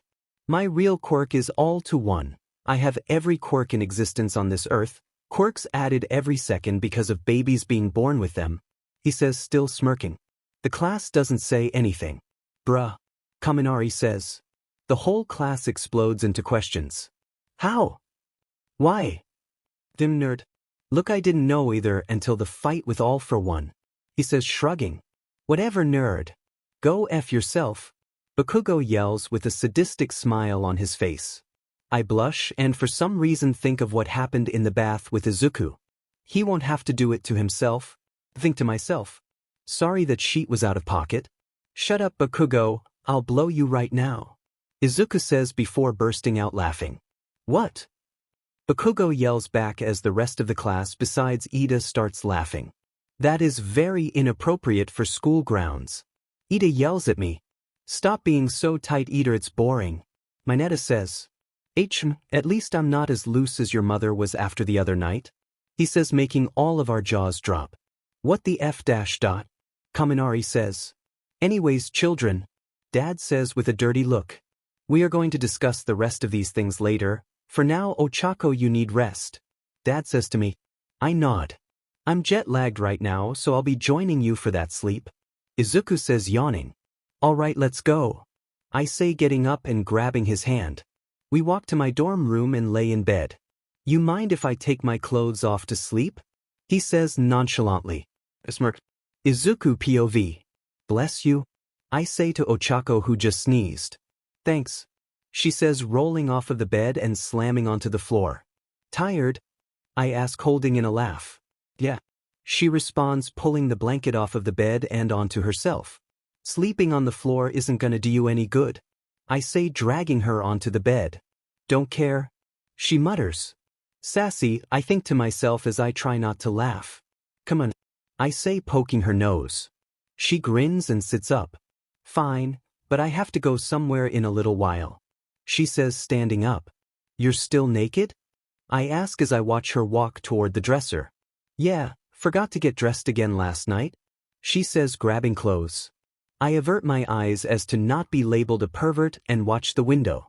After a few seconds, I feel her hand on my face. You didn't need to look away, but thanks. She says before planting an embrace on my lips. I blush a bit and smile. No problem. I say before falling back into her bed. I'll be back in a little while. She says while walking out of the room. Bye. I say before slowly dozing off. Taco POV. Hypocrisy at its finest.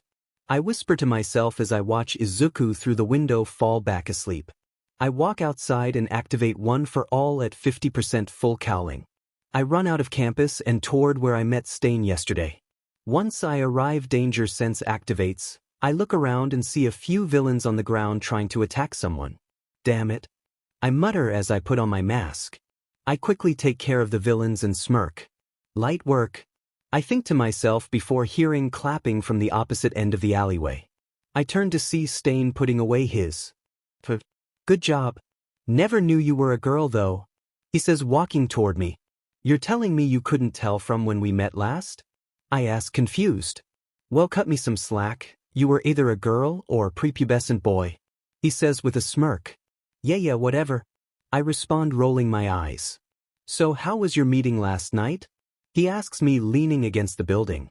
I was persuaded to go back to you today, but now I have my friends supporting me and we will be searching for Shigaraki.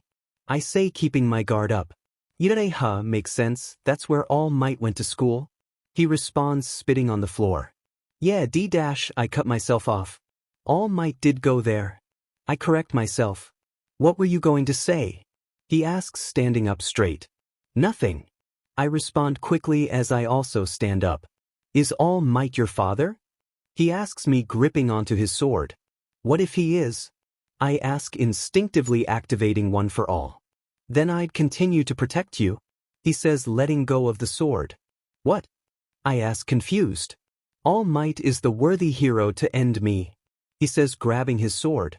You're next. He says, pushing the blade onto my sternum. But for now. He says, pulling away the blade. I will help your cause, I will become a vigilante without killing heroes. He says, putting the blade in its sheath. I nod.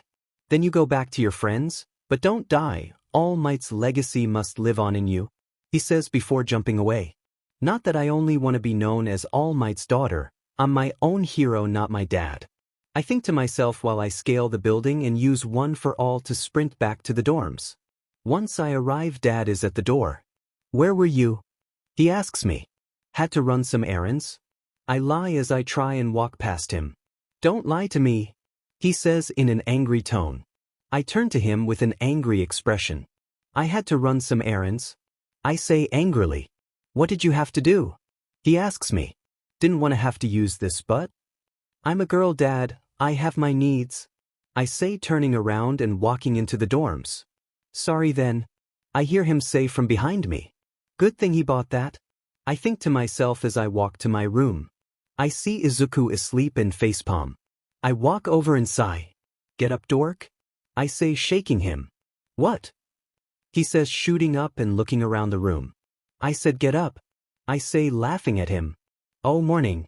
He says as he immediately goes back into a drowsy state. I giggle. He stands up and shakes his head. I'm awake now. At what time is it? He asks me, looking for his phone. It's almost noon.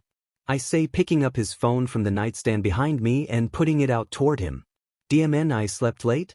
He says, taking the phone from me. Yeah, you did. I say, sitting down. I see him glance at my pocket and his eyebrow raises. What? I ask, confused. Why is your hero mask in your breathes? He asks, pulling it out from my back pocket. Hey, watch where you grab. I say, blushing.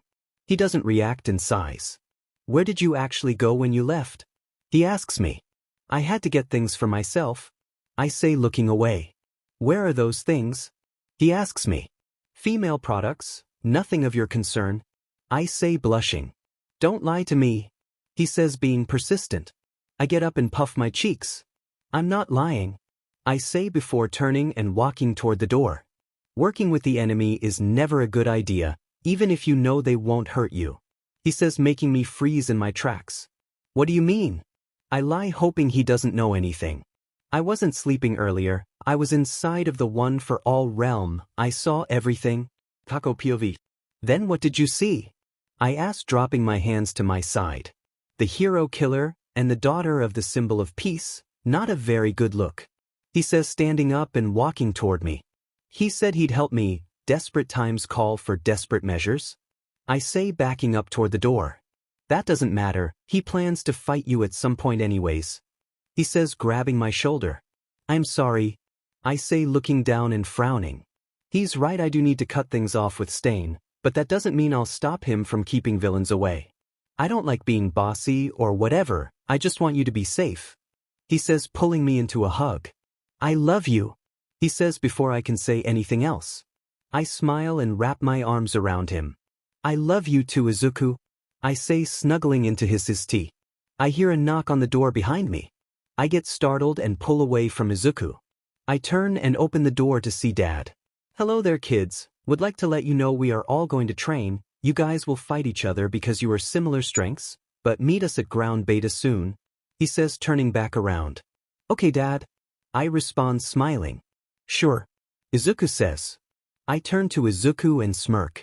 Don't hold back just because I'm your girlfriend, I say, taunting him. I laughs. Wouldn't even think about it, he says with a creepy smile that sends a shiver down my spine. We walk down to ground beta and see a tall woman that resembles Dad from the past. Star, Izuku says, brightening up and running toward her. Why so surprised? I came here with you for a reason, you nerd, the person says, rubbing Izuku's head. Who's that? I ask myself.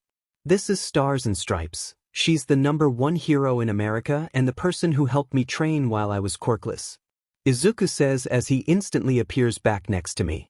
Oh cool, hi Star, nice to meet you, I say, smiling and waving. You must be the girlfriend Izuku used to always talk about, she says with a wink. I feel my face heat up. Not yet, I say nervously. Since when does the nerd go into fanboy mode? Bakugo says with his hands in his pockets. Since forever, Izuku quickly says. Whatever, Bakugo mumbles as he kicks a rock. Well, shall we continue? Star says excitedly. Yeah, all of us but Bakugo say.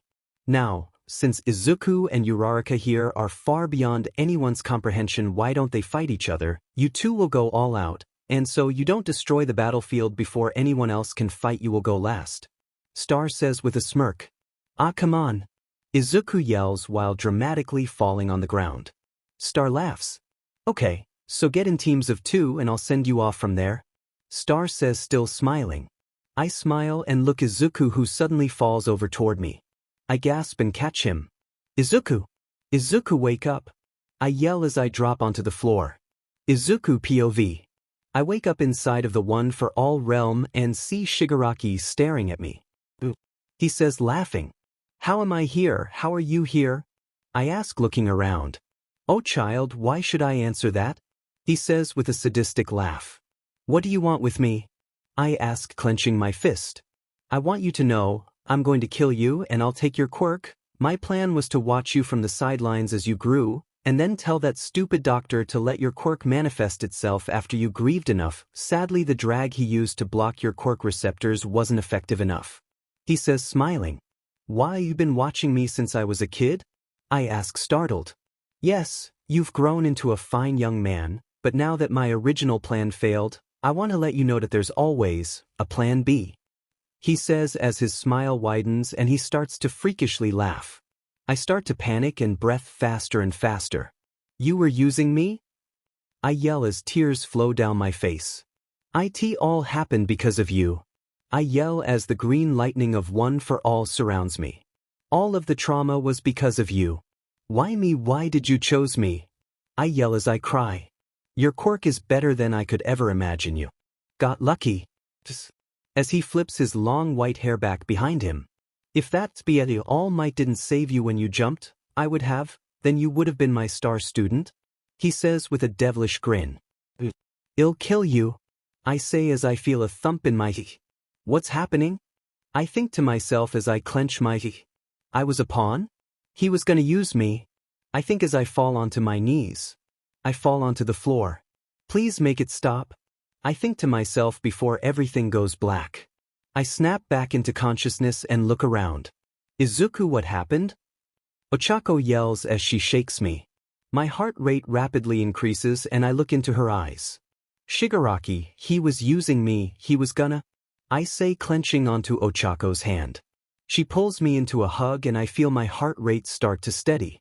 He won't do anything to you, Izuku, I promise, she says, rubbing my back. She backs off and I notice my arm shaking. Why am I shaking? I ask, confused. Anxiety probably, Star says, kneeling down next to me. Where am I? I ask, confused as I look around. We're at my house, I used it and jumped here in a panic. Hako says. Why not a hospital? I ask, confused. She flicks me on the forehead. Look, my boyfriend suddenly passed out and started shaking. I wasn't thinking straight, she says, looking away and puffing her cheeks. I snicker. Don't worry, I'll be fine, right? I say in an unsure tone. Of course you will. She responds grinning. Well, you guys stay here, I'll have All Might notify you when it's time for your battle. Star says before leaving. Ochako hops on the bed and lays next to me. We should take a power nap, okay? Cuddle sounds nice anyways. She says, wrapping her arms around me. She's not wrong, that does sound good. I think to myself as I get closer to her. He won't be able to get to you, right Izuku? You've got this, that I think. Kako POV. I wake up and look around to see the former one for all users. Huh. I say, looking at them. Uraraka, we've noticed something about Midoriya. Banjo says with his arms crossed. His power is building more and more. Sooner or later he will be unstoppable. En says, cutting in. We think he unlocked a power-boosting quirk and hasn't realized yet because we haven't seen a user's power begin to skyrocket like this since Toshi, and even then it wasn't as much as this. Nana says with her fist clenched. Won't that mean I'll have a power boost too? I ask, confused. Yes, but it will take time. Izuku will achieve more power far more often than you. Nana says as she puts her fist down and looks at me. How much power are we talking?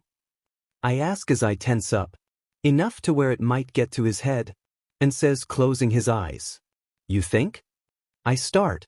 We saw what happened earlier with him and Shigaraki, and the truth came out about Izuku. He was supposed to be a pawn for All for One, but when your father saved him from committing suicide, All for One's plans were ruined. When Izuku was told this, the look in his eyes was a lust for BLD, so please, when you fight Shigaraki, make sure Izuku doesn't do anything he'll live to regret. Nana says with a frown on her face. So that's what he was saying when he woke up yesterday? I think to myself as I nod. I'll do all I can, I promise. I say as Nana starts to smile at me. I knew you'd say that. She says before I leave the Vestige realm. I open my eyes and see Izuku staring at me with a grin on his face. Morning, he says quietly. Morning to you too, I say, smiling back. I have to keep his mentality in check or it could end in a disaster. I think to myself as I roll off of my bed. Where are you going? Izuku asks as he also gets up. Well, we have to get back to you, don't you think? I say with a small giggle. He nods slowly before walking out of the room. I raise an eyebrow. No reaction? I think to myself as I follow him. We go back to you today and everyone surrounds us while asking questions. What happened to you? Todoroki asks Izuku in a monotone voice. Sorry, I think I was just dehydrated. Izuku says, rubbing the back of his head and chuckling. Lying to their faces, it's not like they don't know about One for All. I think to myself as Mina walks up to me. Hey Ochako, how are you feeling? She asks me. Oh, I'm doing fine, just kind of bored. I say, laughing. I'm not one to talk that I hide my feelings all the time. I think to myself as I continue to laugh with Mina. I feel my head start to pulsate and I fall to my knees. Why is danger sense going off? I think to myself as I get up and look at Izuku, who is looking back at me. We need to go, Izuku says before bolting out of the dorms. I quickly activate One for All and turn to the others. We'll be back soon, I say before running after Izuku. We end up at his apartment and he bursts through the door. He yells as he runs toward a door. I see a small flicker of a lighter in the corner of my eye. Izuku stop all for O dash. The apartment explodes and everything goes blank. Izuku POV. I wake up and feel a burning sensation on my CC. I look down to see a hand with no arm. I start to breath rapidly. Don't tell me. I think to myself as I see my hands covered in BLD. I look to my right to see Ochako on the floor unconscious. I mutter to no one. I try and get up but feel my leg being held down by something. I yell as I start to breath faster. My vision starts to blur. I activate One for All in my hand and punch the thing holding down my leg. It was a burnt bed frame. I stand up and limp toward Ochako. While walking toward her, I notice a body and my heart sinks. I mutter again as I walk toward the burnt body on the ground. I feel tears flow down my awestruck face. She's gone. I think to myself as anger builds up inside of me. I activate One for All. I need to find him. I think to myself as I feel rage fill me. Kako POV. I wake up inside of the One for All realm. What's happening? I ask as I hear screaming. I look over to see the other vestiges with tears in their eyes. Behind them I see Izuku fully covered in the lightning of One for All. I see tears streaming down his face, the power of One for All increasing by the second. What's happening? I ask Nana. His mom that she died and he's grieving. His power that's over the limit of One for All. She responds before putting her hand over her mouth. This isn't the power of One for All, he's awakening other quirks of his. The second says walking toward us. My eyes widen as I see a full cloak of green around him. That looks like energy that can't be stored inside of him because of its pure strength. Banjo says. He's that strong. I mutter to myself in disbelief. The ground around Izuku starts to break and Ruble starts to fly up in the air. Holy shit, you need to get out there and stop him? Banjo says as he sends me out of the One for All realm. I wake up and feel an automatic jolt. I jump up and look at Izuku, who is now exerting a power so large I can barely stand. The apartment building has completely fallen and mine is collapsing. Holy shit. I think to myself as I activate One for All and walk toward him. Izuku! I say, hoping to get his attention. He screams louder and a blinding light emits from him, making me close my eyes. His screaming stops and I open my eyes to see him standing in front of me with the green cloak around him. Ochako, he says, breathing heavily. I reach out and cup his cheek. He hesitates but then starts crying again and hugs me. She's gone, he says, breaking down. I'm so sorry, I say to him as I hug him tighter. It's my fault that I fell for the bait, he says, gripping harder on me as his green cloak disappears. Don't worry, we'll find All for One and really kill him, I say, trying to reassure him. No, he says, catching me off guard. I know I'm going against what I told you before our split, but this is my fight now. I won't let him hurt anyone else, he says as I feel my body freeze in place. What are you doing? I yell, starting to panic. The sparkle in his eyes is completely gone. The green cloak appears again and he turns away from me. I'm going to finish what he started, he responds before muttering to himself. Where is he? He mutters over and over. Does he have a searching quirk unlocked? I think to myself as he starts to levitate. His head turns toward me. I promise I'll come back safe. Don't make them come after me. Right now I'm not sure All for One is the only one I could kill if I was angry enough, he says before turning back and jumping away. Izuku POV. I turn away from Ochako and jump up into the air. Shigaraki is close by. I will kill him no matter what. I deactivate the quirk I used to freeze Ochako in place. I use a telepathy quirk to talk to someone. Hello, I say out loud. What the hell? I hear All Might respond in my mind. All Might, Ochako will come back to you now. Evacuate the city, I say as I near closer to Shigaraki. What are you doing? All Might responds. Ending this. I respond before stopping the telepathy. Use it? I hear a voice say in my head. You can replace yourself with an object, like teleportation. Use it now. The voice says. My head starts to hurt, but I use the quirk and SWCH places with a stop sign. As soon as I do, I hear a huge bang and look up to see a woman with a gun walking on air. Who are you? I say angrily. No time for introductions, I have orders to kill you. The woman responds as she goes to shoot again. ISW places with her gun and punch her in the gut. Shigaraki sent you, didn't he? I say, gripping her on the neck. She starts choking but smiles. Yeah, he did. He never told me you were this good though, she says before spitting on my face. I squeeze a little more on her neck and smile. You're gonna wish you didn't do that, I say before throwing her down onto the street. I feel danger sense go off and jump out of the way as blue flames pass me. Dobby, I think to myself as I flick my finger using One for All toward him. What's up with you? When'd you get so powerful? I hear a voice from behind me say. I turn to see Twice on top of a building smiling.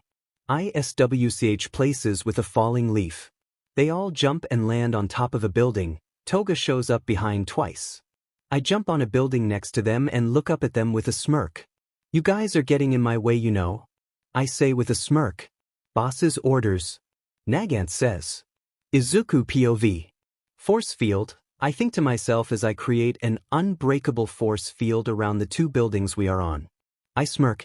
I charge one for all to 100% and jump up into the air. Dabi sends fire at me and I let it burn me. It barely hurts, so as soon as the flames disappear I smile and use a speed quirk to appear behind him and punch him in the ribs. He spits up BLD and falls off of the building. Danger sense goes off and I jump out of the way just in time to dodge a bullet from Nagant. Nice try, I say as I also dodge a slash from Toga. I knee her in the gut and grab her, putting her in front of me.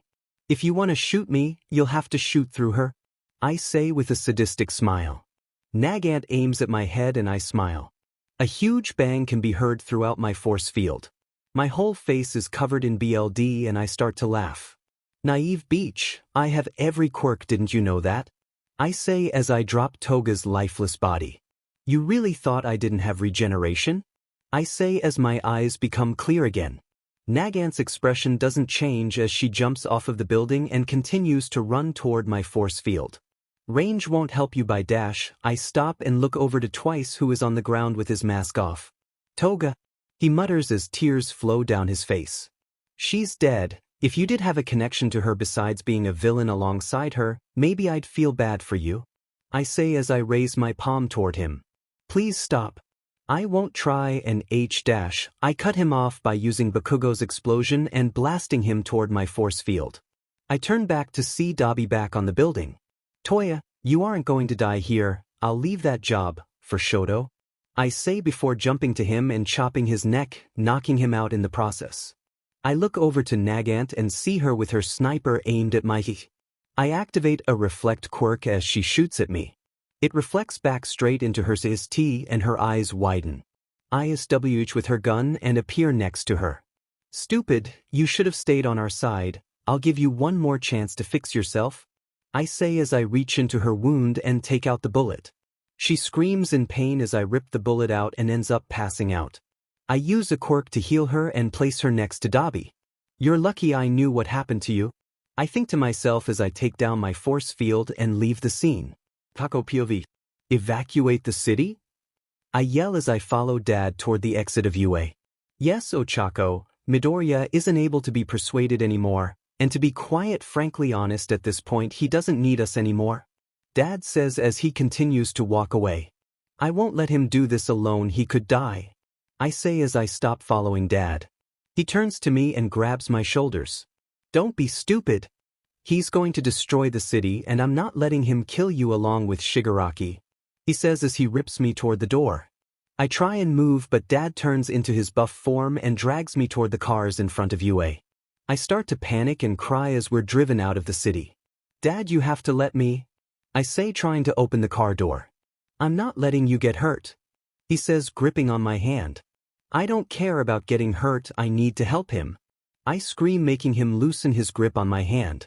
I don't want to fight Shigaraki, I want to help him heal. His mom just died, he's not thinking straight.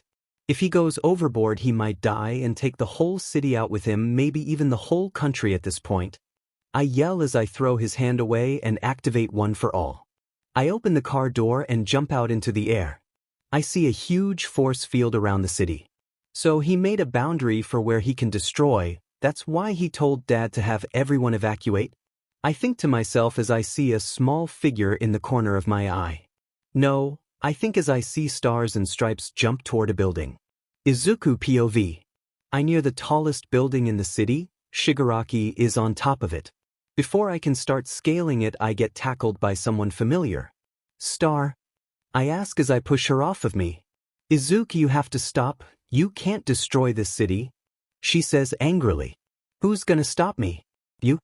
I say with a small snicker. If Izuku Midoriya uses a quirk, that quirk will be erased. Star says hesitantly. My eyes widen and I grit my teeth. What the F is wrong with you? I say, walking toward her. You can't do this, it's not the re-dash. She gets cut off as a beam slices through her C. My eyes widen as I turn to see Shigaraki with a smug look on his face. I'll be taking that, he says as he flies toward Star and hold out his hand. I use erasure and SWCH places with Star. Shigaraki seems taken back for a second but smiles. She's gonna die anyways, you lost another person, how heartbreaking, he says as he starts to fly away. I look over to Star, who's bleeding out in panic. I run over to her and try and heal her. I feel a hand on the back of my head and my eyes widen. I can use that, Shigaraki says as an immense pain starts in the back of my head. Damn it, I yell as I feel his grip stop. I look behind me and my heart rate speeds up. Ochako, Kako POV. Shigaraki flies back after my punch. Ochako? Izuku says in a stunned state. No time for that, Izuku, we have a fight, I say looking back to Shigaraki, who is holding his jaw while smiling. Ninth, you've shown up, he says with a laugh. Here, your friend is bleeding out, let me speed this up, he says before I see buildings around us start to decay. Star smiles. Thank you, Izuku, and I'm sorry I couldn't help, but save Uraraka and then save the world, she says with a smile as decay disintegrates her. I see Izuku start crying before he jumps toward me and picks me up before flying higher into the air to where we can both see the whole city. Izuku, I'm so dash, I get cut off. It's fine, I'll fulfill her desires and win, he says before we teleport outside of the barrier. What? I say as I look and see Dad. Young Midoriya, what are you doing here? Dad asks confused. Keep Ochako here, I'm going all out and I'm not gonna let her die as well, Izuku says before disappearing from our view. I start to slowly cry as Dad walks over and hugs me. I told you this isn't our fight anymore. All for One has influenced him more than both of us. Let him have this, Dad says as he strokes my hair. I nod. Don't die, Izuku. Izuku POV. I feel energy building up inside of me. This must be a physical strength boosting quirk. I think to myself as I fly toward Shigaraki. Boost? Think to myself. I feel my power rising again and smirk. This should boost my quirk power as well, I think as I start to use Bakugo's explosion quirk. Let's test that theory. I think as I explode a huge building in one try with barely any effort. My eyes widen and I start to laugh. I use decay in one hand and explosions in the other to completely destroy the city from the ground up. Shigaraki, where are you? I say as I start to laugh more. I get punched in the back of the head and don't move. Nice shot, now it's my turn, I say activating 100% 1 for all along with my boosted strength. I swing and hit him in the jaw. It disconnects and flies off of him, leaving him looking like a zombie. He starts regenerating and I smile. I guess I'll be able to have fun if you can regenerate, I say before using decay on him. All but his head decays and I laugh as he screams in pain and regenerates. He tries to decay me but I use erasure to erase his decay quirk. Keep trying, I'm gonna keep toying with you, I say before continuously punching him in the face over and over until his regeneration slows down. All gonna die already? I was just starting to enjoy myself, I say as I grip onto his broken jaw. Did you really think I would let that happen? He says with a smile as he raises his hand in the air. If you thought me killing your mother was the plan B, he says with a chuckle. You were wrong, he yells as a huge rip happens in the sky. I look up and my eyes widen. Huge machines that look like dragons start to fly through the hole in the sky. What is this? I yell to Shigaraki as the dragon-like machines start to shoot huge lasers at me. I barely dodge as I fly around the force field. The ground is set on fire and all of the remaining buildings. I see Shigaraki laughing as he finishes regenerating. I had someone I've known for a long time help me out, he says with a grin. Damn it. I think to myself as I reflect off a beam from one of the machines. Who's your friend? I ask as I dash at him and punch him in the gut.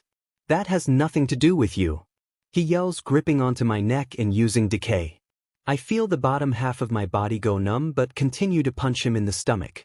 One of the dragon machines shoots a beam at the both of us and I decide not to reflect it. I feel immense pain throughout my whole body but also feel regeneration happening.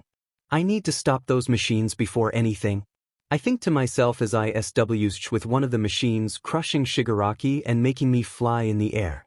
I fly toward the hole in the sky and take a deep breath. Boost. I think to myself as I shoot out Black Whip and grip on the dimensional rift that is opened and start to pull it back together. Boost. Boost. Boost, damn it. I scream as I feel my arms start to crack. You can't use too much, your body isn't trained enough. A voice says in the back of my head. I said boost. I say, ignoring the voice. The dimensional rift slowly closes and Black Whip retracts itself. I feel all of my energy drain and my green cloak goes away as I fall down to the ground. As I approach the ground faster and faster, I start to lose hope. I'm sorry, Mom, I couldn't avenge you. I think before closing my eyes. What the hell were you doing, kid? All Might yells as he catches me right before I hit the ground. All Might? I mutter in disbelief as my eyes stay closed. Oh, look who it is. All Might. Shigaraki yells with a smile on his face. My mind goes blank and I appear somewhere in some bushes. Kid, just because you're quirkless doesn't mean you can't be a hero. I hear a voice say. I look over and see a younger, smaller, more frail boy talking to All Might. That's right, he gave me this opportunity. I think to myself as I appear in UA. This is the entrance exams. I think to myself as I watch Ochako fall on the floor and look up at the 0-pointer. I watch myself as I destroy the 0-pointer with ease. Next I appear in the U.A lunchroom. I watch myself as I talk to Ochako. Well, okay. If you want peace and quiet, then just sit with me. Maybe people will be more hesitant to come over if they see you're with a boy. Past me says to her. Yeah, thanks, Midoriya. Ochako responds with a smile. No problem. Can I have another one of those? Past me asks with a little blush, referring to rice ball. Ochako giggles and gives me a few more. I suddenly appear in the USJ. I see myself on the floor, bloody, in All Might's arms. Izuku, what were you going to say to me? Ochako asks, putting her hand on my face. Thank you, for being my friend. Past me says before passing out. Next I appear at the midpoint between Ochako and I's apartments. I see us in the middle of the road. Anyways, we should go to bed. Past me says while looking around. Yeah, I forgot how late it was. Past Ochako says while laughing. Anyways, I'll be going now. Past me says while pulling Ochako into a hug. I love you, I hear Past Ochako say to Past me. I see myself blush. I love you too. Past me says before turning and walking toward my apartment.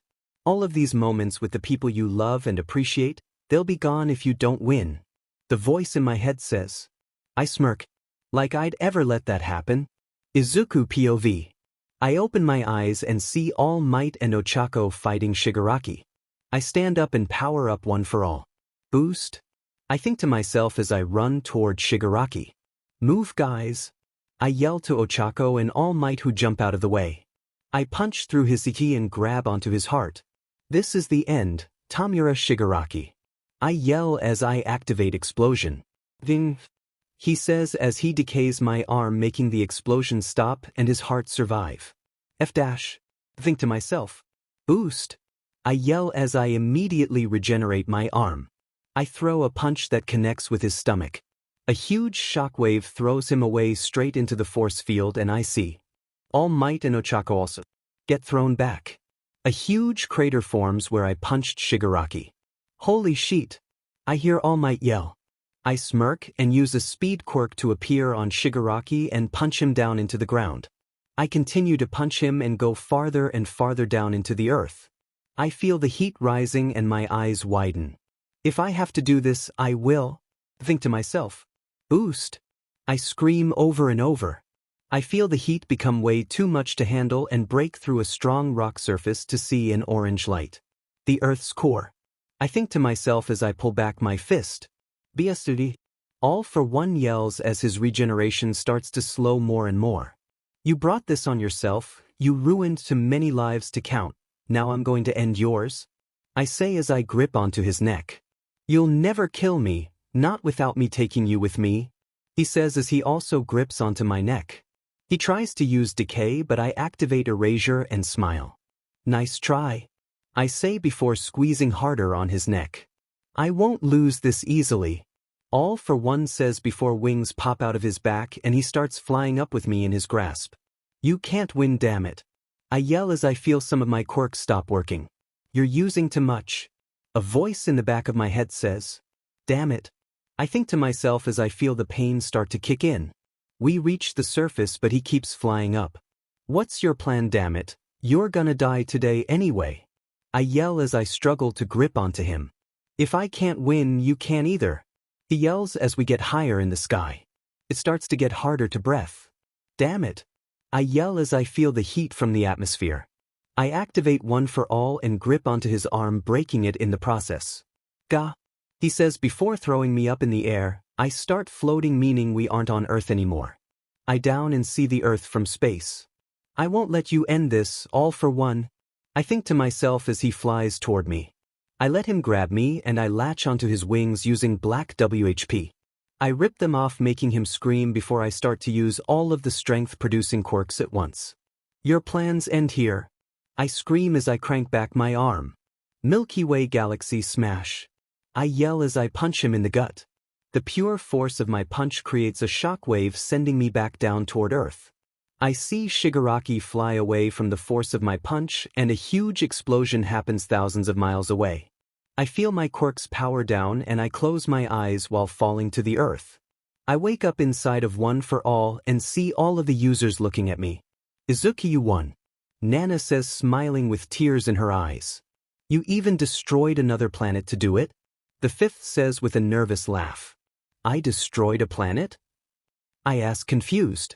That huge explosion was in fact a planet. The third says. WOW.IM planetary. I say, getting giddy. Yes, now rest, Izuku, you deserve it. Nana says before I go back to reality and feel heat behind me. I look behind me to see the core of the Earth. Black Whip made itself activate and gripped itself to where I can launch myself back to the surface. I start to launch myself and smile. I did it. Taco POV. I run over to the hole Izuku created and look down to see an orange light in the distance. Is that? I think to myself before shaking my head in disbelief. I walk back to Dad and help him stand up. He ran out of All Might form a few minutes ago and we've been sitting there in awe over Izuku's power. Ochako, look. Dad says, pointing to the hole Izuku created. I turn to see a figure fly out of the huge hole. I start to run and jump up using One for All. As I get closer, I notice it's Izuku. His eyes are closed and all of his clothes besides his underwear are ripped off. I take off my hero costume's top and wrap it around him. He slowly opens his eyes. He smiles. Ochako, I did it, he says quietly. I pull him into a hug and hold his head onto my shoulder. You did do it, I'm so proud of you, I say as tears flow out of my eyes and Izuku goes unconscious. Izuku POV. Everything goes black and I hear a voice, but not one of the One for All vestiges. You've exceeded my expectations, Izuku. Your first challenge is done, but because of your performance, I'll be upping the stakes next time. When you complete all of my challenges, I will reward you with the title of God in this universe. Make me proud, son. My eyes shoot open and I start breathing heavily. I look over to see Ochako holding her arms up toward one of the huge machines. I quickly get up and make a force field around her and All Might. I stumble to my feet and grab Ochako's shoulder. Have this, I say before transferring the boost quirk to Ochako. What is it? She asks, confused. Just say boost, it boosts your power as much as you want, and the effects won't go off ever. I say before falling onto my butt and watching her jump away. She goes from machine to machine and destroys them with ease. I start to think about what that voice was saying to me. Is that person my dad? God of this universe? Does that mean there's multiple universes? All for One was a test for me? There's more challenges. What do I do? I think to myself before closing my eyes and falling asleep from exhaustion. Taco POV. It's been 6 months since Izuku had his fight with Shigaraki. He's been in a coma since and there's no signs of him waking up. He has scars on his arms and one on his eye. Regeneration didn't work because he's in a coma, so the scars will most likely be permanent. Luckily, the eye scar looks pretty cool. The city has mostly been rebuilt, but classes at UA have not been put back in session. Over the news and internet, everyone Izuku has been recognized as the most powerful human to ever exist. He's praised for saving the Earth, but some people don't know if they can trust him because he was willing to destroy a whole planet just for one person. They think Earth might be next. Surprisingly enough, since Izuku has been out of commission and Shigaraki is dead, villains have started to appear more and more. This has led to Class 1A and I all patrolling like we are pros. For some reason when Shigaraki was killed, Aoyama became more loose. He wasn't as stuck up as before and he seemed to be genuinely happy. The others have been more happy as well and we've all improved as heroes. Shinso is set to join Class 1A once classes are back in session, which is cool. I'll finally have my rematch against him. I've gained use of a lot of new quirks. I have all of the one for all quirks but the seconds because his isn't canon yet, because he doesn't trust me yet. I have the boost quirk Izuku gave me access to. I have time stopping, which I'm confused why Izuku didn't use it during his fight with Shigaraki. I have erasure and I have a quirk that lets me make force fields around me and anything I choose. Bakugo and I have gotten a lot closer since Izuku's coma started and I've helped him try and become a little nicer. Now that I'm the only one that can put him in his place without him making huge explosions, I've been given the responsibility to reform him. It may or may not have taken a threat to get him to stop though. He also has larger explosions with almost no drawback and has a new style of fighting for long range. Todoroki has perfected his skill with fire and ice and made it so he could make his body temperature the same using both of his powers. Ida can use his recipro burst more often and is utilizing his arms more because or his control and speed. Momo has trained in hand-to-hand combat and has learned to create tools to protect herself if needed. Jiro's earphone. Jacks are now capable of making opponents deaf for a select amount of time and she can hear from longer distances. Shuji has learned to use his extra limbs for mobility and has more of an advantage in fights against larger groups. Zero made it so he can make almost an infinite amount of tape and uses it more during fights to make the opponents incapacitated. Tokoyami has almost full control of Dark Shadow even in the darkness and he is more resistant to light more than ever. Sato has made it so he can have less sugar but last longer in his strong mode. He also learned defensive tactics where he could refuel on sugar. Koda has learned to fight on his own and call for animals without being right next to them. Kirishima has a new unbreakable mode where not even my 100% punches puts a crack in him. Kaminari can now exert 5 million volts without going into his dumbass state, which makes Jiro very sad. Ojiro uses his tail for more mobility and as an extra weapon during fights more than he used to. Azui can now camouflage and has used her tongue to capture people easier and more efficiently. Mina's acid is more sticky and she can now determine whether it will melt what it is stuck to. Aoyama's laser control hasn't improved much and it still hurts his stomach, but he's become a fine fighter with the spirit of a hero. Mineta dropped out, hooray, no more pervert. Currently I'm in the Udata dorms which were recently rebuilt using the help of Momo. Poor girl was exhausted for a whole month. I'm in the hall looking out of the window. The sunset of summer is appealing, but I can't get my mind off of Izuku.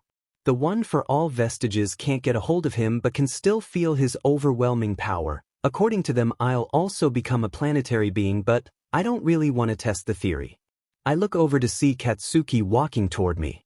Uraraka, he says, acknowledging my presence. Yes, Katsuki, how's it going? I ask as I cross my arms. Fine, any updates on Deku? He asks as he cracks his knuckles. No, he's breathing but not awake yet. I respond with a small sigh. Demon nerd. He's the greatest hero on Earth. He needs to wake up and address his fight with Shigaraki. Bakugo says, shaking his head. I agree, although hopefully he doesn't get too much attention from girls. I don't want to have to hurt people. I say. Katsuki snorts.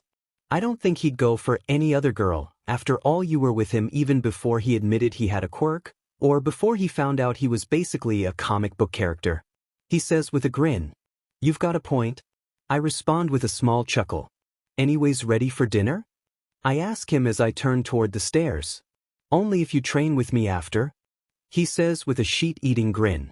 Only if you finish before me. I say before sprinting toward the stairs. Oh no you don't. He yells, chasing me. Izuku POV. It's time to wake up, she needs you now. My eyes shoot open and I sit up. I look around and see I'm in Recovery Girl's office. I look around for my phone and pick it up. I turn it on and look at the date. It's May. Izuku POV. I stand up and walk out of the room. Down the hall I see Aizawa with a surprised look on his face. Midoriya? He says before speed walking toward me. Aizawa, I was asleep for 6 months? I ask in a concerned voice. Yeah, kid, don't worry though, classes have been out of commission since your fight with Shigaraki. He responds to me. Where's Ochako? I ask, ignoring his statement. She's with the rest of the class in the new dorms. He responds. Okay, thanks, nice to see you by the way. I say as I run past him and toward the exit of U.A's main building. I hear him sigh. I burst out of U.A and run toward the dorms. I open the doors and look around. What was that? I hear Mina yell in a scared voice. I run toward the room I heard it from and freeze once I see the class. One person caught my eye. Ochako. I think to myself as I stare at her. I feel my heart start to beat faster. She stands up and looks back at me. You're awake, she says as she smiles and runs at me. She's taller than before, she's developed a bit more too. I think I just fell in love with her again. She tackles me into a hug and I notice I started crying. I missed you so much, she says as she buries her face in my teeth. I wrap my arms around her and start to let myself cry. I missed you too, I mutter as I continue to cry. We all missed you, nerd, Bakugo says as he walks up and hugs me. One by one the whole class gets into a group hug. But why? I ask, confused at why they hugged me.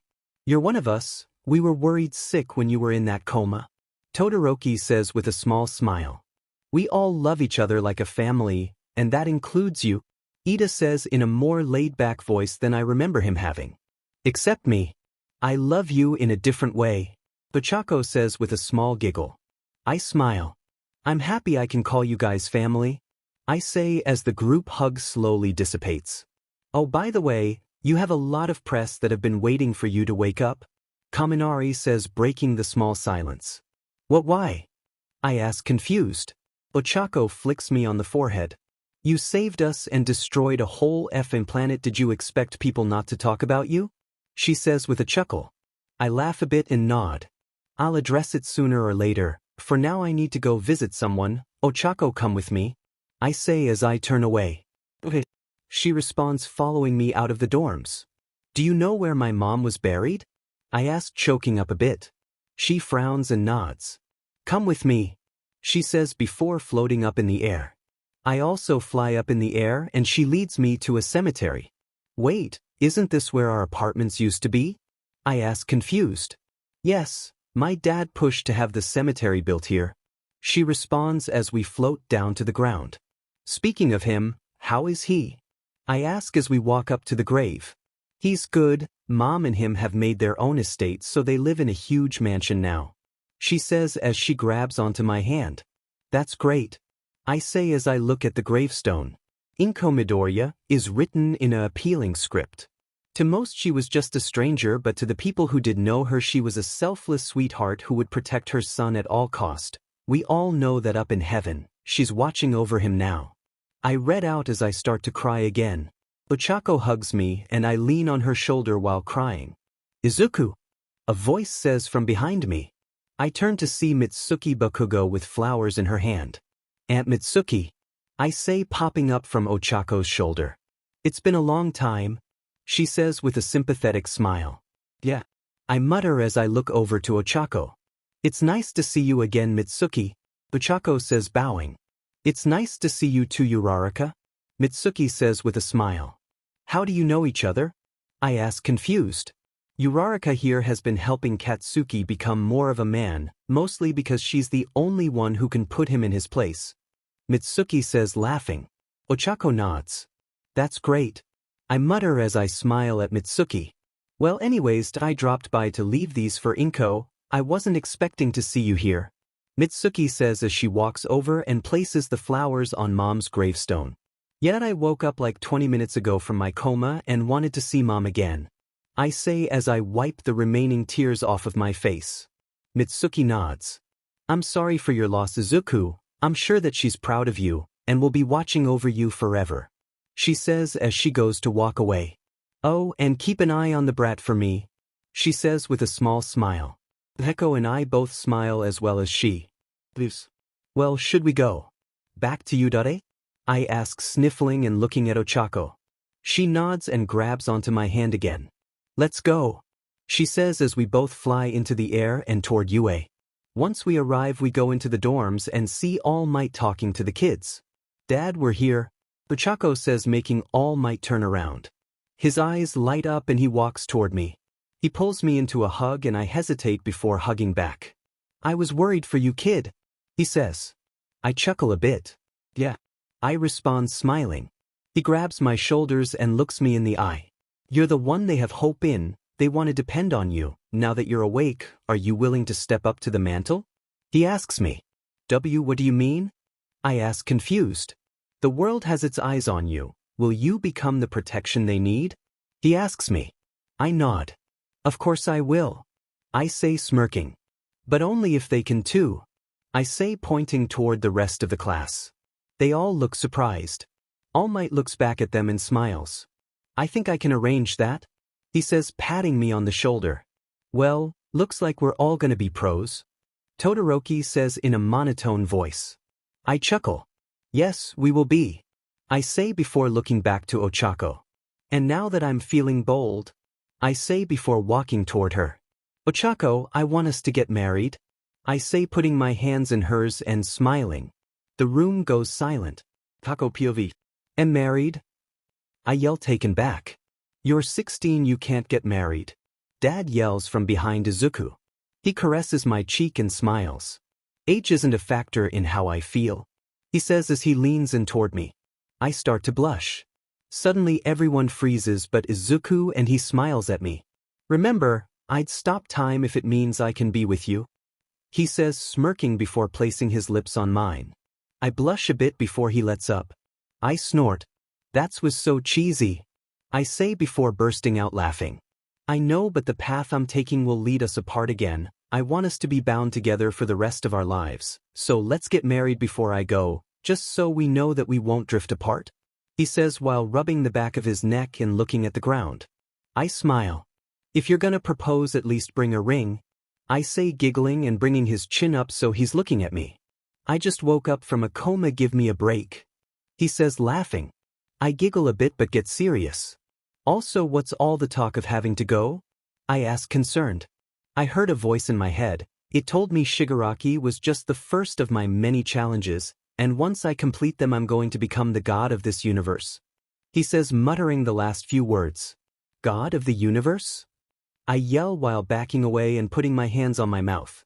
He chuckles. Yeah, and I want you to be the goddess that stands beside me, he says, rubbing the back of his head again. I smile. We can't get married at this age, but I can promise you, I'll never leave your side. Even when I'm gone, I'll always look after you, until the day you die, I say, bringing him into our embrace. Once we finish embracing, everyone is moving again. So he used me embracing him as a way to make it look like we never spoke? Smart? I think to myself as he turns around.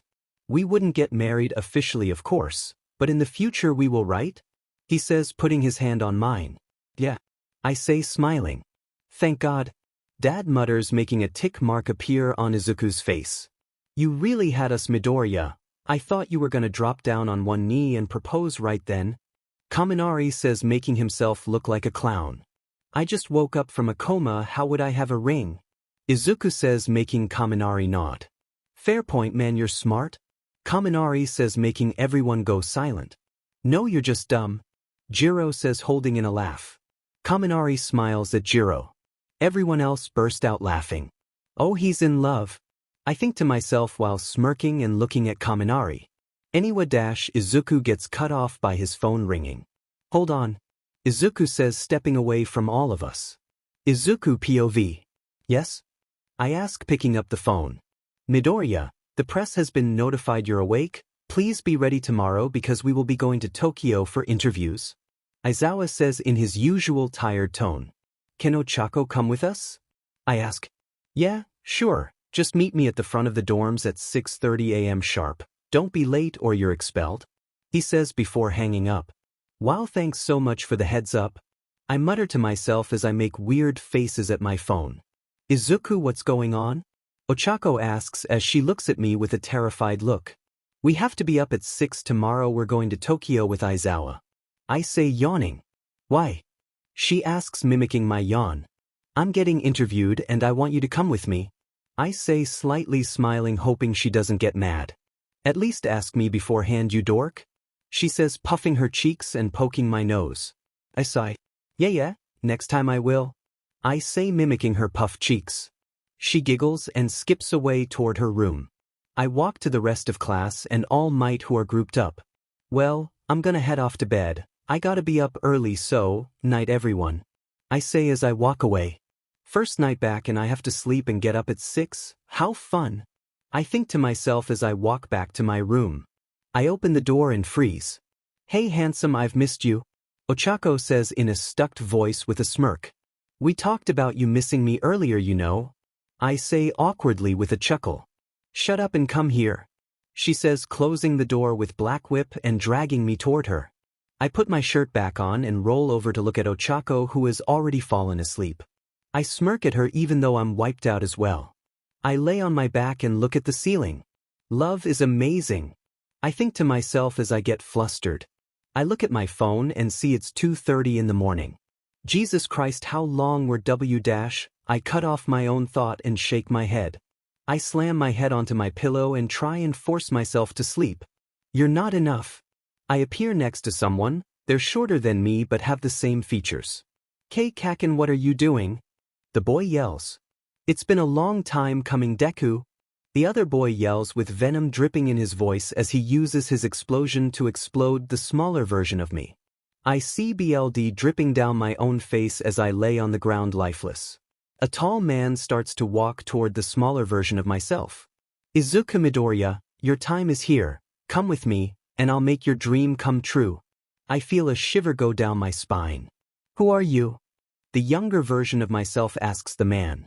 Well, you can call me father. If you come with me, I'll protect you and I can get your mother back.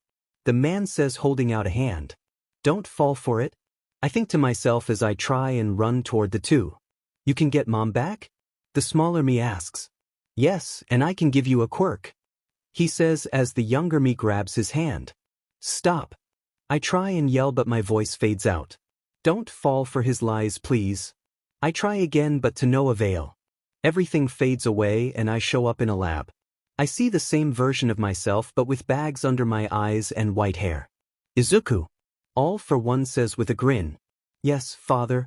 The other version of myself says. You are complete. He says, smirking. I see myself on the ground with my eyes open and a smile on my face as I bleed out from the neck. Everything fades away and I see Ochako standing still with a smile on her face. Sorry, Midoriya, but this is the end, we're over. She says before walking away. I feel danger sense go off and look around to see smoke. She's dead and it's all your fault. A voice booms throughout the room. I'm at the cemetery where mom is buried and a hand pops out of it. My heart sinks and I back up before hitting a wall.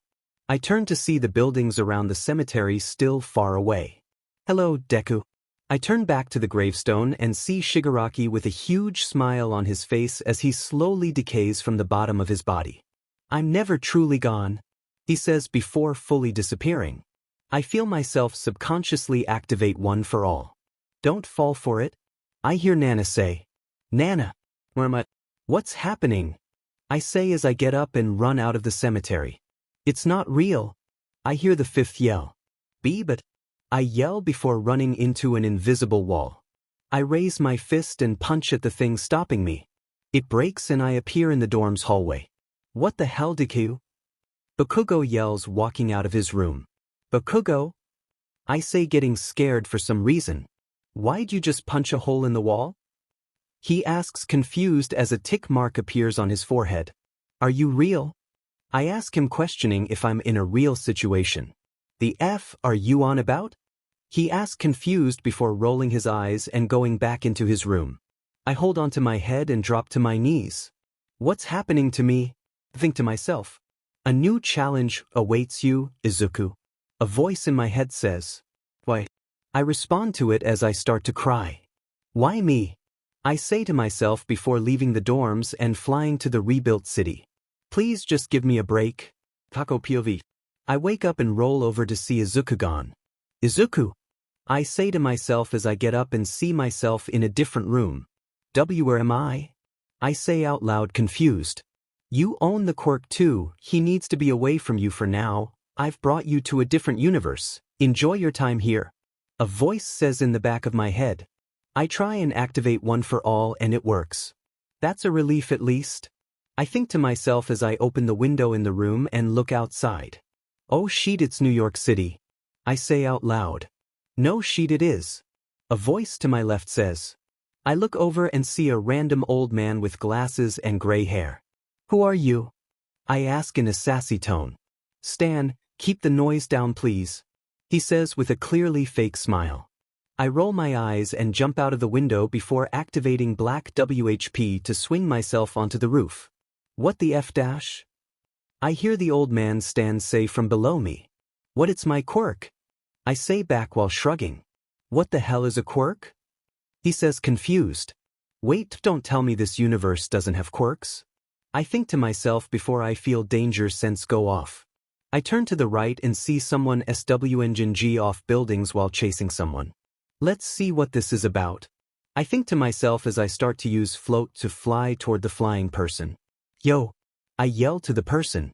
Not right now I am. Wait, you can fly? The person yells back as he misses his target with the web-like substance he's shooting out. I catch the web with Black Whip and swing him up into the air to where he can land normally. He lands on his feet and looks around astonished. Who the hell are you? He asks me. You first? I respond quickly. What, no, I asked first. He responds quickly. Izuku. I say after recognizing his voice. He seems taken back and rips off his mask. Who are you? How do you know my identity? He asks confused. Well, you took of the mask, so if I didn't know before I do now. I say, making him open his mouth before closing it again. Got me there? He says before sitting down. So who are you? He asks me again. Ochako Uraraka. I'm not from around here. I say, rubbing the back of my head and laughing. Yeah, how do you have powers? He asks as he pulls some of the suit away from his skin to get some air. Well, in my area, in my area we have something called quirks and I have 7 of them, isn't that cool? I say, smiling awkwardly. What is this, some multiverse thing? He says, laughing. I start and he looks at me seriously. I was joking, what's with that reaction? He says before his eyes widen. Nothing. I respond quickly with a laugh. Well, anyway, Izuku, what's with the get-up? I ask, looking at his suit. Well, I'm Spider-Man. He says quietly while nervously swaying his arms back and forth. Spider-Man? I question as I raise an eyebrow. Yeah, shoot webs, get bad guys, it's kinda the norm for me, you know. He says.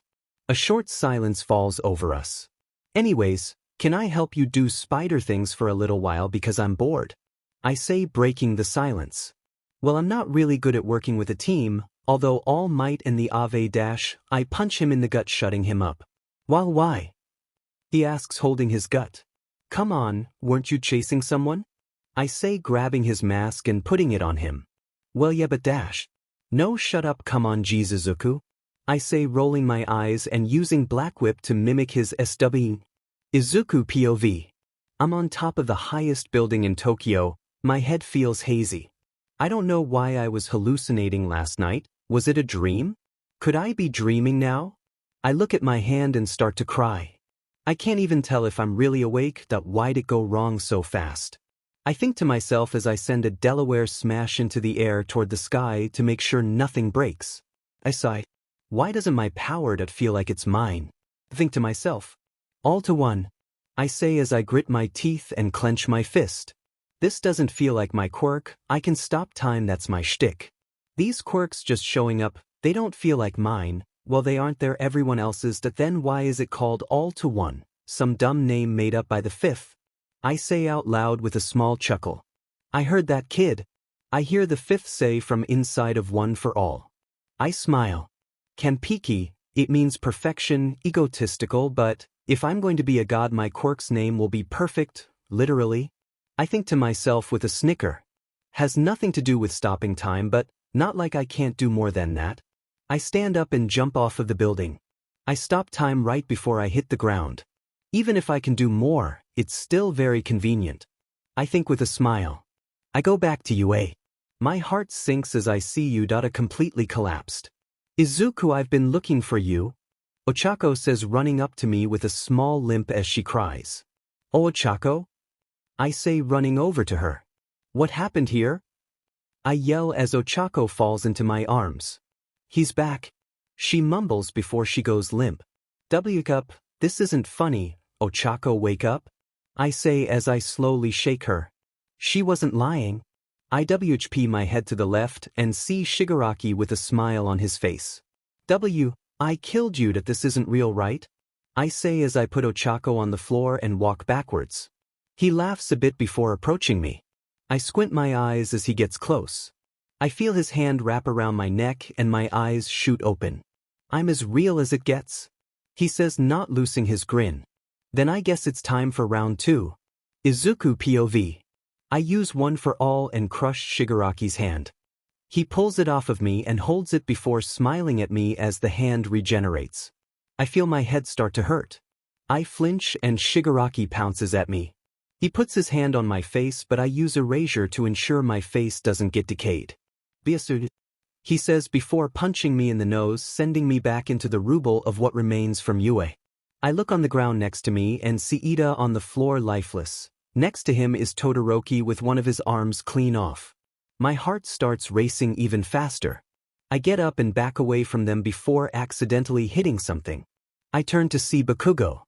Slumped against. Rubble dead. Kaken. I mumble before covering my mouth. They're all dead and it's your fault? Shigaraki says with a sadistic laugh as he runs at me. No, they aren't. I say, turning to run. This isn't real. I think to myself as Shigaraki punches me in the ribs. I throw up BLD and see the BLD dripping down my mouth. I feel an anger start to build up in the back of my mind. I look over and try SWCH places with a piece of ruble. It doesn't work and I smile and start to laugh. Come out wherever you are, I say as I avoid punches from the fake Shigaraki. I know this isn't real, I say in the midst of my fit of laughter. But this is, I hear someone say as a familiar metal-like scarf captures me. I'm back in the Utada dorms, it's half destroyed and I look over to see Aizawa with the rest of the class besides Ochako behind him. What happened? How did this get destroyed? I say as I see half of the destroyed dormitory. You did it, the class and I were training and Jiro said she heard something near the dorms. We didn't think it'd be you though, he says as he tightens the grip of his scarf. I didn't mean to do this, Aizawa, I say, trying to break out of the scarf. Don't even, what did he put you up to? Aizawa says, getting angry. Who? I ask, confused. All Might, he was exposed for being a fake, and you're his successor, right? Aizawa says. And no, All Might wasn't a fake? I'm not his successor either. I yell back, trying harder to break the scarf off of me. You aren't slick, Deku, Bakugo says in an angry tone. Shut up, F-head. Anyways, Aizawa, you know exactly who All Might's successor is, don't play dumb. I yell. Then say who it is. He yells, tightening the grip on my neck, making me start to choke. It's Okochako, I say, making him loosen the grip. Good, now we know it's you, Midoriya, he says as he starts to smile. Sadly dashed, he starts as the rest of the class disappears behind him. I'm not really, Eraserhead, he says as his face glitches. Go to sleep, he says, pulling out a gun. He shoots me in the neck and I pass out. I wake up and see the ceiling. Deku, you're up, someone says from next to me. I look to see Bakugo. What happened? I ask, confused. We found you on the floor, you had a bullet in your neck, but luckily you have regeneration. Unlucky though is that the bullet is stuck in your neck because when the doctors try and cut open your neck to get it, regeneration seals back up, he says with a small sigh. I can deactivate it if you want, I say, smiling a bit. Yeah, do that, I'll go get a doctor, he says, getting up and walking out. I make sure regeneration isn't activate and look out of the window. I hear a knock and look over to see Ochako open the door. She smiles at me. Hey Izuku, how are you feeling? She says to me as she leans onto the side of the hospital bed. I'm fine, I lie to her. She nods. Could you not say my name? She asks me. Ochako? I question, confused. I feel my head start to ache even worse than before. Urara dash, I cut myself off. I raise my arm involuntarily and flick one for all at her. She dodged and started to smile. Maybe you aren't as naive as I thought, she says before her face starts to glitch and she disappears. I look at my arm and see the red lines of one for all. I rest my head down in confusion and appear in the one for all realm. Kid, you haven't figured it out yet, have you? Nana says to me. No. What is it? I ask angry. Someone is using a quirk to manipulate you, what the person wants we don't know. The sixth says walking up toward me. So it was all fake? I ask backing away from them. Yeah kid, don't worry, we can't be fake because only Uraraka, All Might and you know about us. The fifth says with a grin. I hesitate but nod. Okay, I say while taking a deep breath. You gotta go. The fourth says to me while glancing around. What why? I ask confused. I feel off, the real world is in danger. Fourth says. I nod before going back to the real world. I wake up to see someone in a black mask with a huge smile on his face holding a knife to my neck. I immediately grab his wrist and break it. Gah! He yells before falling back and glitching out. Who sent you? I yell as I hold the knife I grabbed to the person's neck. I chuckles. You'll find me again sometime, just know, I'm always after you. A female voice says with a grin before it unmasks to be Ochako. My heart sinks and I shake my head. I know it's not you, I say before punching her in the face. Oh, I know that hurt you more than me, right? She says laughing. What happened to Izuku? I thought you'd even stop time for me, she says starting to laugh. I shiver and step back. I trip and fall backwards while starting to cry. She laughs. I appear behind her and smile. I'd stop time for Ochako, but you aren't her, I say as I grip on her neck. Any last words? I ask with venom dripping from my voice. She laughs. Boom. Izuku POV. My eyes are closed but I can hear someone crying out. I feel the pain slowly going away as I open my eyes and see Mina crying while shaking me. Midoriya. Thank God you're awake. What happened in here? She says as tears flow down her face. There was a fake, she was posing as Ochako. I was gonna kill her but she exploded, I say as Todoroki runs in through the door. Why didn't the rest of the room explode? Mina asks me. I used the shield quirk I used to protect the city, but I only had time to trap myself in with her, I say coughing a bit. Quick on your feet but you almost got yourself killed, Todoroki says in a rare instance of him sounding emotional. I feel danger sense and look over to a window before flicking one for all at it. It breaks and someone falls from it. I get up and run to the window. Midoriya. What happened? Todoroki says before glitching out and disappearing. What is real? A voice says from above me. I look up and see a mouth in the ceiling smiling. You're easy to manipulate, it says nonchalantly. Where are you? I say breaking the rest of the window and jumping out. I latch onto the side of the building using Black Whip and scale it until I'm on the top of the hospital. Smoke screen. I think to myself activating the sixth quirk. I would use my search quirk but I need to know who is attacking me. I think as I start to focus and cancel every quirk except danger sense and the base strength of one for all. I feel danger sense go off but the danger is surrounding me. Turn around. I turn and catch a stray bullet about to connect with my head. I start to breath heavily and jump toward where the bullet came from. I grab onto a wrist that comes into view but see Aizawa standing in front of me. Midoriya, calm down. It's not real, he says activating erasure. I throw his wrist out of my hand and shake my head. It's not you, I mutter as I back away. I go to punch with 5% but he restrains me using the scarf. Midoriya, stop. If this keeps going I'll have to expel you, he yells as he twists my arm. Danger sense goes off warning me again. I feel a wind blow against me before pushing Aizawa out of the way. Where Aizawa stood is a large truck.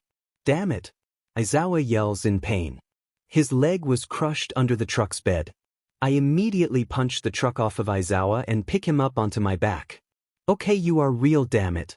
I yell to myself as I start to run away off of the building after using smokescreen to cover us. As I jump through the city, things start to disappear and the city slowly turns back to what it was before this all started. I look to see Aizawa, unconscious on my why couldn't that be fake too? I think to myself as I head toward UA. I jump in through the halls and rush past people toward Recovery Girl's office. It's the villain, a student says, making me stop and look around. I see all of the students looking at me. What? I ask, confused. You destroyed half of the Class 1A dorms. We know you did. They say as they start to approach me. No, I didn't. What the hell? I say, running to Recovery Girl's office. What the hell happened? Recovery Girl says as I run in. Aizawa got attacked by something, I don't know what, but she cuts me off. Don't worry, lay him down, she says, pointing toward the bed. I lay him down and sigh. So, I heard you destroyed part of the dorms. Recovery Girl says as she walks over and pecks Aizawa on the cheek. I didn't. Today's been really weird. I think someone has their quirk activated on me. I say as I feel danger sense go off but ignore it. Well, the dorms are really destroyed. It must have been you, although it could have been Uraraka because she's been missing all day. Recovery Girl says as she types on her little computer. She's missing? I ask, becoming concerned. Recovery Girl nods. No one has seen her since last night, she says, shaking her head. Seems you and her can't stay out of trouble, isn't that right? She says, turning back to me. I sigh.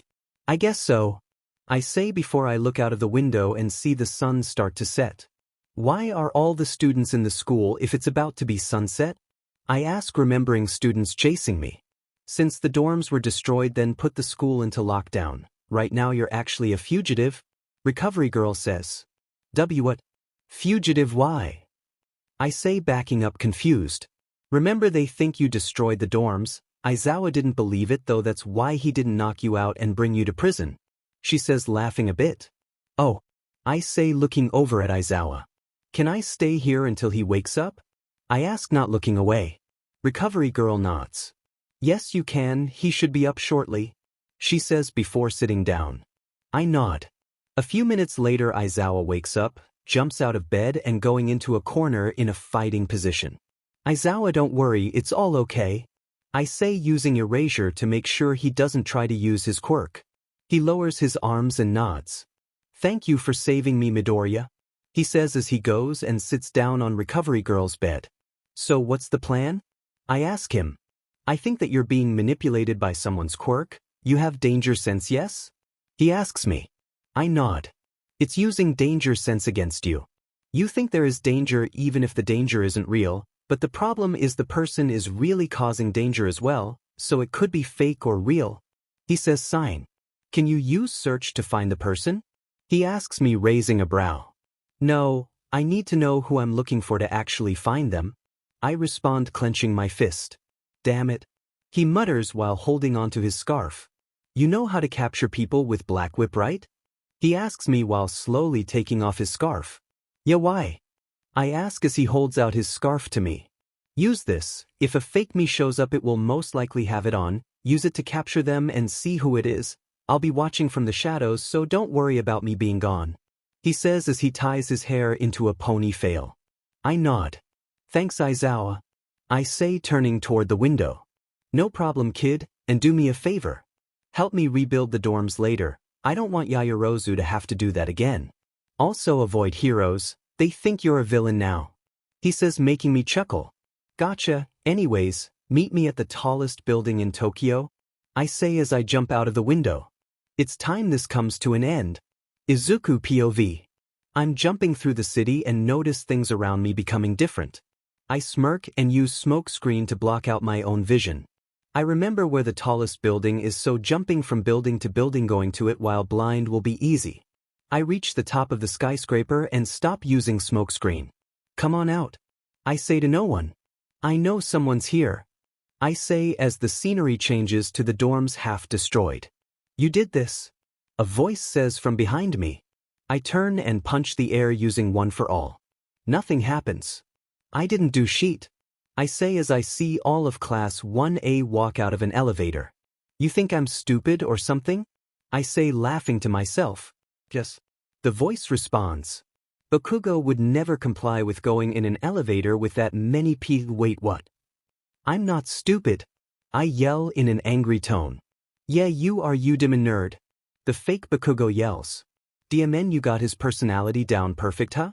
I say, laughing as I charge up one for all. What are you doing?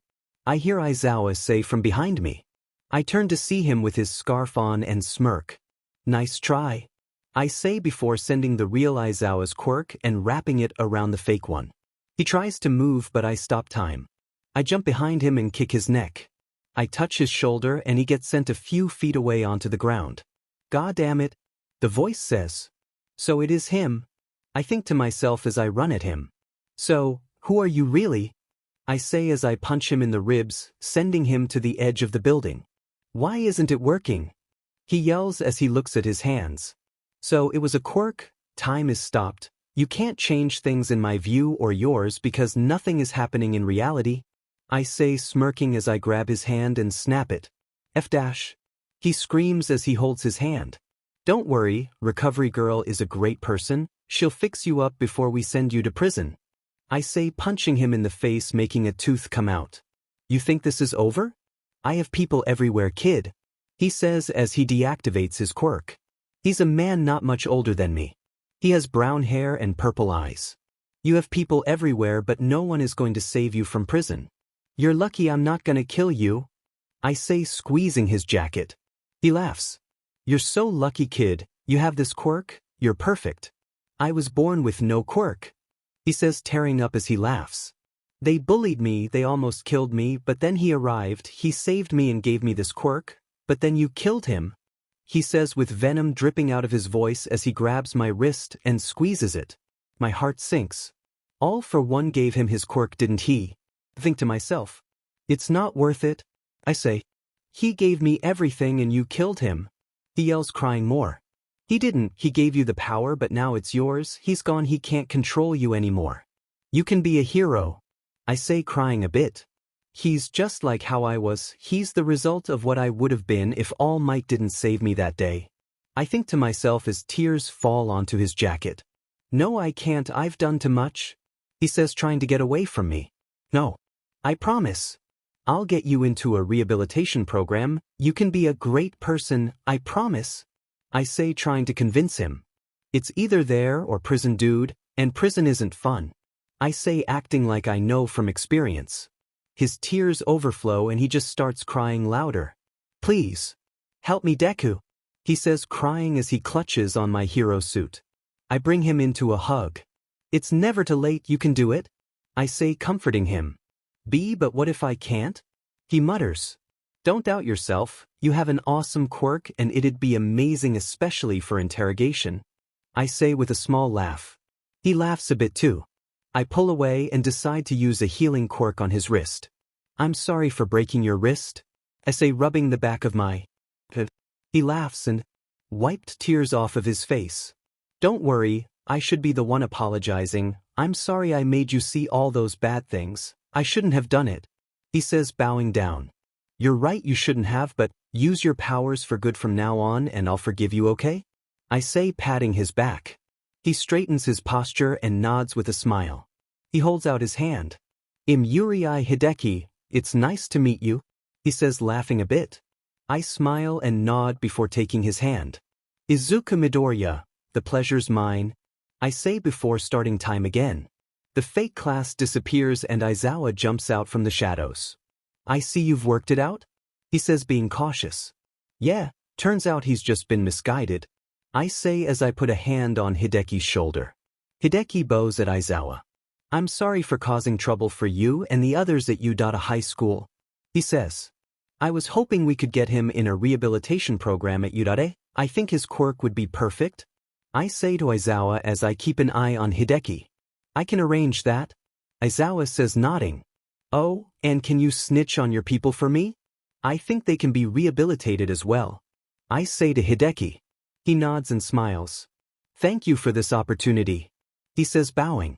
No need to be so formal, dude. I say, nervously laughing. He laughs as well as it starts raining. Well, Midoriya, it seems you will have the night off and start helping me rebuild the dorms tomorrow. Aizawa says with a sly grin. Ah, come on, I thought you were joking. Izuku POV.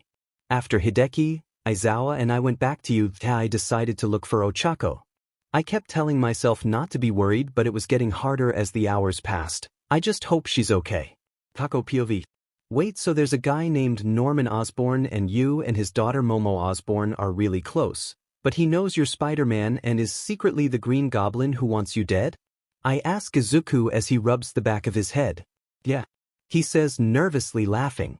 WOWSO Momo is the daughter of a criminal MSTR mind in this universe? I say, astonished, bewildered, and maybe even flabbergasted. Sorry. Yup. Also, can I have my web shooter back? He asks me. Yes, sure, but hold on, can you tell me what it's made of? I ask. Sure. He goes on to explain everything and I nod as I use my Momo's quirk to replicate them. He says as I put them under my sleeves. Oh yeah, I have a quirk where I can create anything as long as I know its materials. I say as I make sure the web shooters are stable. That's not a bit much, but alright. He says as he turns back toward the city.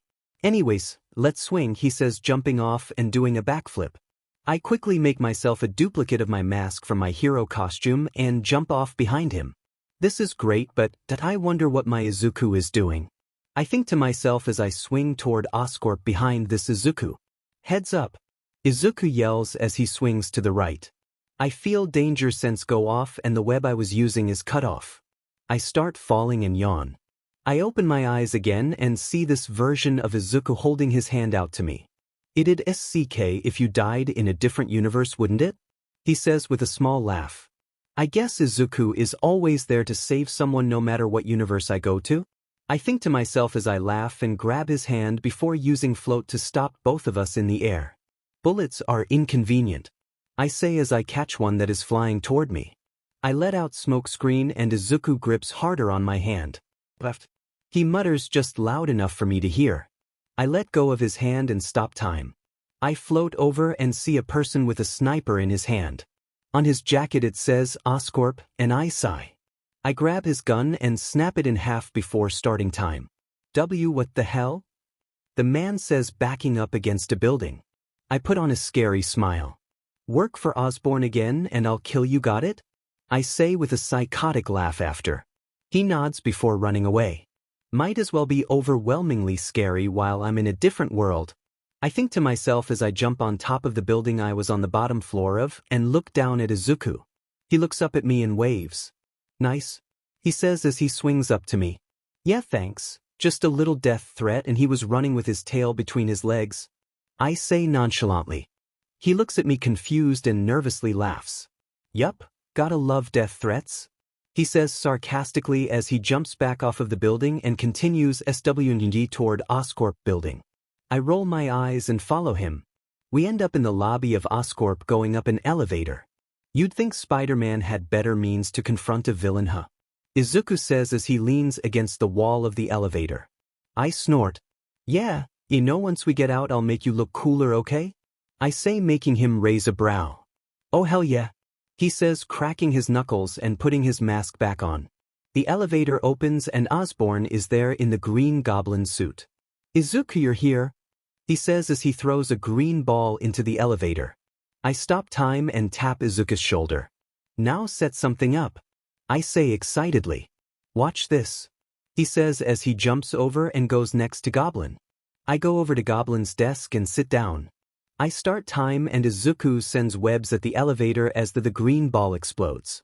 Yeah, I think we got him, Izuku says as he turns to Goblin and puts his hand up for a high five. What the hell? Goblin says as he swings at Izuku. Ah, come on, I thought we got him? Izuku says, dodging the swing and laughing. Shut it, Midoriya, Goblin says as he keeps SWNG.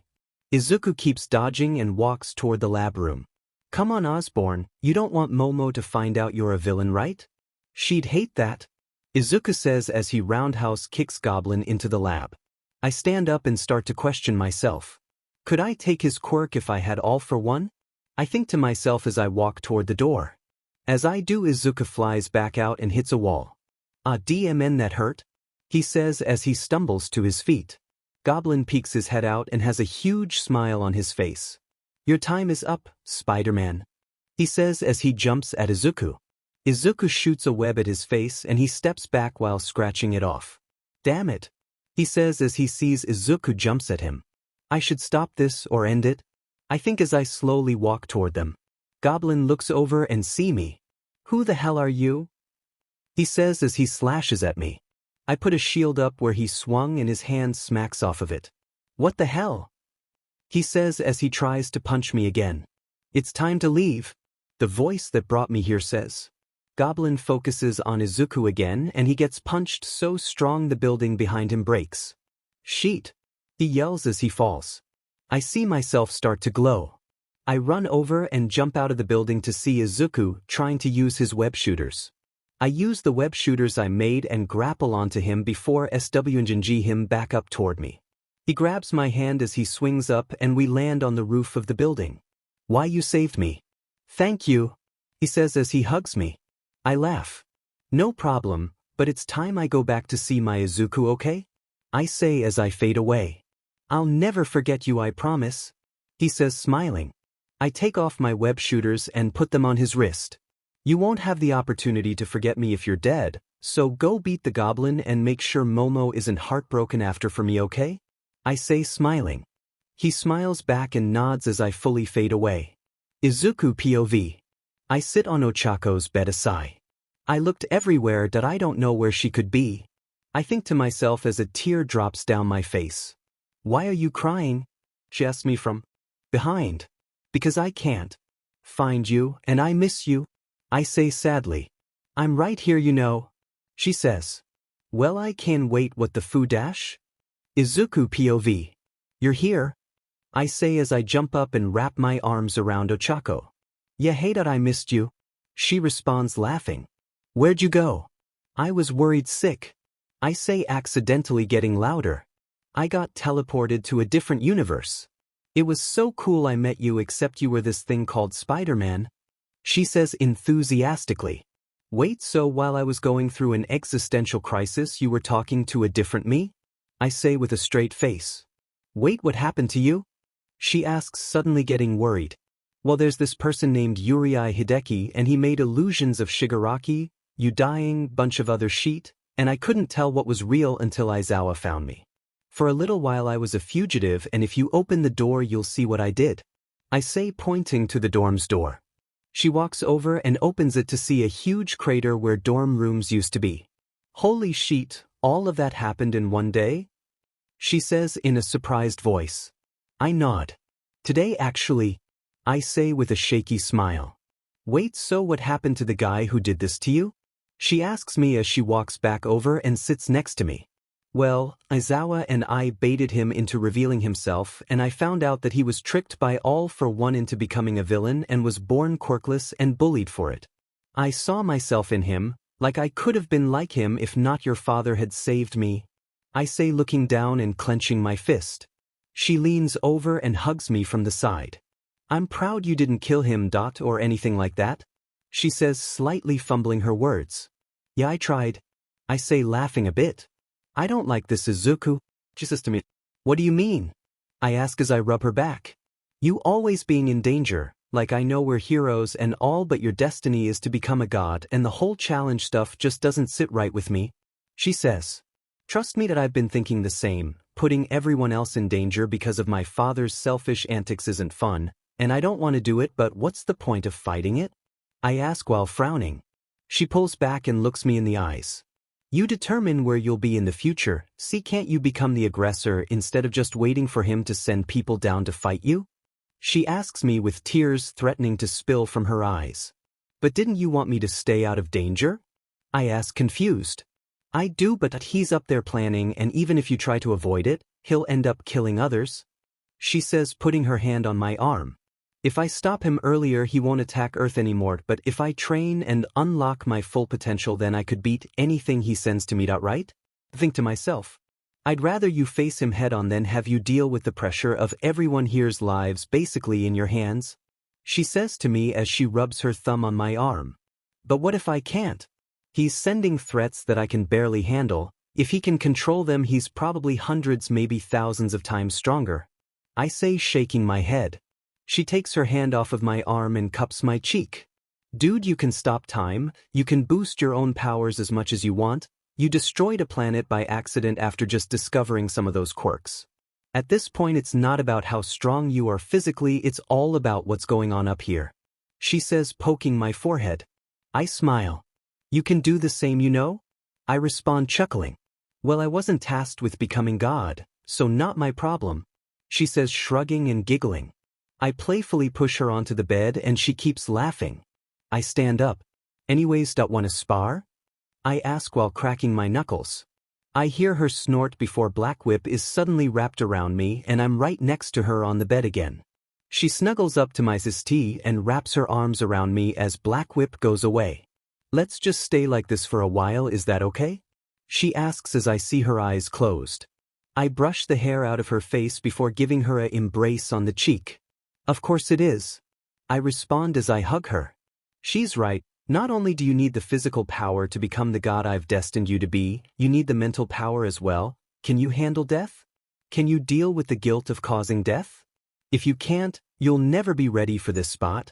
I hear the voice in my head say, can you not? I'm enjoying my time. I think before waking up inside of One for All. Damn it. I think as I watch Nana walk up to me. Ochako wanted to talk to you here. She says to me as she points over to Ochako. Ochako? I question as I walk toward her. Now he can't hear us, I hope. She says as she adjusts her shirt. Who? I ask, confused. Don't you get it?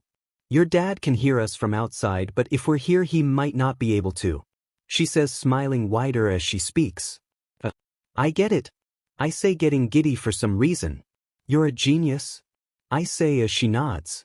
So, now, I think you should travel somewhere that can't put Earth in danger and use boost as much as you can without getting tired and see how much damage a punch does. She says, punching the air while looking at me. Well, why don't you come with me? Maybe you'll unlock more quirks and I can become more durable if someone of my power throws hits at me, you know? I say, hoping she'd join me. She nods. I guess I can make some arrangements. She says, looking down. I can see the smile she's hiding and can tell she wanted to join me either way. Then let's tell the others and find a place, yeah? I say while tilting my head to the left. Sure. She says as she disappears from the One for All realm. I get up out of bed in real life and Ochako is standing in front of me. Morning. She says with a smile. Oh yeah, we have to play dumb. I think to myself as I nod and smile. Morning appealing, wanna go visit Mr. Aizawa? I ask, pointing toward the door. Sure. She says with a nod. Not that dumb. I think to myself as I shake my head and laugh. Let's go then. I say, walking toward the door. I feel Ochako tug on my breathe leg. What? I say, turning around. Shirt, change it? She says, pointing at me. What? I say before looking down and seeing drool on it. The hell? I say as I throw the shirt off of me. Sorry that I slept good, you know? She says, nervously laughing. I snort and put on a shirt before we both walk to Aizawa. Hi, Mr. Aizawa. Ochako says, waving as she walks through the door of his office. Hello, problem children, what can I help you with? He asks, closing his laptop and looking at us. Well, first of all, I love the ponytail. Ochako says, making Aizawa sigh. I appreciate it, but what do you need? He asks, tapping his knee. Well, we'd like to let you know we want to go somewhere private so we can train. Our power is far too much for Earth, so can we go to another planet and test our full powers? Ochako says oddly casually. Aizawa blinks a few times before face palming. How do you plan to get to a different planet? He asks with his hands still on his face. We can fly. Remember Izuku went to space with Shigaraki and he was fine. I don't think he needs to breathe, and since I have his quirk I shouldn't have to either. Ochako explains quickly. Aizawa nods. Just don't die, please. He says before shooing us out of the room. That was easier than expected. Ochako says with a sigh of relief. You were stressed there? I say in awe. Yeah, I'm just good at hiding it. She says with a small laugh. Anyways, let's go. To my mansion and tell Dad, hopefully he'll take it well. She says, starting to walk away. So causal with the mansion sheet? I think to myself as I smirk and follow her. We end up at a huge mansion. Here we go. She says, walking up to the gate. This is yours? I ask as my jaw drops. She nods proudly. You know it. Oh, and I forgot to tell you we got all this money from Dad and I helping save the city, so you have much money to claim at the city hall. She says causally as she puts in a pin to open the gate. Am I gonna be a millionaire? I yell as I follow her on to the property. Maybe. She says giggling. Ah, Ochako, you're home. A woman says from the garden to our left. Hi, Mom. Ochako responds, running up and hugging her. How are you, sweetie? Tako's mom says to her. I'm great. Oh yeah. Finally. She says, running over to me. This is Izuku. She says, grabbing my hand and dragging me toward her mother. Hi. I say nervously. She bows down in front of me. A dash, she cuts me off. Thank you for all you've done for my family and the world. She says before standing back up and smiling at me. It's no problem, I wouldn't be anywhere if it weren't for your husband and your daughter, so it's the least I could do. I say, scratching my face and smiling. Still, thank you very much. She says, smiling as she shakes my hand. No problem. I respond, smiling at her. Anyways, Mom, we came over to talk to Dad. Is he home? Tako asks her mom. Yeah, I believe he's doing office work at the moment, but he wouldn't mind a break. Her mom responds as she picks up her water barrel. Thanks, Mom, talk to you later. Ochako says as she grabs my hand and starts running to the front door. It was nice meeting you. I yell to her mother as she drags me inside. We navigate the huge house and she brings me in front of a huge door. She opens it and there is All Might on his computer. Ochako, hello there. He says before looking at me. Young Midoriya. He says getting up and walking toward me. Hey All M dash, he hugs me, cutting me off. I was worried for you, I'm happy to see a smile on your face again. He says, hugging me tighter. I smile and tear up. Thank you. I respond. He really is the closest thing I've had to a father figure, huh? I think to myself as I laugh and wipe my eyes. Anyways, what's up? He says, backing away from me and leaning onto his desk. Well, I wanted to go with Izuku to like a different planet so we could figure out our full powers and to use them without fear of blowing up the earth. Ochako says nervously. All Might blankly stares at us. Won't you like die? He says confused. No, we don't need to breathe, probably. I say with an awkward smile. Look, do I want to let you go? Will I? Yeah, but. Izuku Midoriya, if something happens to my daughter, I will personally dig your grave. All Might says, staring at me with a death glare. I don't really think you can. I think to myself before shaking my head. Yes, sir. I say, saluting toward him. Okay then, go for it, but be safe, and if you find any aliens, don't interact with them, please. All Might says while looking astounded that he has to put down these rules. Okay, Dad, thank you. Ochako says, grabbing my hand and running out of the mansion. Shouldn't we tell the class we're leaving? I say as she walks with me. What do you think I'm doing, dummy? She says as she laughs and speeds up. Is that Deku? I hear a boy's voice say. I look over and see a little boy with a costume of my hero suit next to his mother. Deku, he says, running up to me. I stop Ochako and kneel down. Hey little buddy, what's up? I say as he runs over and hugs me. You're my hero, Deku. He says, smiling. I smirk. Thanks for the support, little buddy. I say, patting his back. Thank you, Deku, he really appreciates you being so nice. The boy's mother says, holding her hand out. I shake her hand and kneel back down to the boy. Hey bud, I gotta go, but it was great meeting you. I say, holding out my hand for a high five. He high fives me and nods. Bye bye, Deku. He says as he holds his mother's hand and walks away. That was humbling.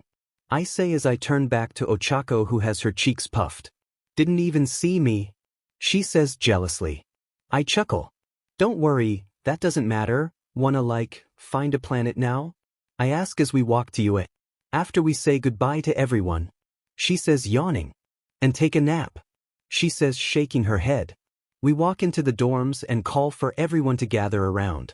So what's it you want, nerd? Bakugo says to me. Katsuki, don't even. Ochako says with an angry face. Yes, Mom. Bakugo says, looking away at a wall. DMN. I mutter as everyone stares at us. Anyways, we are going on another planet to train. Just thought it'd be cool to tell you. And before you ask, we can breathe and everything.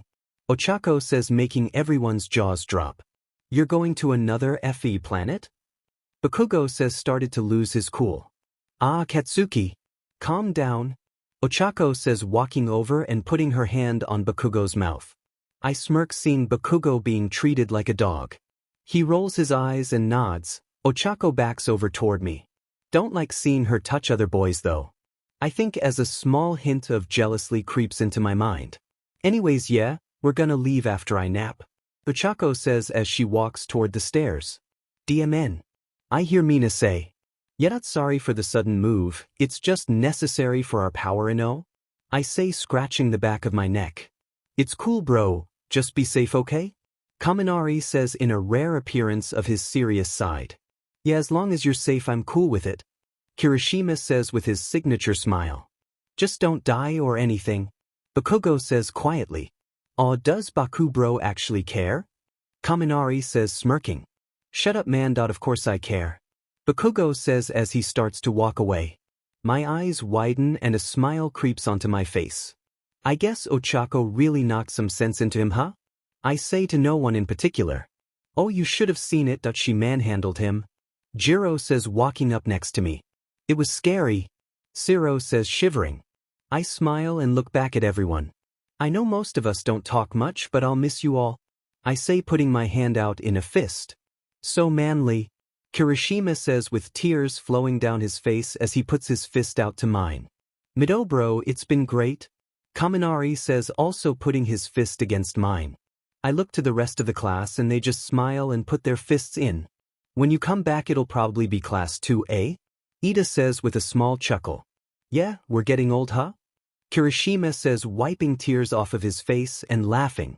I nod. Anyways, I should go take a nap too. Tomorrow we can really say goodbye.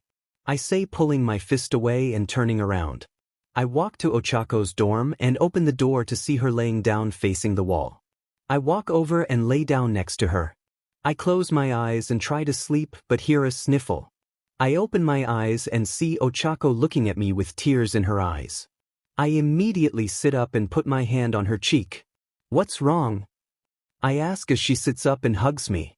I'm gonna miss everyone, she says with a small hiccup as she starts to let out her crying. You don't have to go if you don't want to, I say while rubbing her back. But then I'll miss you, she says, crying but laughing a bit. I smile and embrace her hug more. There's no need to miss me, I'll always be able to see you inside of One for All, I say, brushing hair out of her face. That's not enough, I need this, she says, squeezing on me. What do you mean?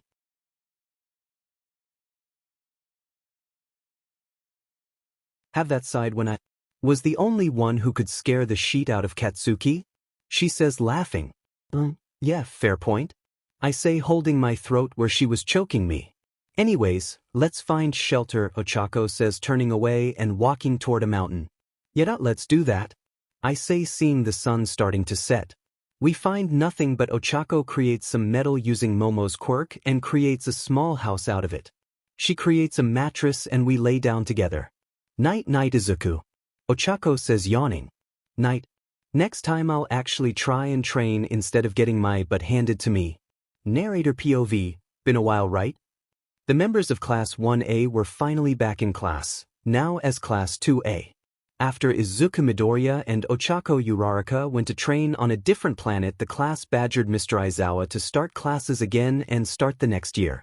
He reluctantly agreed only because if he didn't he wouldn't hear the end of it from All Might, who was also pushing for them to return to class. Although Izuku and Ochako were gone, heroes still stepped up to the plate and fought off villains. The two were inspiring others even when not on the planet. Most people were disappointed that they left even if they didn't know it. Although some were disappointed for the wrong reasons. God damn it, Stain yelled as he ripped his blade out of a random hero's arm. Stupid beach, he says as he walks away from the bleeding out hero.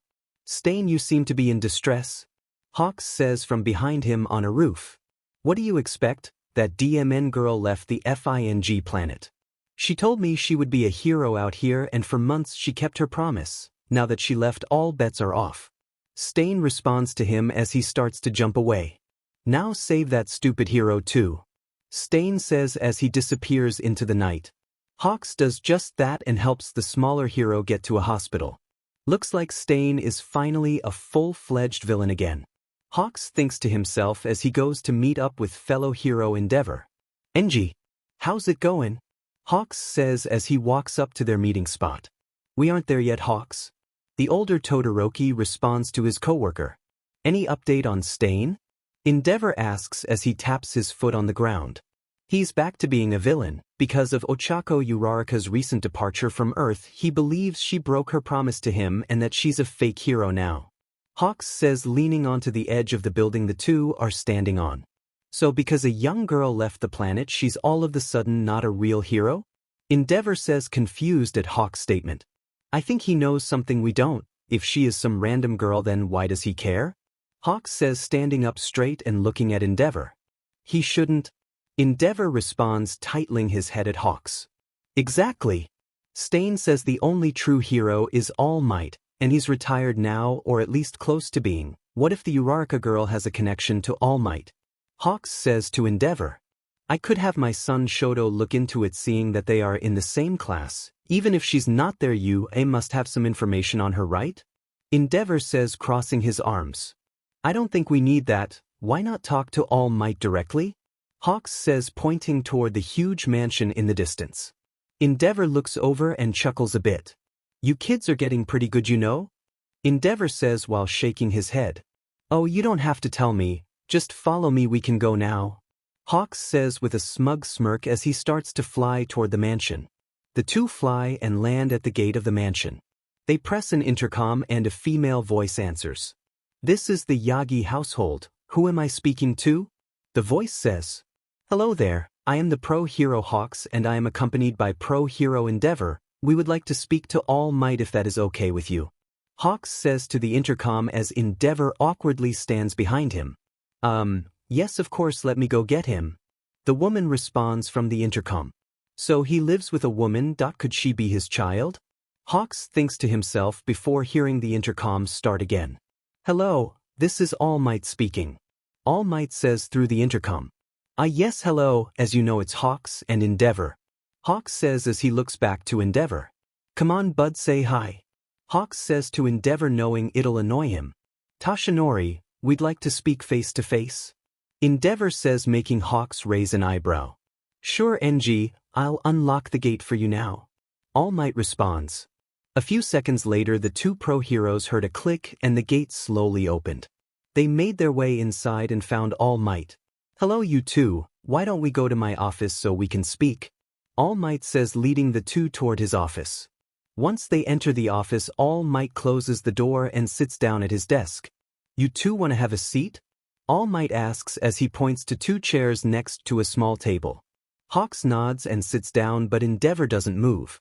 "I'll stand," Endeavor says crossing his arms. A small silence overtakes the room, but Hawks quickly breaks it. "So, we came to ask about the young girl who recently went to another planet." Hawks says tapping his finger on the arm of the chair he's in. Ochako Uraraka is her name, right?" All Might says nodding a bit. "Yes, we'd like to know your relationship to her."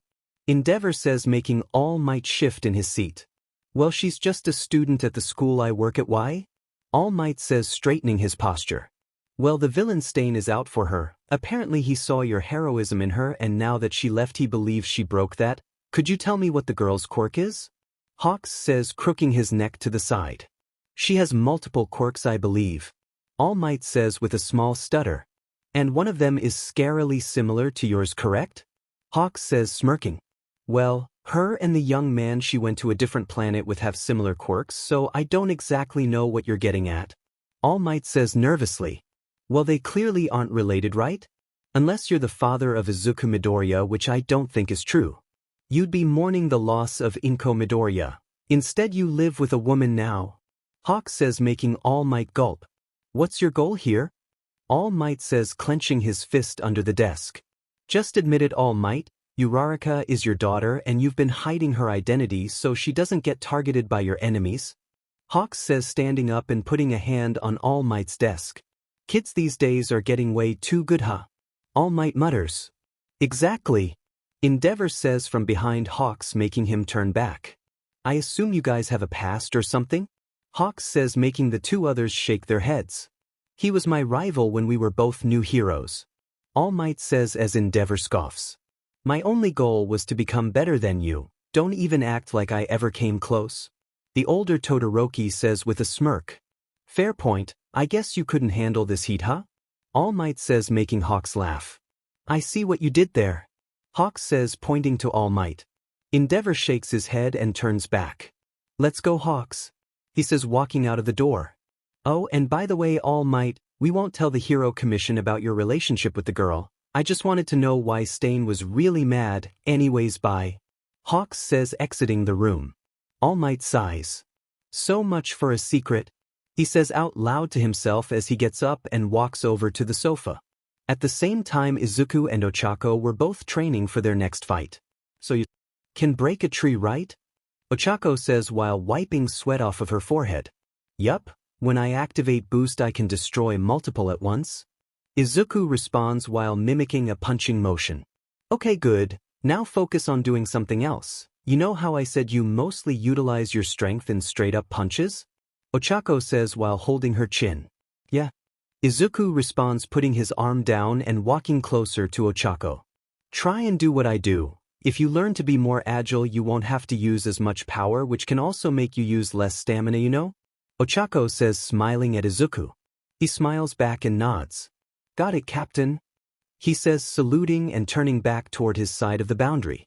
The two set up sides of a forest to use to train, just so they didn't hurt each other. See you later, dork. Ochako yells as she turns back toward her side. The two went back to training. On Earth with Stain, things were getting worse. Where are the rest? Stain says to a figure standing in the shadows. They'll be here soon, calm down. The person responds, making Stain even more angry. Don't tell me to shut up. He responds, making the figure smirk. Shigaraki thought he could control me, but he couldn't. What makes you think you can? The figure says, making Stain flinch. Shigaraki is dead, and I can paralyze you if I stab you once. Stain retorts. The figure snorts. He couldn't decay me. What makes you think you could stab me? The figure says, walking into the light. You can't stab someone whose real body you can't see, right? He says, laughing. Two more people show up at the hideout. Ah, Dabi, Lady Nagant, you finally arrived. The man says, greeting the two. It's been a while, Kurogiri. Dabi states with a devilish grin. Kurogiri smiles even though the others can't see it. That it has. Izuku POV. I don't know how long it's been since Ochako and I arrived on this planet compared to how long it's been on Earth, but we're hoping not too long.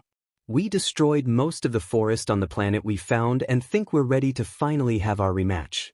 So, now that you know how to dodge and utilize other strengths besides your main, let's fight.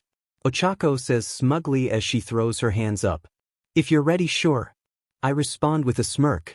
I turn away and start to walk back. I use last fight's experience and turn around quickly. She isn't there. I hear her snort and look around. You think I'm that stupid?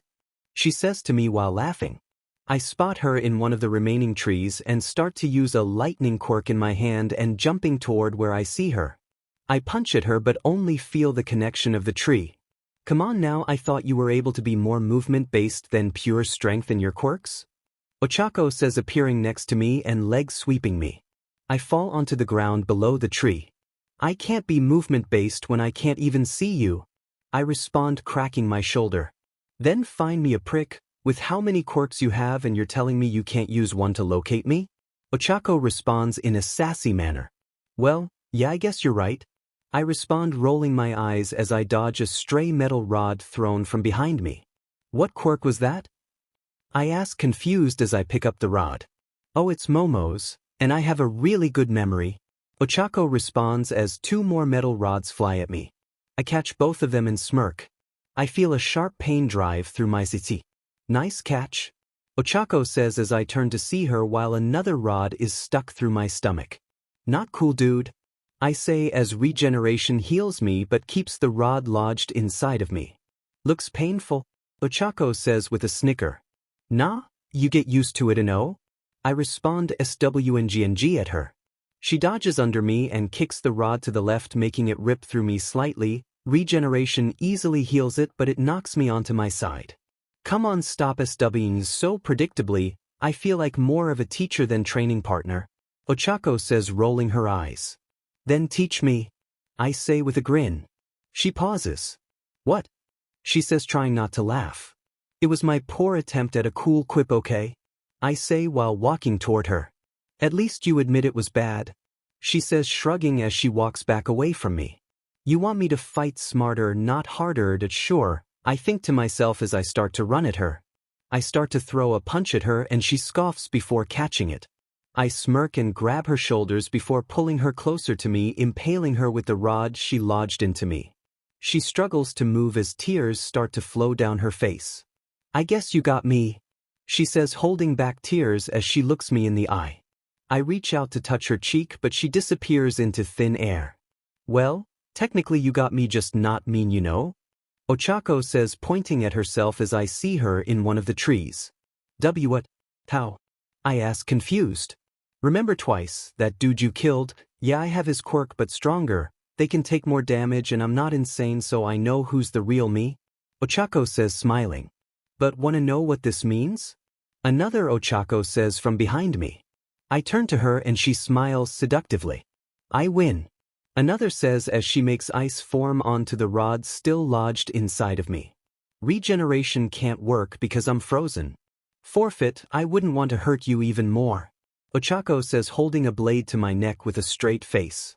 I close my eyes and raise my hands. Fine, I say as I open my eyes and see her lower the blade. I'll just have to end this then, I say as I use a telekinesis quirk to bring the blade she had in her hand into mine and take the rod out of my stomach and throw it away. Regeneration quickly heals me and I use my SWH quirk to SWH with the rod I just threw away, so Ochako and I weren't so close. Smooth? I say as I turn back toward her to see her smirking. Not bad, she says, picking up the blade she made with Momo's quirk. But not the best either, she says, laughing a bit as she turns and punches the clone I sent to her in the face. You know it's strong to really outsmart me when I know most of your arsenal, she says, starting to walk toward me. You do now? I say with a smirk. She snorts. Yup, she says as she starts to dash at me. I start to form a ball of fire behind my back and rip off a metal part of my belt. I throw it at her and she dodges before scoffing. Nice shot, she says. I SWH with the metal piece and try and swing the ball of fire down onto her. She easily dodges and uses ice from her foot to freeze my right hand. You know stealth isn't your forte? She says, smirking. What? I say, surprised. It's fire, Izuku. I could see the smoke from behind you and heat around us got higher. Not only that, but the SWH quirk is something we can both use, and I know you aren't stupid enough to just throw a small piece of metal at me, she says. I also caught on that you were thinking, so I had ice form at my feet while walking and you didn't even notice. Be more observant or you'll die in battle, she says, helping me up off of the floor and unfreezing my hand. Yeah, I mumble.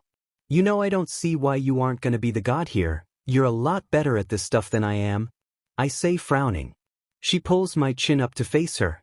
I mean, yeah, but still it's your destiny. You'll be able to fill those shoes, I promise. You'll reach a level I never could. Maybe, I'm not sure actually, she says, quickly questioning herself. I chuckle and rub the back of my head.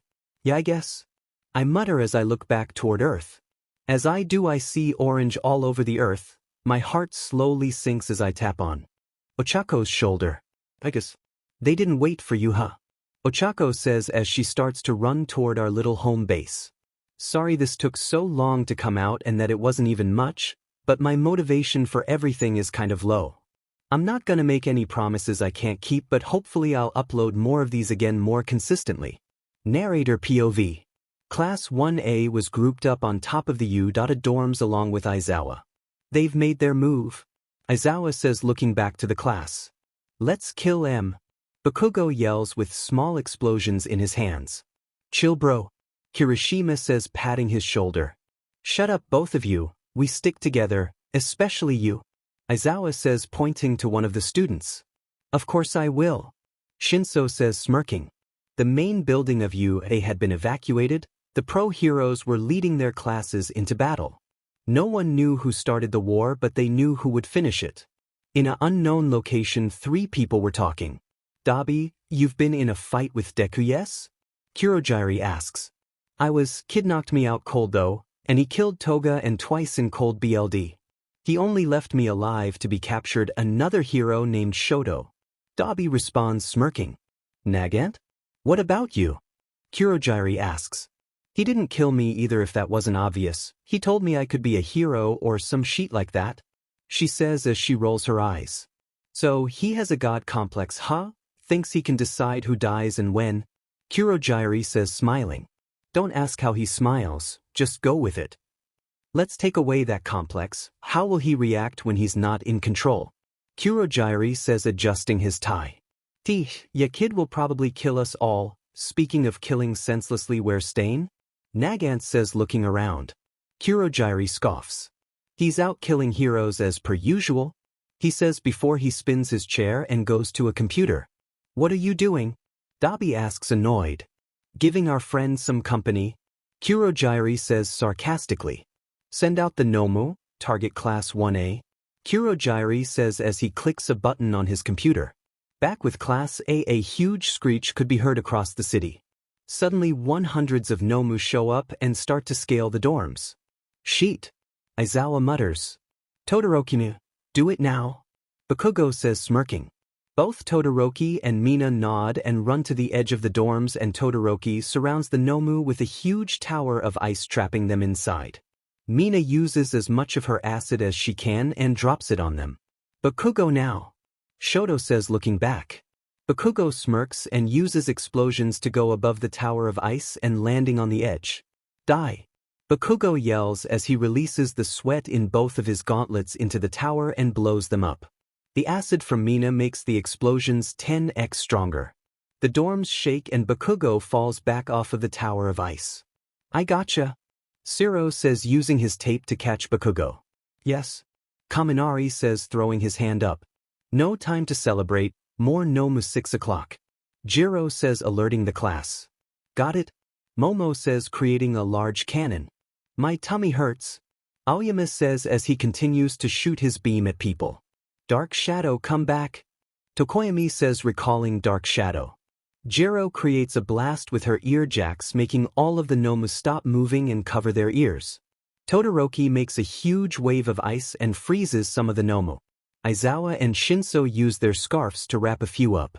Loud thumps could be heard from in the woods. Oh.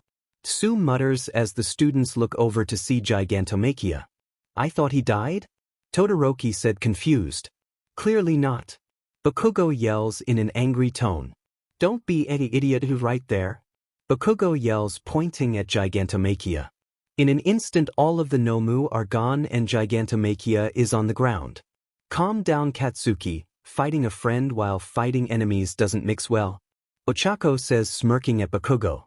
Ochako? Mina says surprised as she winks. I'm back. She says happily. I see Hot isn't my friend, he's just a classmate. Bakugo says gritting his teeth. Shoto mumbles as he keeps a monotone voice. Where's Dad? Ochako says looking around. He took your mother on a flight to America the other night. Aizawa says jumping next to her. She nods. Izuku is at the other side of the city, let's clear this place up and find him. Ochako says cracking her knuckles. She vanishes from the class's view, but they listen and start to go toward the middle of the city. Izuku POV. Dabi, it's been a while. I say smirking at him.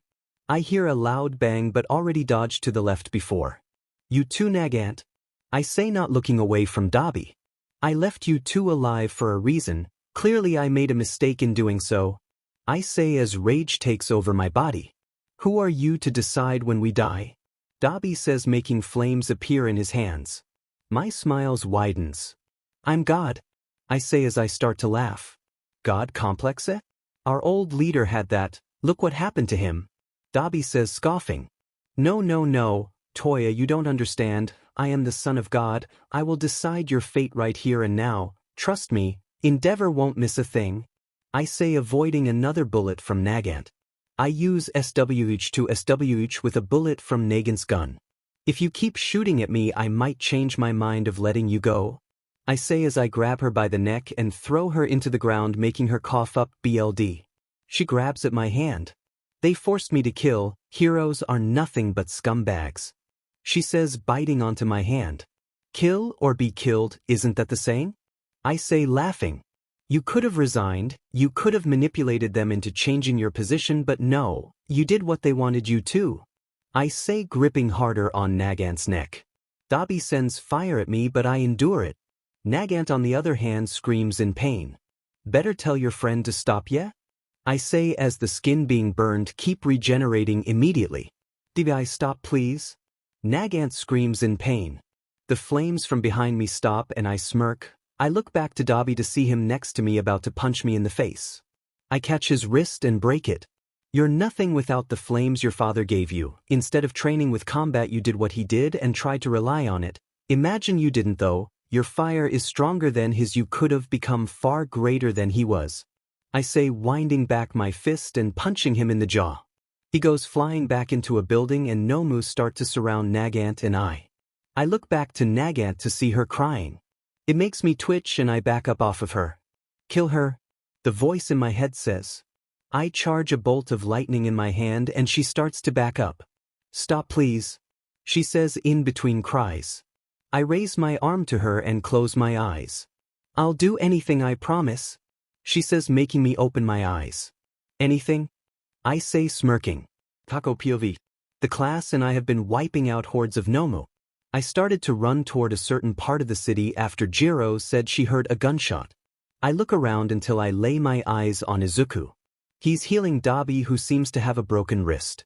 Next to them is Lady Nagant, who is putting on a shirt over her bra. What did he do? I think to myself as I back up in shock.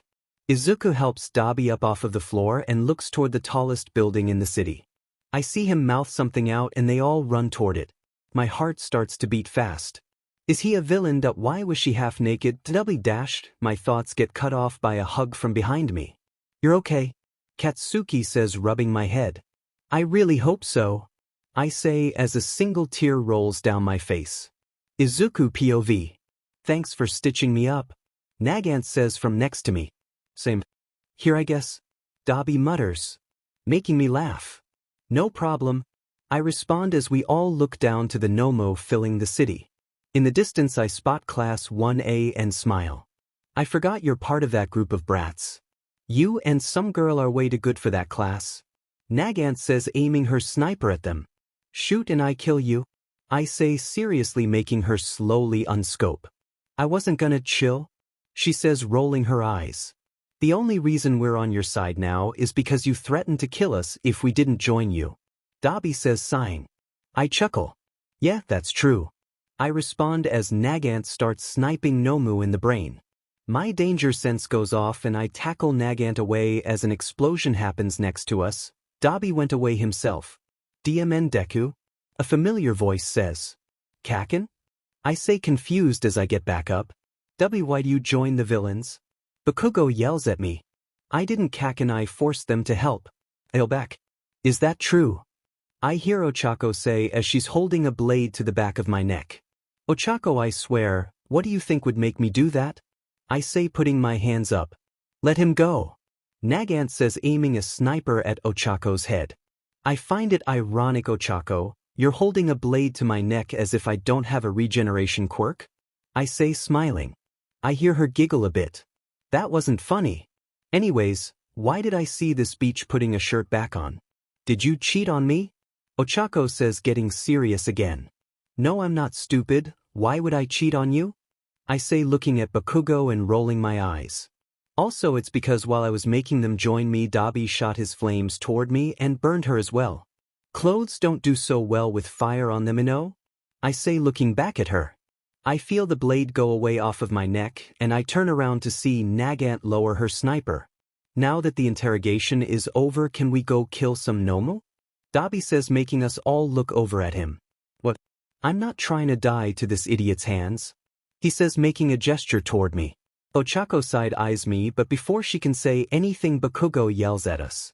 Let's kill some Deku, he says, smiling. Dabi smirks at him and nods.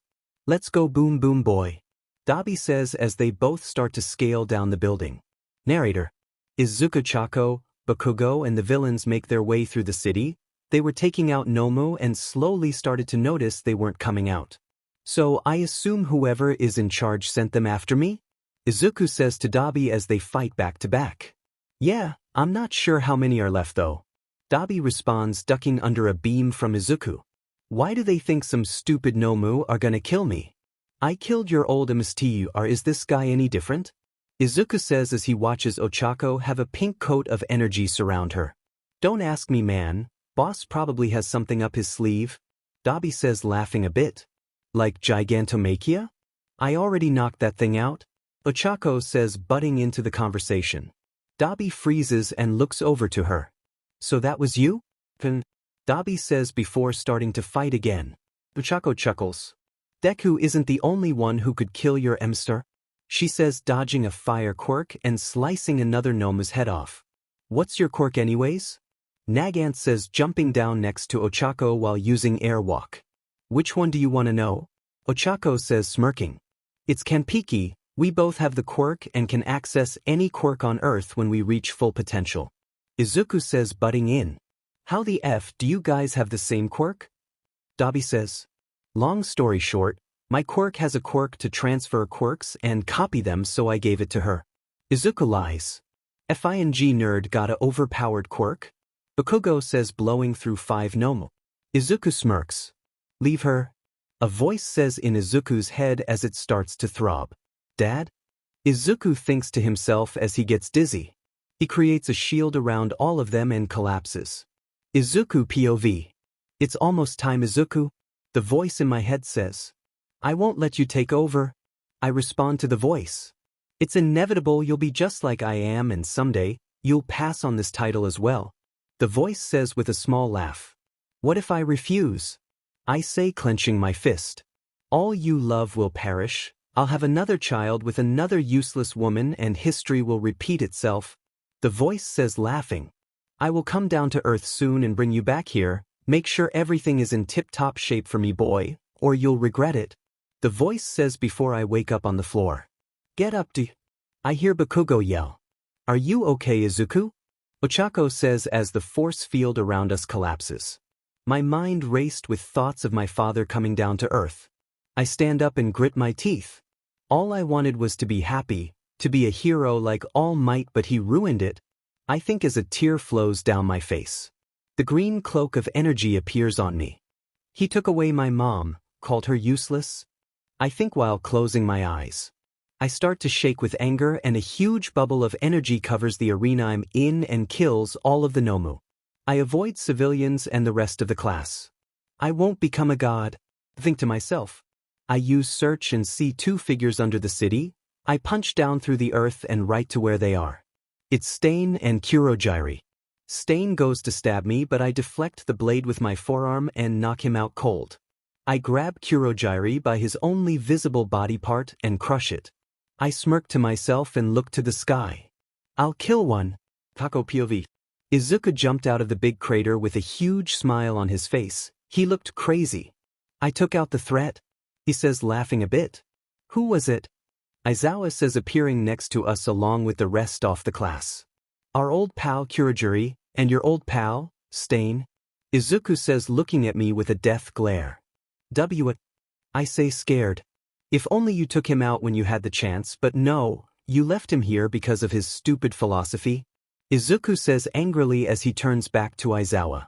They're at the bottom of this pit. I assume they broke villains out of Tartarus again? Effing useless security system.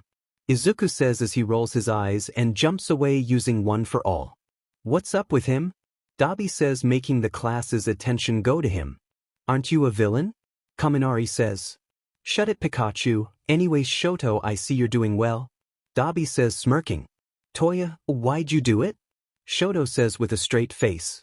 Dabi scoffs and turns to walk away before Aizawa's scarf wraps around him. Deku might have let you leave, but I sure as hell won't.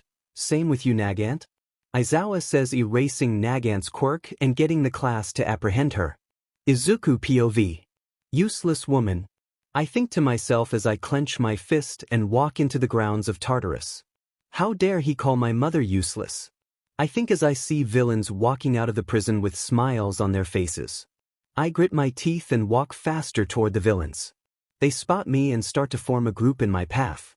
Idiots. I mutter as I smirk. The green cloak of energy surrounds me and the villains' speed. Suddenly they all stop. Izuku, don't do this, please. I hear Ochako say from behind me. I turn and see her holding her hand on my burnt hero costume. Ochako, what did you do? Why can't I see them? I say, clenching my fist. You have to stop, be the hero I know you really are. She says, smiling. My face stays the same and I smack her hand off of me. This isn't your job. You can be the hero you want to be, but I'm destined for something much greater. I say, smiling. I won't let my father give me the title of God. I'll be taking it for myself by force. I'll decide who dies and when. I'll do it myself if I have to. Say, smiling as I start to laugh. Stop this, Izuku. I hear Bakugo say from behind me. My eyes widen and I grin. Oh Kaken, you couldn't stop me if you tried. You're a small fry now. You pushed me down when we were younger and now I could kill you with one hand behind my back and a BFLD on my face. I say, laughing.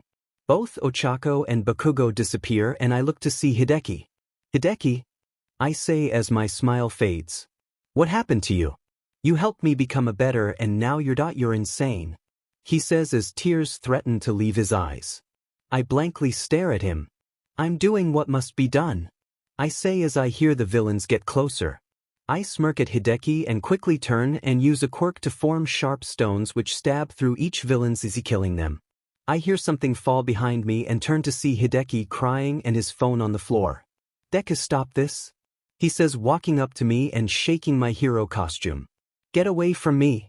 I say, closing my eyes. Stop. You're a hero. Why are you killing them?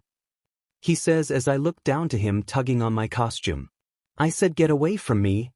I say, gripping my hand onto his neck. The tears in his eyes don't faze me and I squeeze down harder. Give up, Hideki, you won't be able to become a hero. I see a younger version of myself inside of you. Look where I am now. Give up and maybe your life won't go to shit. I say, throwing him back. He lands on the ground and starts to cough. I'll never give up, damn it. He says, crying and coughing. I smirk and laugh. Good luck then. I say, turning away and leaving. Kako POV. I see a green figure flying up in the distance. Izuku. I think to myself as I look back to Bakugo who's looking at me. It's definitely him. Bakugo mutters, making me clench my fist. I activate a telepathy quirk and access Izuku. Where are you going, Izuku? I say to him through telepathy. What's it to you? He responds in an angry tone. I don't know, maybe you just went nuts and I want to know. Quit this shit and get back here. I say, getting set off. I hear him laugh. He says before the connection breaks. I clench my fist and start to fly after him. Suddenly I see a huge building fall down. I look to where it would land and see Katsuki on the ground pushing people away. Go round face, it'll be fine. I hear him yell. I glance back and see Izuku is a small green light in the distance. F-. I yell as I quickly SWH with a bit of crumbled debris and catch the building that is about to fall on Katsuki. Are you good? He says, looking at me worried. I nod and smile to the best of my ability. I stop time and destroy the building before looking back up. My eyes widen as I see Izuku still moving. Doesn't work on me appealing. I hear him say through telepathy, but I can sense the smirk on his face. I start time again and the whole class surrounds me. Where'd he go? Katsuki says in an angry tone as his voice breaks a bit. I don't know, I want to go after him but I couldn't catch up if I tried. He's better than me, only thing I have is my fighting techs. I say, clenching my fist. Ochako, I'm sorry, you shouldn't have to dash. F-. I yell as I use one for all and smash into the ground. The class backs away as I feel tears flow down my face. Could something please just go right for once? I scream as I fall to my knees. Why God, why did you choose him? I mumble as I cry. Why'd you chose him? I mumble again. Because God knew you'd be able to help him, that you'd be there to bring him back up when he started falling. You know he planned for Izuku to be the next god, don't you think he planned who'd be around him? Katsuki says as he walks closer to me and kneels down to hug me. My eyes widen and I look up to see him crying but smirking. We are heroes, and our friend needs saving, not from a villain this time, but from himself. Izuku POV. Where the F are you, huh? I yell as I see a star coming closer to me. You've decided to be the aggressor. Dad says in my head. Tell me where the F you are, I'll kill you now you be. I yell smiling as I send a huge beam that destroys a random planet. You just killed millions of beings on that planet. His voice says in my head. I laugh maniacally. Well, God shows us when and where someone dies, right? This is my destiny, isn't it? I say smiling. You've got the wrong idea, son. I give you your choices, it's your decision, I never dictate what you or your friends do. He says, making me grit my teeth. You're lying, it's all your fault. I say, starting to shake in anger. You have your destiny, but how you get there is not in my control. The voice says slightly louder than before. Then send me back. Give me a fresh start, but this time anyone who gets in my way will die, I say as my eyes widen with a smile. You know I can't do that. The voice says angrily. I laugh and destroy another planet. You're killing millions, Izuku. Stop this. Show yourself and I will. I yell before a light starts to come at me from the side. My smile comes back and I brace myself. I get punched in the stomach and fly back through a planet. I laugh a bit as the light flies at me again. I bring back my fist and punch the light, making it stop. You finally decided to show yourself, eh? I say, smiling. I didn't want to meet under these circumstances, my plan is backfiring. He says, bringing him arm back and punching at me. I dodge and snap his arm. He grunts, but his arm goes back to normal quickly. My energy rises and I get excited. Just, maybe if you can't die, I'll be able to inflict as much pain as you made me feel. I yell as I fly toward him. Taco POV. The class and I watch in awe as two lights flash back and forth in the sky. I would usually be worried, but because one is green, I'm utterly terrified. I need to go. I say, standing up before feeling Aizawa's scarf wrap around my torso. This isn't your fight. Katsuki says to me, holding onto my shoulder. Yes, it is. We have the same power, it's my fight too, I told H-. You told Izuku, that isn't Izuku, that's a whole different beast. Katsuki says, cutting me off. Please. I know I can help. I can get us all safe and we won't have anything to worry about. Suddenly multiple planets explode. My eyes widen and I rip myself out of Aizawa's grasp and start to fly up. Ochako, don't please. Katsuki says, starting to use his explosions to fly up toward me. I'm sorry, but I need to. I yell while using Aizawa's quirk to erase Katsuki and Aizawa's at once. Come back. The rest of the class yells as they send their quirks at me. I dodge them and close my eyes before I flick a Delaware smash at them, making them fall. Katsuki quickly gets back up and flies toward me with his explosions. He catches up to me and grabs my foot. He smirks and uses his new ability to basically flashbang me. I close my eyes and deactivate my quirk. I blink a lot to get the flash out of my eyes and see Katsuki still flying up with me using his quirk. What are you doing? I ask him, set off. You're gonna save him, right? I know I told you we had to save him, but you're the only one who can right now. So go and we'll be here, just bring him back to Earth, okay? He says, not looking at me. I smile and nod. Thank you, Ochako. He says before letting go of me and pretending to fall. I fly up and leave. I glance back down to see Katsuki smiling at me. I guess he can redeem his sheet attitude. Izuku POV. Izuku, you must stop this. Dad says as I smile at him and blow up a planet near us. Or what? Is it? Laughing. I'll kill you. Quickly responds with a serious face. Oh, I'd like to see you T or dash. Everything stops. I put my hand to my heart and feel no beating. I start to move toward God and smile. I see his face become surprised and he starts backing up. How aren't you dead? He asks as he stabs through my C with a blade. Regeneration stops me from bleeding and my heart starts again. My senses quickly come back to being enhanced and I smirk. I bring back my fist and punch him in the face. Hisashi. This is the end. I am going to take what's mine, and I'll rule this universe in a way you never could. I yell, reaching into his Vestige and squeezing down his heart, making it explode. Izuku, you are naive. Do you really think you can kill me? I am the only person who can make life and take it away. I am why you're here, I'm why your friends are alive and why your enemies are as well. You can't kill me. My goal was never to let you kill me, it was for me to pass down those powers to you and let you use them. He says as I feel a heart form in my hands. I take my hand out of his Vestige and back away. So this whole time, I wanted to kill someone who can't be killed. I say, smiling to myself and looking down. I'm sorry.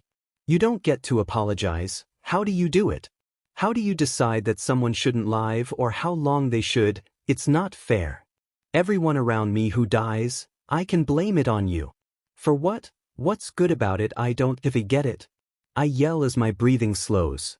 It was my destiny as well. He responds, looking down. And who was here before you? I ask as tears flow down my face. No one was, I was the first. He says, slowly regenerating his limbs. Then why'd you do it? What went through your mind? I say to him while clenching my fist. I wanted people to have someone to believe in. I was the first person with a quirk. Of course I made it seem like I wasn't to the humans, but I was. He responds. I wanted to be the savior of Earth, but back then I didn't know there was more. He says, looking down to Earth. Over the years it became too much, so instead of only bringing life, I decided I had to end it as well, that if I didn't then at some point they'd find out about each other or I'd make a mistake and have a different species of being go on another planet and cause chaos and possibly war. Conflict is not what I want. He says, making me smirk. Ironic that your plan to get me to take over for you just made your worst nightmare come true.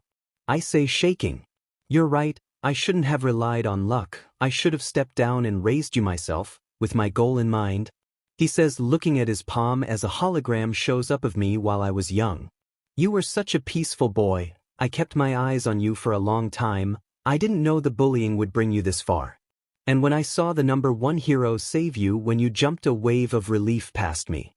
I thought maybe he'd direct you to power, and he did, but I didn't think the Shigaraki bloodline would interfere that bad. He says, showing a picture of a young all-for-one. He was misled just like you were. He says, closing his eyes.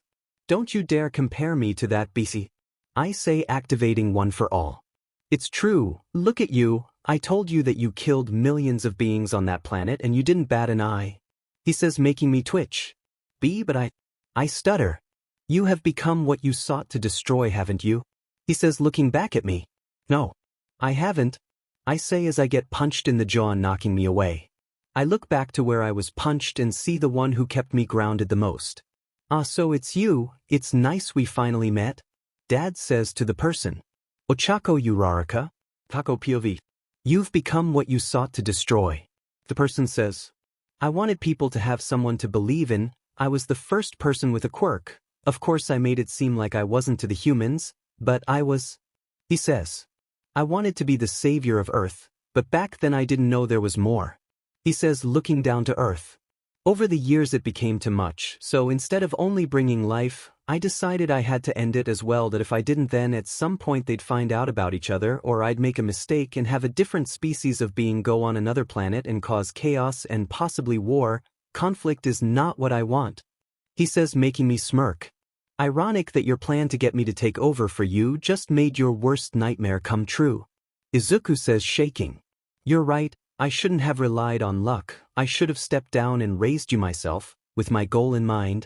He says, looking at his palm as a hologram shows up of me while Izuku was young. You were such a peaceful boy. I kept my eyes on you for a long time. I didn't know the bullying would bring you this far. And when I saw the #1 hero save you when you jumped, a wave of relief passed me. I thought maybe he'd direct you to power, and he did, but I didn't think the Shigaraki bloodline would interfere that bad.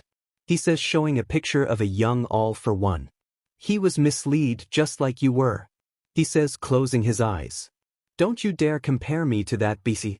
Izuku says, activating one for all. It's true, look at you. I told you that you killed millions of beings on that planet and you didn't bat an eye. He says, making me twitch. But I stutter. You have become what you sought to destroy, haven't you? He says, looking back at me. No, I haven't, Izuku says, panicking. I fly to him and punch him in the face. He flies back and looks at me. Ah, so it's you. It's nice we finally met, Ochako Uraraka. The person says to me. Who are you? I ask, hoping he isn't who I think. Hisashi Midoriya. That's the name I go by. He says, smiling. People know me as God. He says, raising his arms out. What's your deal, Izuku? I yell at him, making him look at me. What? He says, dazed. I fly at him and smack him in the face. He doesn't say anything but stares into space. What happened? Where's the Deku I love? The hero who doesn't give up. That I know this isn't him. I say, trying not to cry. He's dead. Izuku mumbles. I punch him in the face. No, he isn't. I yell, crying. Izuku, you must own up. Take my spot. Hisashi says from behind us. Shut up. I yell to him before Izuku punches me in the gut, sending me far away. I quickly fly back and see Hisashi's hand on Izuku's head. Izuku, don't let him. Don't become what he is. I yell as I fly at him. He points a finger at me and flicks me away using a quirk. Stop, I dash. He uses a quirk and immobilizes me. A large white light shows up and makes me close my eyes. Everything goes blank. Izuku POV. You are now a god. Dad says to me. I nod and look back to see Ochako gone. She does not matter anymore. Dad says, putting his hand on my face and making me look at him. I hesitate before nodding again. Nothing matters anymore. I think to myself as I follow Dad to a place I couldn't see before. Narrator POV. Is she gonna be okay? Tsu asks with tears in her eyes. Don't worry, she's strong, I think she will be. Mina says, trying to cheer her up. Guys, look. Kaminari says, pointing to the sky. Down came Ochako, unconscious. Sheet. Katsuki yells, flying up. He catches her and lands down next to the rest of the class.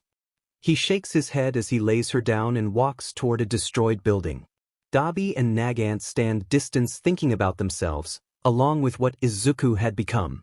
Just a few hours before he had helped them start to redeem themselves, but now he was knocking out his own girlfriend and letting her fall from space. Thought we were villains? Dabi says. You definitely are. After this we'll have to put you in prison. Shoto says, walking up behind him. Dabi smirks. All right, Shoto, but before that I want to fight you. He says, smiling as he lightly rubs his scars. I shouldn't have to fight you because of our father's wrongdoings. Shoto says, monotone. Dabi laughs. Seems that you know that I'm your older brother, eh? He says, still laughing. Older brother? Nagant says, confused. Toya Todoroki, nice to really meet you, appealing. Dabi says, smirking at Nagant. Nagant mumbles, annoyed. Shoto exhales while smiling. Both of you will probably be locked up. Shoto says. Come on, I've barely done anything and I want to be a hero again. Nagant says. You were a secret weapon of the Hero Commission, yeah? Dabi says to her, making her nod. Take me in, leave her out of it. Dabi says, putting his hands up. Back over with Katsuki, he's sitting next to Ochako's unconscious body. Come on, round face, wake up, damn it. He says, tapping his feet on the ground. Calm down, Bakugo, she's fine. Aizawa says, kneeling down toward the both. I know. But damn it, she's gotta get him. They stopped fighting, so either Deku is dead or I don't know. She knocked him out at least, so what can we think? Katsuki responds, starting to panic. Remember, Uraraka has the same power as him, so she can bring him back. Not only the same power, but they were in a relationship, so hopefully that'll help too. Aizawa says, patting Katsuki's shoulders. And I will bring him back. Ochako says, opening her eyes and alerting the class. You're awake. What did he do to you? Katsuki asks. He trapped me in a quirk and knocked me out. Ochako says, clenching her fist as she stands up. Why? Aizawa asks. He joined him. He became what he thinks he's destined to be, and if I had done something different maybe it wouldn't have happened. Ochako responds as she feels her heart start to beat faster. I failed, damn it, I failed. She says, shaking her head and looking down while crying. Failure once doesn't mean you're done forever, Ochako. Someone says as he puts his hand on her shoulder. Ochako looks up and sees Katsuki and Aizawa with small smiles. She turns around and sees All Might. Dad? Ochako says, pushing All Might into a hug. I thought you left with Mom? Ochako says, surprised. All Might chuckles. I did, but seeing a green thing fighting in space meant you guys were back, and well, the fight's been on the news, so kinda strong not to know. He says awkwardly. Ochako smiles as she still has tears flowing down her face. You can get him back, Ochako. Before he met you he was quiet, he didn't want to make friends. That's not how he was when I first saw him, but that's besides the point. All Might says as he hugs Ochako. He's grown into a fine young man, but his past has come back to haunt him in the worst way. Save him, like the hero you are. All Might says, putting his pointer finger on her sternum. I'll do it, I promise. Ochako says, smiling as she wipes her tears. You won't do it alone though. Katsuki says, putting an arm on her shoulder and grinning. We won't make that same mistake again. The rest of the class says, walking to us. I guess we'll help too. Dabi says, rolling his eyes. Nagant smacks him behind his head and nods. Yes, we will. Nagant says, smiling. Ochako smiles and looks to the floor. All these people willing to help me? She thinks to herself. We'll definitely get him back. Izuku POV. This is where I stay. Dad says, pointing to a huge mansion. Seriously? What? Are you gonna have an abnormally long hallway with a large chair at the end or something? I say, making him look away. Don't have dash. Yes, of course I do. Stereotypes aren't that bad in that way. He says quickly. I sigh and follow him down the hallway we're in. And here it is. He says, opening a door. A huge screen is there with multiple smaller dots and big dots too. What is this? I ask as I walk up to it. Here is where I watch everything, every planet in every galaxy. He says, pointing at the dots. Wow. I mutter. Yeah, it would be convenient if I had a quirk to do it, but that's not possible. He says quietly. But I have every quirk. I'm bound to have one like that. I could give it to you. I say, holding out my hand. He shakes his head no. I can't take quirks from anyone, my body can't handle them at this point. I've been alive for millions of years. I only had to pass on my power because, no matter what, someone must die at some point. He says, walking to the screen and zooming in on Earth. So what would happen if I gave him my quirks by force? Taco POV. You will most likely get sicker the more quirks you unlock. The doctor says to me as I frown. Your body wasn't built to handle this many quirks. I'm surprised that you're even alive right now, to be honest. He says, making a shiver flow down my spine. Then how did All for One handle his quirks? Dad says from next to me. He couldn't. Why do you think after his injuries to his face he didn't just repair it? He couldn't handle a quirk at that time. The doctor responds. Could it have been age? Dad shoots back. I'm not sure. Not many people live as long as he did. Who knows how long he could have if Deku didn't end him? The doctor says, making me frown. An idea pops up in my head. Dad, where's the class? I ask as I stand up. They're in America. Japan is being held down by most pro heroes, so we're using a school in America as stand-in. Dad responds. I nod and get on my phone. What are you doing? Dad says, standing up and walking to me. We're going to New York tonight. Doc, thanks for the help. I say, getting up and walking to the door. Thank you, sir. Dad says, bowing. Narrator POV. Bakugo walks to the door and opens it. Bakugo, you're back. Ida says, standing up from the couch. Yeah, I couldn't find anything online at the library. Bakugo says, set off. That's unfortunate. Ida responds, clenching his fist. I agree. I was hoping something would lead us to her. I hate that Aizawa didn't tell us where she was. Why would he do that? Kaminari says, confused. Who knows? Kirishima says, sighing. Did you find anything on where Uraraka is? Momo asks, walking from up the stairs. I called her but she ghosted me. Bakugo says, scoffing. As if on cue, Bakugo's phone starts to ring. He opens it and answers. Ochako? He says, making the class crowd around him. Katsuki. I'm sorry I missed your call, I was at the doctor. Ochako says apologetically. Are you okay? Katsuki asks, worried. I'm fine, better than fine actually, Ochako says as she makes the call of face video. So class is there? Ochako says, waving. The others wave back and she smiles. Katsuki, I think I know how to win. She says, making Katsuki's eyes widen and a smirk form on his face. Spill. Bakugo says, making Ochako snicker. Izuku POV. So they are planning how to take me down? Izuku says as he watches the class talk to Ochako. They are. How will you outsmart them this time? Dad asks as he watches me from the left. I don't need to now, I can see what they do no matter what. I say doubtfully. Knowing Ochako shall do something stupid. But it might be so stupid that it works? I think to myself as my hands shake a bit. What's wrong? Why are you shaking? Dad asks me. I smirk and look at him. I'm itching to see what they have in store for me. I lie. In reality I'm nervous. I may be God, but I'm really a human. I think to myself as I close my eyes. Am I really ready to throw everything away and take this responsibility? I think to myself as I look at Ochako. Kako POV. Then we'll take him down, he'll have to come back. I say, smiling. I signal to Katsuki and he nods. Got it? Sit. I hang up the phone and finish packing my bag. Let's go, Dad. Off to New York? I say, smiling. Dad nods and we walk out of the building. In reality, I know Izuku is watching. He's not slick and I'm not falling for his tricks. I will bring you back. Kako POV. I can give you all one of my quirks. It'll let you guys be able to breathe in space. I say, using all for one to give each of the class a quirk. I'll take it back after we get Izuku back because it can get you all sick. I say as I give Aizawa the quirk. Why not give us a regeneration quirk? Kirishima questions. I sigh. I don't want to find out how many quirks you guys can handle before getting sick. The only reason I'm not dead is because before Dad gave me one for all I was quirkless. I say, looking down. Is that also why Izuku isn't dead? Bakugo asks, making me shake my head. No, he's had one for all since he was younger. All for one had his doctor block the quirk receptors so he couldn't use any quirks. Over time the quirk receptors started to work. Also his father is God, so of course he's not sick. I respond. They all nod. I do feel slightly off just having a third quirk.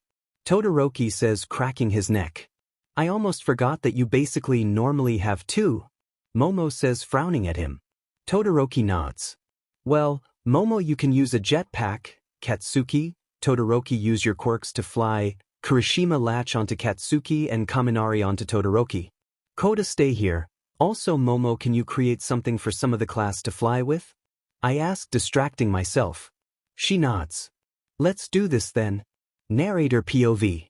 The class then made their way into space. Thousands of miles away, Izuku watched them with a blank expression. I guess I better prepare for a fight. Izuku thinks to himself as he walks away from the monitor watching the class. Where are you going? Izuku's father asks him. Exterminating the enemies. Izuku responds, not looking his father's way. He walks out and flies toward where Class 1A is. Back with Class A, Ochako spots a green dot getting closer. She smirks and signals the class to turn back to Earth. Izuku quickly catches up to them and shoots a laser at Katsuki. Ochako quickly reflects the laser and it flies back at Izuku.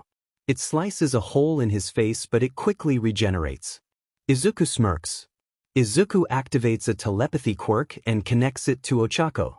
Fight me, Izuku says to her through telepathy. Ochako grits her teeth but still flies toward Earth with the rest of the class. I know you hear me, Ochako, don't worry, I won't kill you, Izuku says, making Ochako cringe. Stop talking, she says, continuing to fly with the class.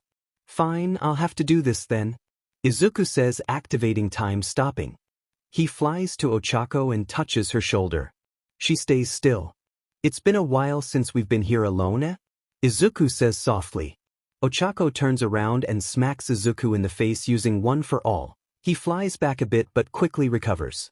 I deserve that, Izuku says, making Ochako get into a fighting stance. You did, now what do you want? Ochako says, gritting her teeth. I want to let you in on my plan, Izuku says softly. And what plan is that? To exterminate all of us for the F of it?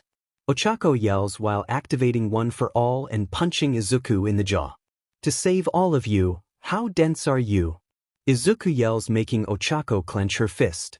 Why should I believe you? What have you done to earn my trust back? You just launched me to Earth without any protection to keep me from dying, Ochako say as tears flow down her face. Izuku laughs a bit. You really think Kaken could have caught you without you crushing him from the effects of gravity? Come on, use your head. Izuku says. Ochako opens her mouth but closes it soon after. You're right, but if it... Ochako says, puffing her cheeks. Okay, so here's the deal. Only you and I can defeat him. I have a power boost, so I'm stronger than you but not him, but both of us alone can achieve anything. Izuku says, reaching his hand out to Ochako. Ochako grips his hand without hesitation. Why not go back to your roots? Beat his, but while time is stopped and wait to see what happens when you start time. Ochako says, smirking. Izuku's eyes widen. With all of my quirks and upgrades, I almost forgot my old go-to strategy. Oh, how stupid I can be. Izuku says, laughing. Tell me about it. Ochako says, giggling. Okay, so we should probably go. Izuku says, shaking his head. Yeah, let's do it. Ochako says quietly as the two start to fly away from Earth. They soon reach where Izuku arrived from. There they saw his father standing dormant in the room where he watched the Earth's beings. The two quickly ran toward him. Ochako swings at him, but suddenly he starts moving and turns quickly. He punches her through the gut, leaving a huge hole in Ochako's torso. Regeneration quickly kicks in and she regenerates, but both her and Izuku retreat from the room. Did you really think a quirk that I created would be able to stop me as well? You are stupider than I thought. Hisashi says, ripping through walls. Ochako thinks to herself as she punches a hole in the roof and flies into the open space. Izuku! She yells out, no response. Izuku flies out through a newly made hole with BLD dripping out of his mouth. Ochako's eyes widen. No way, he got that god power boost, and yet? Ochako starts to think as she sees Hisashi charge his arm through Izuku's. He still stands no chance. She thinks as Izuku looks her in the eyes. Get him! Izuku says, grabbing onto his father's arm and holding him there. Ochako flies to them without thinking and punches Hisashi countless times within a second, each punch more powerful than the last. Hisashi's body implodes but quickly regenerates. Izuku continues to cough. Izuku, are you okay? Ochako asks as Hisashi flies backward. Something's wrong. Izuku says, gripping onto his E. Hisashi laughs, making Izuku and Ochako quickly turn to him. Don't be naive. Do you think I gave Izuku some sort of power boost? Foolish. In reality, I injected a poison that would feel like power at first, but slowly deteriorate his body and mind, leading to his demise. So either way, Izuku will die. Hisashi says, making both the teenagers' hearts drop. I don't need a replacement. I need someone to kill me. But I won't let you take over. No. There won't be anyone like me ever again. I didn't raise you to be my replacement, I raised you to be my demise, my end. That's why I had All Might save you that day, that's why I gave you your power. I can't kill myself unless I'm already weakened by something else. You are that something, Izuku. My perfect experiment. Narrator POV. Izuku and Ochako stared at the god in front of them. Izuku was in shock because the reality was his father was getting what he wanted, but Ochako was in shock because she'd be losing Izuku. Hisashi points at Ochako. You have gotten in my way time and time again. Your power, All Might's power, it is a curse. You are the bane of my existence and the only reason I've had to wait for this Ochako Uraraka. Hisashi yells at Ochako. Keep her name out of your effing mouth. Izuku yells, teleporting to Hisashi and kicking him in the jaw, knocking it clean off. Izuku Midoriya just kicked the shit out of me, sorry? Hisashi grabbed Izuku's leg and ripped it off clean. An eye for an. But Hisashi says as his jaw forms again. Izuku's leg quickly comes back. Ochako, we have to outpace his regeneration without having to use ours as much. Izuku says through telepathy. Sounds good. Ochako responds using telepathy. They both charge Hisashi and start to use everything in their power to dismantle him. His regeneration seems to barely slow down. Izuku says, catching his breath. Ochako continues to pummel Hisashi. You won't be his demise. Hell, die on his own terms. She yells at him while crying and ripping his limbs off over and over. Izuku joins her but doesn't yell. His only goal is to immobilize him. He's human, he has pressure points. Ochako, stop. He yells to her. I'm gonna target the pressure points that'll make his arms useless. Izuku says through telepathy. Ochako stops and Hisashi regenerates slower than before. Izuku smirks as he runs at Hisashi and creates a knife in his hand. He stabs Hisashi in each of his pressure points, leaving his arms useless. He also slits his wrist, leaving multiple arteries open. BLD flows out of Hisashi and his eyes widen. With the pressure points being stabbed, the flow of you quirks to your arms has completely faded. Izuku says, smiling. Damn it. Hisashi yells in pain. You finally feel pain? Izuku says, walking up and ripping Hisashi's arm off. Hisashi's screams deafened both of the teenagers. This isn't the end. Hisashi says, kicking Izuku's as he making him fly back into Ochako. I'm still the Almighty, he says, flying at the two. He roundhouse kicks Izuku in the jaw, dislocating it. Izuku quickly turns back, sends a shockwave of one for all at him. Hisashi was visibly exhausted, but the fight clearly wasn't over. You created these quirks, but you're only human. You can't stand to many quirks when your body was built for one. Izuku says, smiling. Ochako's eyes widen as she gets an idea. She quickly flies at Hisashi and places a hand on his head. New order. If I tell it to revolt against other quirks, it will destroy all of Hisashi's quirks. He was only born with one, so this should work, right? Wait, Izuku might lose his quirks, but even though he was technically born with all of them. I was born quirkless, so it doesn't matter how many quirks I obtain. My body can create artificial quirk reactors that override Hisashi's, and he's bound to die. But first I have to try and destroy the most powerful quirks he has, even if that means destroying some of Izuku and Ai's quirks too. Ochako thinks to herself while preparing to transfer new order. Izuku, I'm sorry for this. Ochako says, looking back at him. Wait, what are you doing? Izuku says, confused as he flies toward the two. New order. Destroy every quirk that interferes with new order. Ochako says, making Hisashi and Izuku's eyes widen. Ochako passes new order to Hisashi. Izuku clenches his fist. She knows that because we both have quirks that originated in our bodies that it'll affect us the most. She will lose quirks, but because they're artificial quirk reactors they won't hurt her physically. But what's her plan after that? That doesn't matter. Izuku thinks to himself before looking his father in the eyes. Even if I end up quirkless, it doesn't matter. As long as we can go back home. Izuku says while flying to Ochako. A flash of pain goes through him as he feels new order revolting. It feels as if people were tearing through his skin and slicing at his organs. He immediately looks at Ochako and sees her a little shaken up. It's still affecting me, just not as much. Whether I like it or not, these quirks are a weaker version of Izuku's.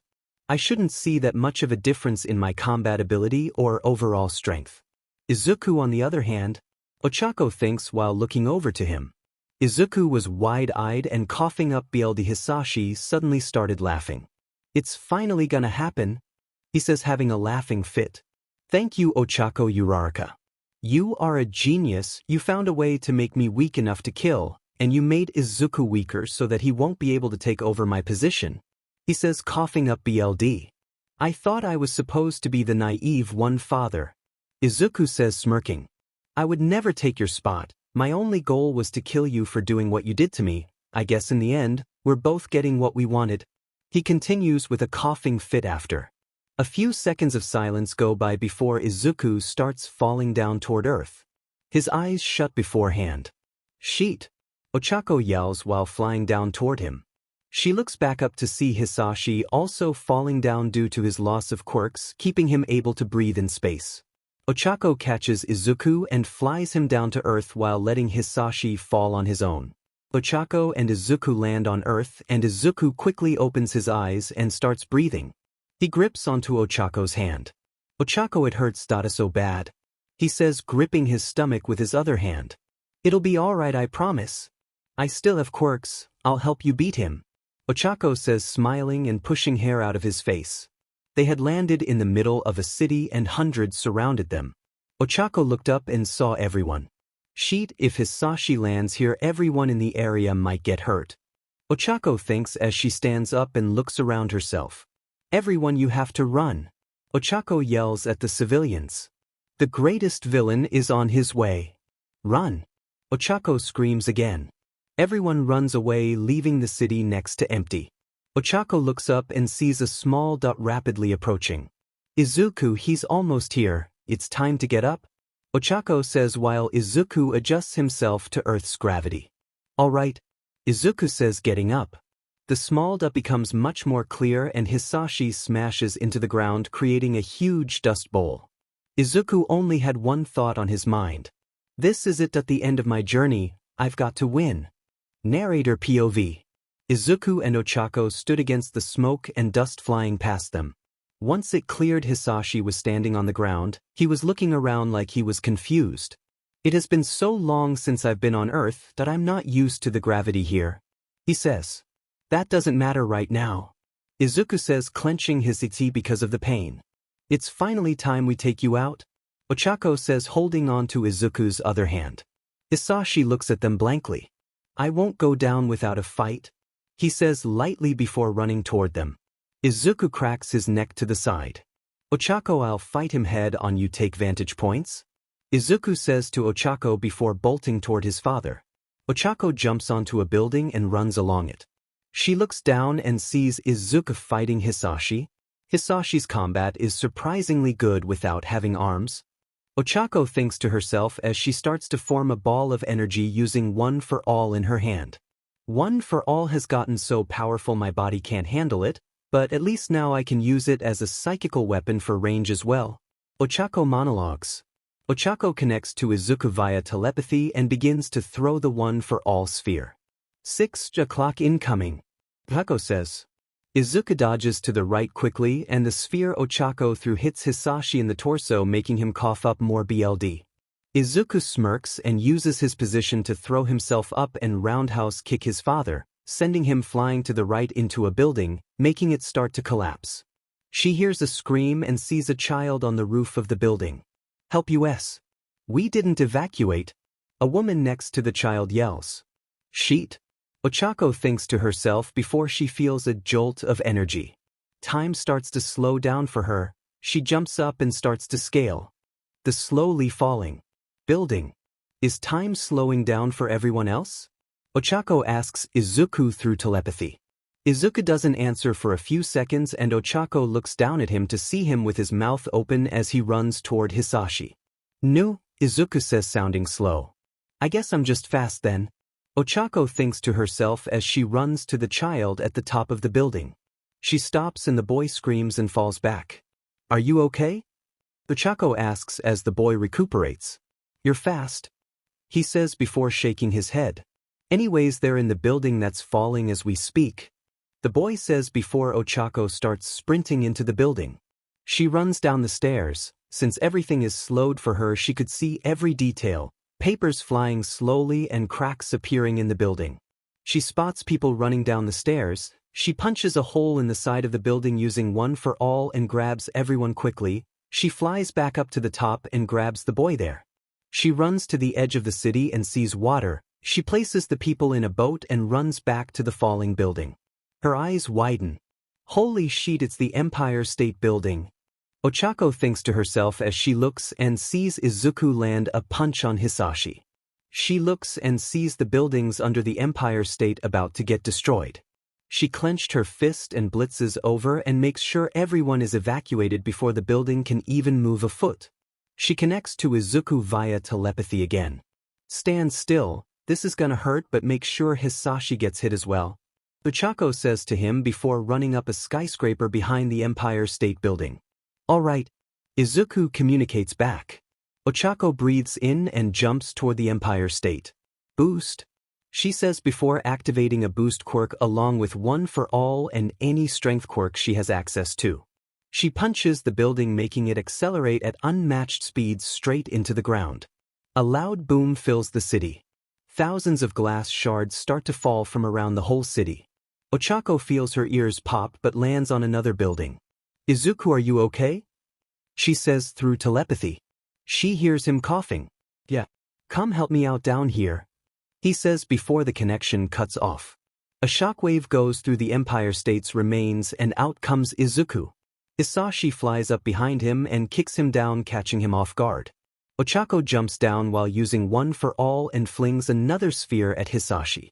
He turns and kicks it back at her. What? How? Ochako thinks to herself while creating another one for all sphere. Come on. Maybe I've overestimated you, Ochako Uraraka. Maybe you're just like your father, a failed pawn to my own plans. Hisashi says while using a quirk that succeeds in making Ochako feel a pain in her CTST and results in her not being able to move. Now you'll be just as useless as he was. Hisashi says. Hisashi creates a blade and jumps up, kicking it straight at Ochako. Ochako clenches her fist, but before the blade could go through her, she appeared behind Hisashi. Huh. Ochako thinks to herself as she looks up. Izuku was in place where Ochako was. In the end she ended up being your own downfall. Hisashi says, laughing at Izuku. Ochako charges energy and points a hand at Hisashi, who wasn't paying attention to her. She clenches that hand into a fist and Hisashi's legs get crushed. Regeneration slowly starts to come back but stops halfway. Hisashi's eyes widen. Hisashi turns and sees Ochako smiling with her fists both clenched. It worked. Ochako yells with a laugh. You beach. Hisashi says before getting kicked in the back of the head by Izuku. You used New Order.to destroy my quirk with the chance of destroying regeneration? Hisashi says, smiling. Maybe I was wrong and you aren't as useless as your father. Hisashi says before looking over at Izuku. Izuku is regretting switching places back there with you though. Look at him. Hisashi says. Ochako looks at Izuku and sees the blade through his Ichi regeneration had not kicked in. Izuku, are you okay? Ochako says, panicking. Don't worry, I have a pain resistance quirk that whilst I've lost many quirks, we finally won. Izuku says, walking to his father who lay dormant on the ground. Hisashi smiles at his son, proud that he did what he though was not possible. I know you think I did this for you, but no, I did it for the rest of us. You creating a living hell for millions. Millions have died to your creations, your hands. The BLD is on your hands. Izuku says, raising his foot above Hisashi's head. He smiles and laughs. I regret nothing, now you'll live happy, but just know. Hisashi starts with a smirk. The past will always come back to haunt you. Izuku kills his father, but near seconds after a mix of emotions and exhaustion result in him becoming unconscious. Kako POV. I stumble toward Izuku as he lay unconscious next to his father's remains. I hear a loud noise and look up to see a helicopter. Ochako, a voice says from the helicopter. It lands and Dad jumps out and runs to me. You're okay? Thank God. He says before seeing Izuku. Is he alive? He says to me while kneeling down next to him and rolling him over. Yeah, but he's messed up. I used a quirk to revolt and destroy his father's quirks, but it also destroyed some of his, including regeneration. I respond looking at my hands. Let's get Izuku to a hospital. Dad says, picking him up. I grab Dad's shoulder and teleport us back to Japan, but a prefecture where there wasn't chaos. We find a hospital and bring Izuku in. They insist I get checked up and I agree to, but with the guarantee that I'd be in the same hospital room as Izuku. Narrator POV. Ochako had been running off of pure adrenaline. She was almost fully healed because of regeneration but still had bruises and scratches covering her body. She fell asleep as soon as her body hit the hospital bed. Izuku on the other hand was almost dead. He had lost tons of BLD because of the blade through his ST. It had also punctured a lung, broken multiple ribs and narrowly missed his heart. He was lucky to be alive and had to be rushed into surgery. Back in Japan, hundreds of heroes had been pronounced dead. Thousands of villains had gone missing but were presumed dead because Aizawa told the hospitals about Izuku's rampage. Overall it had been a win for the heroes but not at a low cost. After the multiple surgeries Izuku had, he was left in multiple casts. He had to stay in the hospital for a month before being released. Once he was, everyone welcomed him back to UA. They also welcomed him back to society. The citizens of Japan and other countries around the world praised him for saving the world. He couldn't walk the streets without being recognized. The first day for Class 2A was upon him. Now with the class as they walked to their first day. I can't believe we're already second years. Kirishima says with his hands behind his neck. For real, dude. Kaminari says, stretching. I can believe it. This past year was hectic. Strong not to forget anything. Siro says with Mineta agreeing. I'm looking forward to the next 2 years. Ida says while walking next to Momo and Todoroki. We are too. Todoroki says smiling. You seem much happier, Todoroki. Hagakure says. Todoroki looks at Momo. Yeah, I'm doing pretty good. He says looking back to the others. You a couple number 2? Ochako butts in with a devilish grin. Momo blushes but Todoroki smiles. Only time will tell, Todoroki says. Hey Uraraka, where is Deku? Bakugo asks from behind the rest. Said he was going in to discuss something with Aizawa. Ochako responds looking back at the blonde. Bakugo nods. Alright, why do you ask? Ochako says smiling. Can't I just ask about the nerd? Bakugo says rolling his eyes. Ochako shrugs. I guess so. She says laughing. They all arrive to class and see Izuku at the front desk with Aizawa. Well class, I've got an announcement. Aizawa says, making all of the kids look to him. You're going on vacation? I know this is shorter than usual, but I don't got anything else to put in this chapter. Izuku took off his mask and put it down on the dining room table. I'm home, Ochako. Izuku yelled out as he took off his shoes and walked to the living room. Welcome home, Izuku.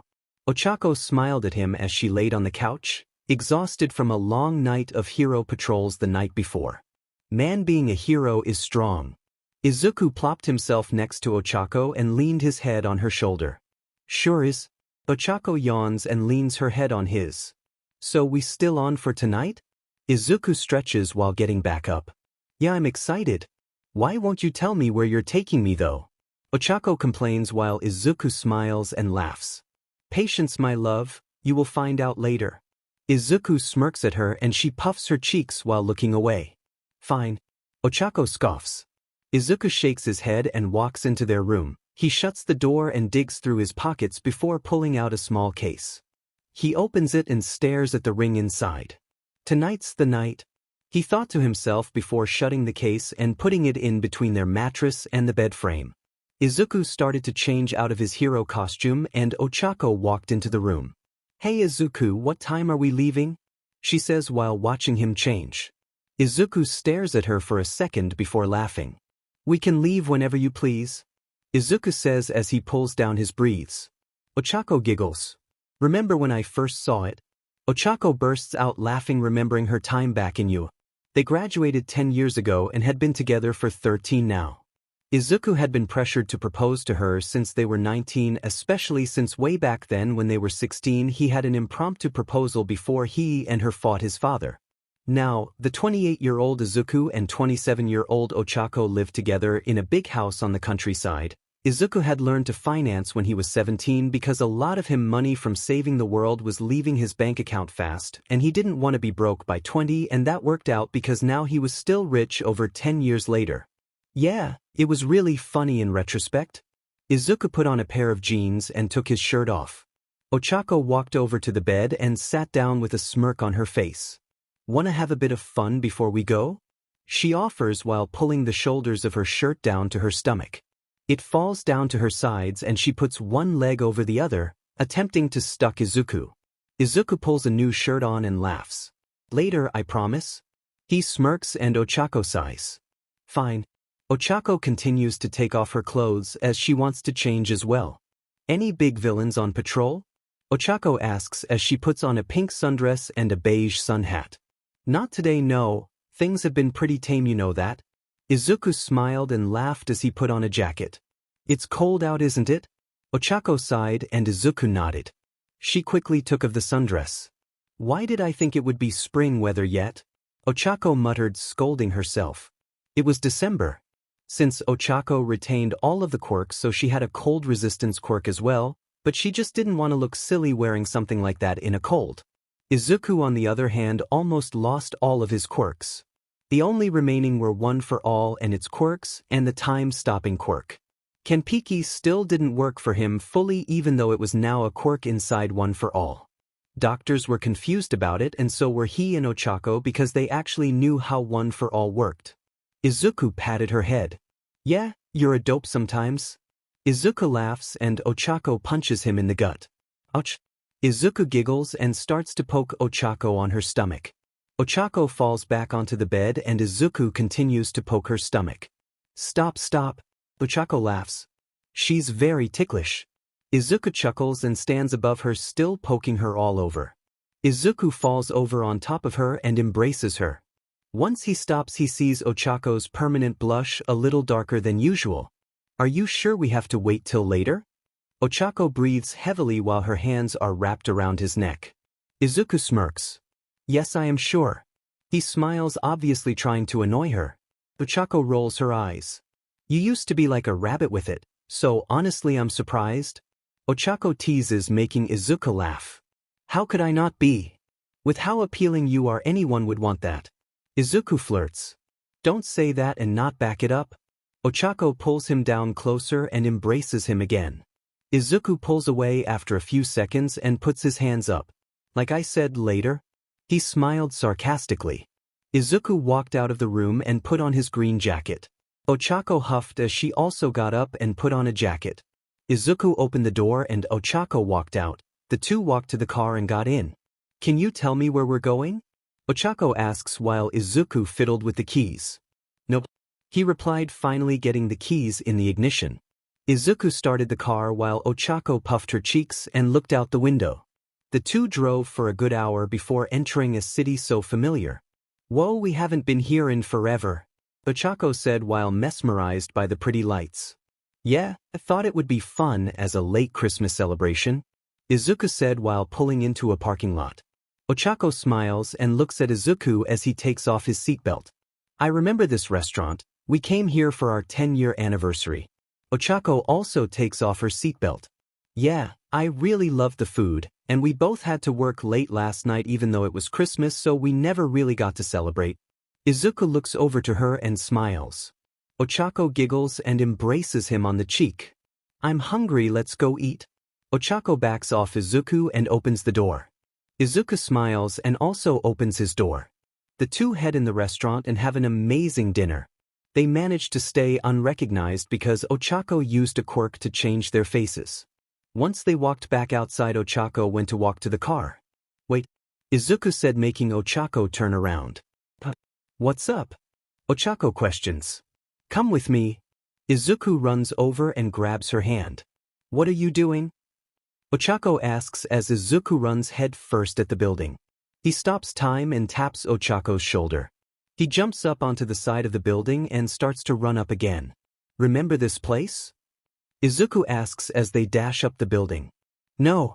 Ochako answers while holding her dress to her body as to not reveal herself even though no one could see. Well, Izuku started as they reached the top of the building. Ochako, this is where I took you the first time we hung out in high school. Izuku smiled as Ochako let go of his hand and he started time again. She walked to the edge and looked down at the city. She saw Yude in the distance and smiled.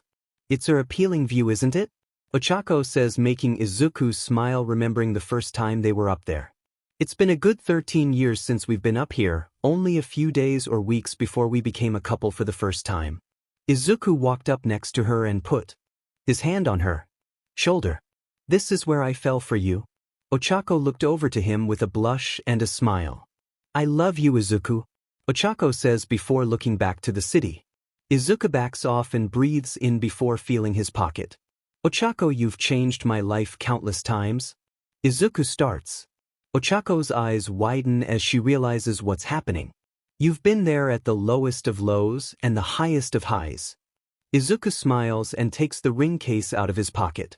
We've been together for 13 years. Almost half of our lives have been spent together. Izuku fiddles with the ring case and turns back toward Ochako, who was now looking at him with tears in her eyes. You were there when I found out the real nature of my quirk. You were there when I beat Hisashi. You were there when I graduated from my dream school. You were there when I became #1 hero. You've been there for me when I didn't need you and when I did. You've saved my life multiple times, from villains and from myself. Izuku also starts to tear up. You've seen me go from the snobby quiet boy to an outgoing fun-loving man. A lot of which I give credit to you for helping me achieve. I give you credit for making me the man I am today. Without you by my side, who knows where I'd be. One constant, though, is that back then I told you I'd stop time forever if it meant I got to be with you.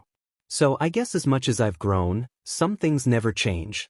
Along with that, not only have I seen you go from a little 5'6" cute young woman to a gorgeous, still 5'6" appealing woman, who went from being immature to being the most wise person I know.